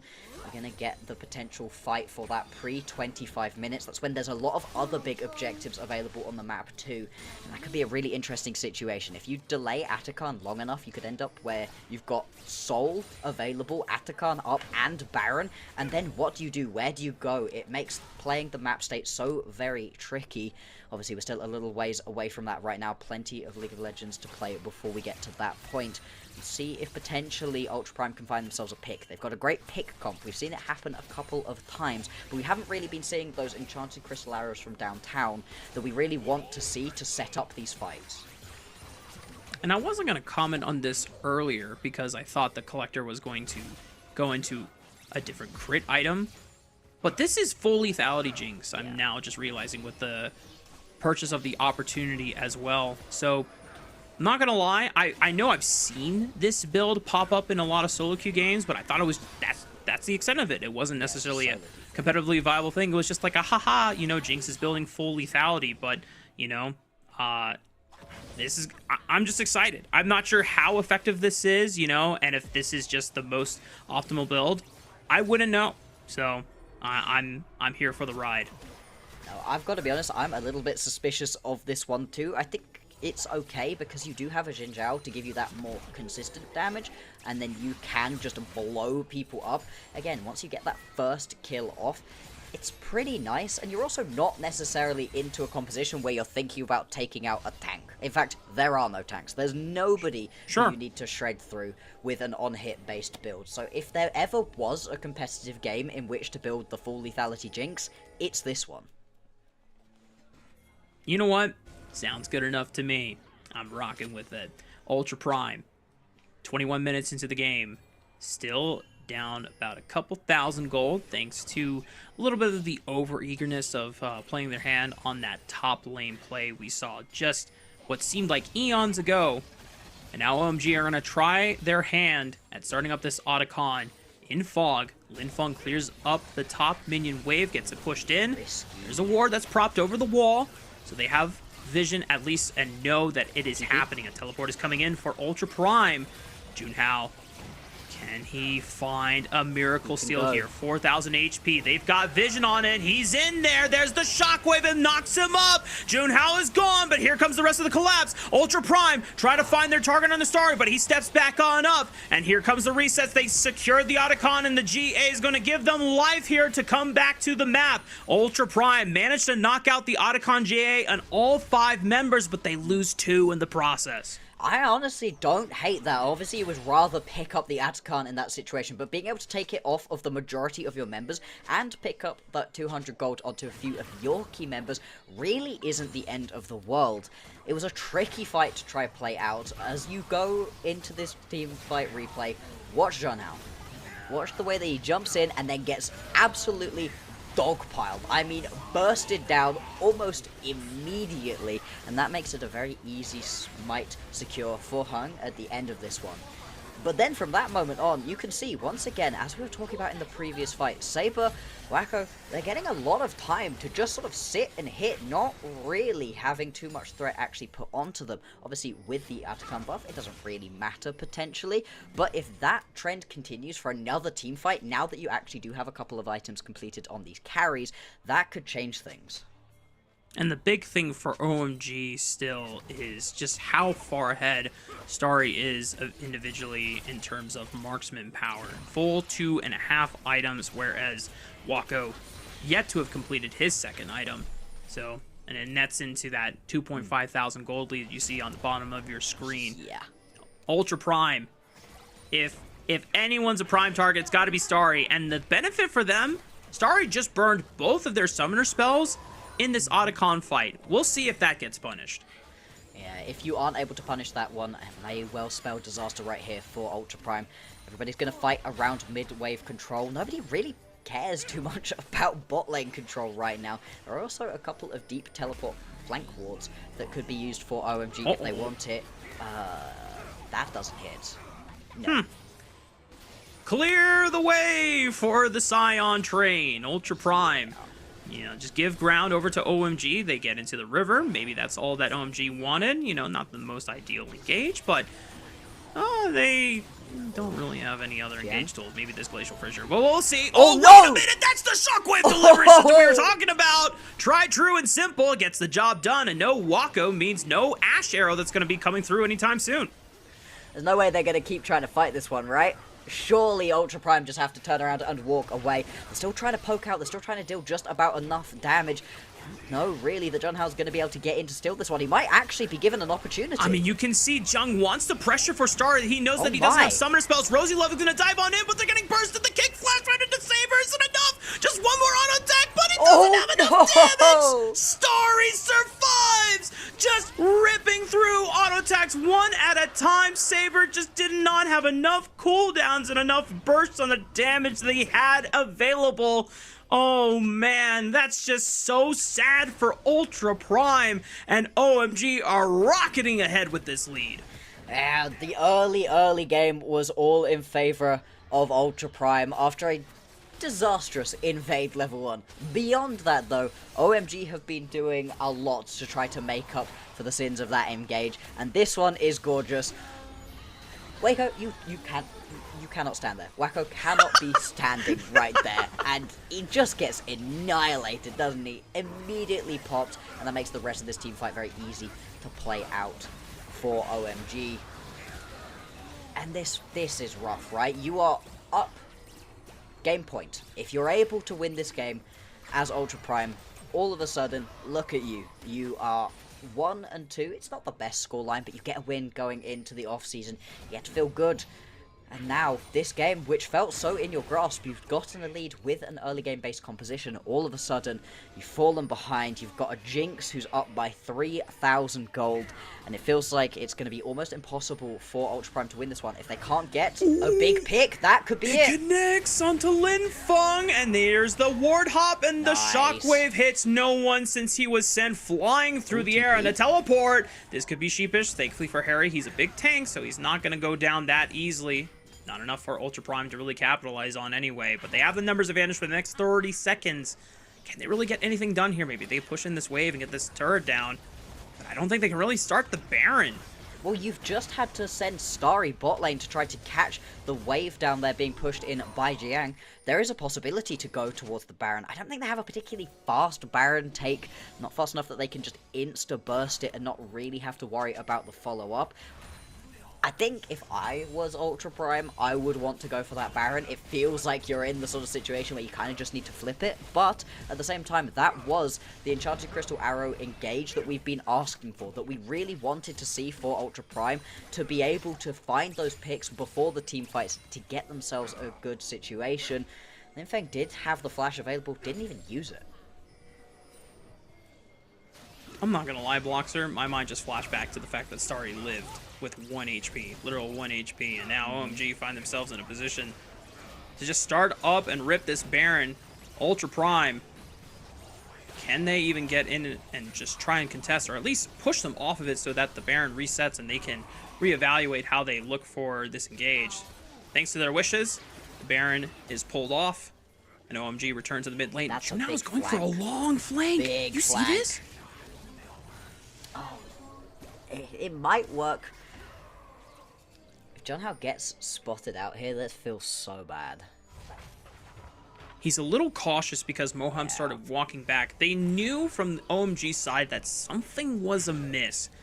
But Junhao wasn't necessarily in a compromised spot, but just not seeing people disappear from fog it's enough to just make you cautious. So we're not going to see a creative flank from Junhao this time.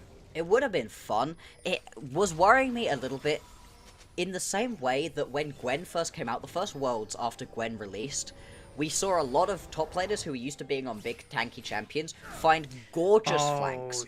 Yeah. But they were on Gwen, and they'd get the flank, they'd get into the backline, and they'd just do nothing. They'd just pop, because that's not Gwen's bread and butter. I was slightly worried Junhao was going to do the same thing, you know, get into the backline and just not quite be able to find the kick onto Starry on the thing that he was particularly looking for. Just get bursted, then you've immediately lost the Baron and quite possibly the game. Obviously, if the play fizzles out, we don't actually get to see the flank pull off at all. And now we've got Drake spawning 50 seconds time. That will be Soul available for Ultra Prime. Mountain as well. That would do wonders for their teamfight ability, having that extra shield. Yeah, and if they can just make sure that OMG don't get set up to do and rip Baron while the dragon is yet to spawn, Ultra Prime are totally content in just sending one member to solo the dragon, keep tabs on the rest of OMG, and then just pivot if necessary and force them back off. And we'll see if they're going to be able to do that. It's obviously a lot easier to start up a Baron and peel away from it, or a Drake, than it is the Atachan. But that one went down relatively easy earlier on too. No real new big item breakpoints have been hit right now. In a little bit, it is going to be a death cap on Linfeng, and that would be huge. Linfeng having that death cap means that those shockwaves that have already been hitting like a truck will just one tap onto Waco or Saber if you're able to hit it onto them. Now, the Drake is going to be started up by OMG. Ultra Prime, what's the response? Because it can't be nothing. Yeah. It might be nothing. I hate to tell you this, Bloxer, but it might have been nothing. They got a crab. They got a crab. And at least it's a little bit of vision just to continue pushing their vision line further and further into the jungle of OMG. And this control ward... Oh, damn it. That control ward had lasted so long, and it was such a nice point of information for Ultra Prime. Unfortunately, it is now gone. 07 control ward, you will be missed. It would have been fun as our flank ward, but flanks are a lot less sneaky now as well. You can see the ball of the person teleporting across your screen. Pretty slow too. Yeah. Has really taken a lot of the wind out of the sails of the awesome flank. This, though, pretty cool. Hey, what is this? There's a flank, and Saber might be compromised here. The immediate flash from Hung, trying to capture him with the 3 talent strike. Incoming Super Mega Death Stroke, and that's the power of the full lethality. Jinx, he just destroys Saber off the map at 50% HP. And no Syndra means this Baron is ripe for the taking. It's just going to be a trade of Baron for Tower, unless, of course, we can get a great steal right here from Junhao. It would be so cool. He's done it before. 4,000, 3,000, 2,000. He's in! He got it! Oh! Savior for Ultra Prime! You said it at Game 2, Block. Bloxer, we've got a series on our hands, and Junhao is delivering on that promise. Oh my lord, look at the smile on Wago's face as well. He knows it. That was sick, and this has happened before. Junhao had 2 back-to-back steals. I believe it was in the Weibo game, to just about try to keep them in it. Weibo game number 3. You can't do this as OMG. You cannot allow him to just snap up and nick it from right under your nose. That's exactly what ends up happening, and all of that momentum that OMG had for themselves stalls out. They've been struggling to take towers already, and now you don't get the Baron buff to try to play around. Oh, that's rough. Yeah. And meanwhile, on the flip side, Ultra Prime, they have a sudden new wind in their sails, man. They are feeling so damn good. The gold lead has been quite rough from the side of dealing with that as a deficit, but you have to remember, Starry is just one person on this team composition. You still have tools to lock them down. Flash and Cleanse are still available, but if you can use that win condition and focus in on saying, hey, if we get rid of Jinx, the rest of the team ain't shit. Like, I'm gonna keep it real. The rest of this team fight is so winnable from the side of Ultra Prime. And now that the Baron buff has been netted, it gives them a little bit more time to scale on up, let Wako catch up in items. Yeah, he's still going to be, you know, behind in overall gold, but he won't feel like cannon fodder. Steal of the red buff, feeling a little bit risky all of a sudden. Linfeng was stepping up, could potentially have tried to use that shockwave. Like we were highlighting earlier, the death cap has now been completed, so that is going to be a massive bonus if you can land it. Jiang going in right now is potentially going to get collapsed upon. Starry is in the area. Obviously, Camille, very fast, can run away pretty easily. And the more members you draw up towards this top side, the more time you're going to have to try to push in these waves elsewhere. The thing is, despite the fact that they were able to steal away the Baron, as cool as that was, Junhao and the rest of Ultra Prime don't really feel like they can do too much with it. I mean, you aren't winning your 1v1 as Jiang versus Harry. You never were going to be. The Scion is so tanky at this point. But that means that the Camille, who's the best split pusher you have, isn't really able to do too much. And nobody else is on the rest of the map either. Mm-hmm. Jiang just making sure that he distances himself away from Hong and out of their grasp.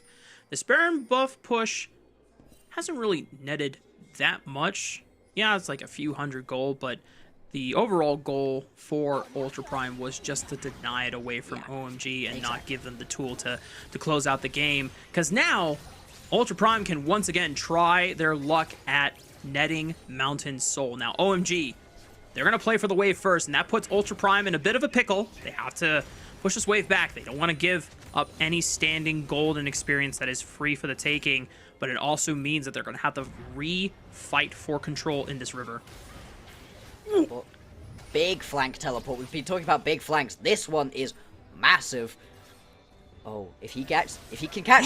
Oh, Hong this is is perfect. compromised. Wait a minute, Hexec ultimatum, and there's the Ash Arrow. It's gonna stop OMG from being able to He's play dead. without their jungler. This is big. Ultra Prime, is this enough to carry on forward? Here comes the teleport for Harry. They've lost Rosie Love, but they haven't lost their jungler, and they just need to burst down this dragon. One Jung trying to heal up off of this Raptor camp, and that could expose Starry and Linfeng on this backline. They don't have Hexec ultimatum anymore. Harry's Saber's so in trouble. massive. That's a flash forward. Junhao tries to go in and save it. They haven't even gotten close to burning down this dragon. They've got to be careful about how they play. This is Shockwave pulls Junhao as he was trying to go back. Good kick right through the backline, but One Jung has taken out Starry, and now he can save this fight. Junhao, good flash over the right side of the wall. It's just Linfeng, nail Linfeng, and there's no more damage in the rest of this composition from OMG.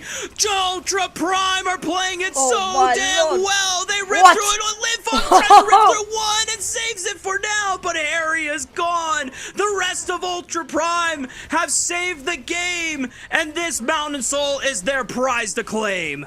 That team fight was a mess. Back and forth, back and forth. This game is ridiculous. This series is ridiculous. But once again, Ultra Prime just about going to be able to come out on top after just squeaking out a couple of victories. This flank was gorgeous. We've been talking about flanks all game. This is exactly the one that you're looking for from Jiang, one of the main players we were highlighting earlier today. And the fact that you managed to kill the jungler should be the right start. All of a sudden, though, you lose Rosie Love. And I thought at this point it was over for Ultra Prime because you're just getting chased down. And Harry is so massive. Starry does so much damage. But look right here at what Junhao is able to do. Is able to just sit on the backside of this fight, buy enough space, buy enough time for Jiang to go flying in. Boink. Nice pickup immediately. Once you've lost the Jinx, this fight is flipped on its head, and from then on, we've seen it. It's crazy the whole way through. At this point, you're still also kind of being taken down by the Drake. It doesn't deal that much damage, but it does still kind of hurt. It contributes to the fact that Wacko ends up dying. And Harry just not quite strong enough in his zombie form. And now the gold has swung once again. I can't wait to see that gold graph. It's got to be a roller coaster. Yeah, and you know what's the best part, Bloxer? Hang on.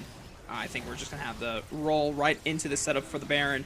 Junhao already scouting ahead into the bottom side of this river. Rosie Love looking for a flank. Maybe if he can try and pincer onto Starry. Remember, no summoner spells onto Starry. He's taking up a lot of damage. Baron is secured by OMG. The Glacial Fissure knocks up Junhao. Gotta be careful and respect the damage out of this Jinx. But there's no summoner spells. If they can find a way to close the gap onto him, but Saber is caught! And that's the first reset for Starry, as they're going to try to use the movement speed to power on forward. But the rest of Ultra Prime make enough ground to get the hell on out of there. But now they have to deal with the Baron-empowered minions pouring in through the mid lane. Yeah, that fight, once again, Ultra Prime, they just hadn't set themselves up to be able to walk into that one. We're just trying so hard to find a way in. They had a little bit of a flank from Rosie Love, but nothing too big. And now, last stand potentially in their base.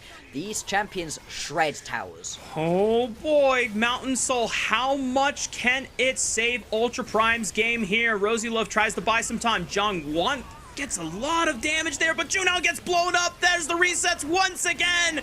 And not even a Mountain Soul save, not even a Baron Steel save is enough to deny what OMG wanted to bring. A game 5. We're going to Silver Scrapes, ladies and gentlemen. What did we say? Series on our hands. This one has been just mental, back and forth. That was such a crazy game. It felt like multiple times Ultra Prime were going to be able to just about squeak themselves back into a good spot, but a couple of mistakes in the mid-game cost them the lead they'd built for themselves early on. And then from that moment on, the composition was just stronger for OMG. Standard, front to back, hit what's in front of you, League of Legends gaming, and hey, sometimes it's just what you need. That's one of those moments where you just gotta, like, lean the chair back and just decompress after what was, I mean, you called it an absolute roller coaster, back and forth, so mental. I love that word. My goodness. I can't find another way to describe what the state of my sanity is at the moment. Just witnessing the epic plays back and forth between the two teams. And we have to remind everyone, this is just for pride. You know, like, neither of these teams, unfortunately, has the pleasure of, you know, going on to the playoffs bracket. But, you know, it goes to show how much they are putting in to these last 2 games of their first split of the season, because they're not going to get the chance to play on this stage for a few more weeks after tonight. So, I mean, props to them for really, you know, putting everything on the line and just making us remember who these teams are as we prepare for the second split. And neither of these teams is happy to give up an inch right here, constantly fighting for every last scrap that they could possibly on the map. You say it's for pride, and pride is a great motivator, and these players, they have a lot to prove as well. A lot of young players in this game. A lot of people who are just about 20 years old and so still have long careers ahead of them. They want to show that they deserve to still stick around, still be a part of the LPL. And I mean, I feel like there's been a lot of great looks right now, especially in this game on OMG. Specifically, we were talking about it. Hey, how much do we really like Lethality Jinx? Well, it was the perfect Lethality Jinx game. And if you are going to pull it out in its perfect game, Starry piloted it incredibly well. Starry just put on an absolute clinic of a show, and we have to go backwards and think, man, this could have all been avoided had Ultra Prime given a little bit more respect to OMG on that top side fight, where I'm sure once we get into the highlights, and look at that gold graph, you called it, it was cruising for Ultra Prime, and then boop, at that 15-minute mark, the top lane play happens, OMG are riding high, they're starting to peak, and then the flip, the Baron steal, they're back, the Mountain Soul is secured. Unfortunately for Ultra Prime, it's not enough to really swing back against a super fed Jinx. No, I mean, the amount of damage that Starry was able to do, you can see highest percentage of damage in the game by a significant margin as well. Not particularly surprising, but it was him and Ling Feng who were able to really work so well together. Those two were able to lay down the law with the amount of damage. There were a couple shockwaves in that game, specifically shockwaves that were, put into the backline by the Xin Zhao, where all of a sudden, this fight that maybe wasn't going so well, you've grabbed everybody and you've done a metric ton of damage, and now the fight is so hard to try to actually play out for anybody on Ultra Prime. Gosh, it really felt like a millennium passed.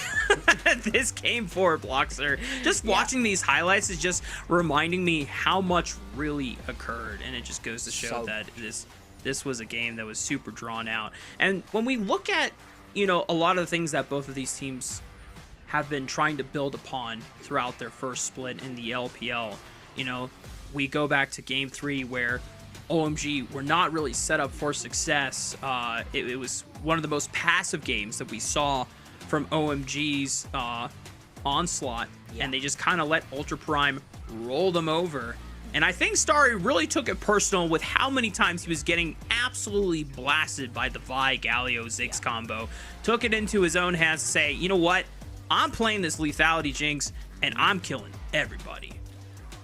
Everybody who stepped up even slightly just got taken down pretty much immediately. I think Starry likely to win the MVP for this game because of just how impressive of a performance it was, but it felt like everybody on OMG did their part. I think I'd like to draw some specific attention as well to Harry. The Scion gets tanky, obviously, but it's the way that he was just constantly up in the face of everybody and just made sure there was space for his carries. When you have a Jinx and an Orianna, those are champions that really cannot peel for themselves very well. They need that front line to be able to help them out, especially when there's things like a Lee Sin and a Camille in the game. Well, Harry did an immaculate job of that. 1 or 2 missed ultis, but nothing too bad, and for the most part was able to just really help out the team in as many ways as possible, use the Scion to great effect. Yeah, and funny enough, even though this was ultimately an OMG win, I have to say this was probably my favorite game from Jiang this series so far, and probably of the split. I mean, the hook shot flash hitting multiple people for the level 1 stun set the tone for that early game on Ultra Prime's side, and then the couple of flanks that Jiang was able to find on picking off Starry, saving the fight for the Mountain Soul. Unfortunately, it just wasn't enough to cross the finish line, but I still think it's worth shouting out and giving credit to and saying, hey, you know what? When Jiang is given those champions to excel in the 1v1 side lane, at least he's able to put some of that advantage forward in threatening the backline, when he finds those windows. Yeah, and I mean, we got to see the little bit of Ling Feng ping pong between Junhao and Saber as well, so there were good moments for Up, but yes, indeed.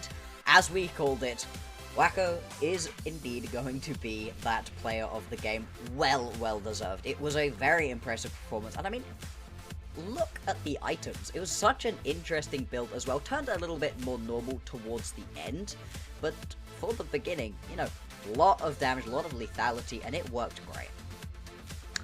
Yeah, I'm still in shock that we got to see a full lethality game, or full lethality Jinx game, but Starry really made us a believer, and just understood that in a game or a team full of full squishies and no real tanks, this was the time to really shine and just rip through multiple squishy targets here. And This moment still baffles me. The fact that Sorry lived on literally 1 HP. Yeah.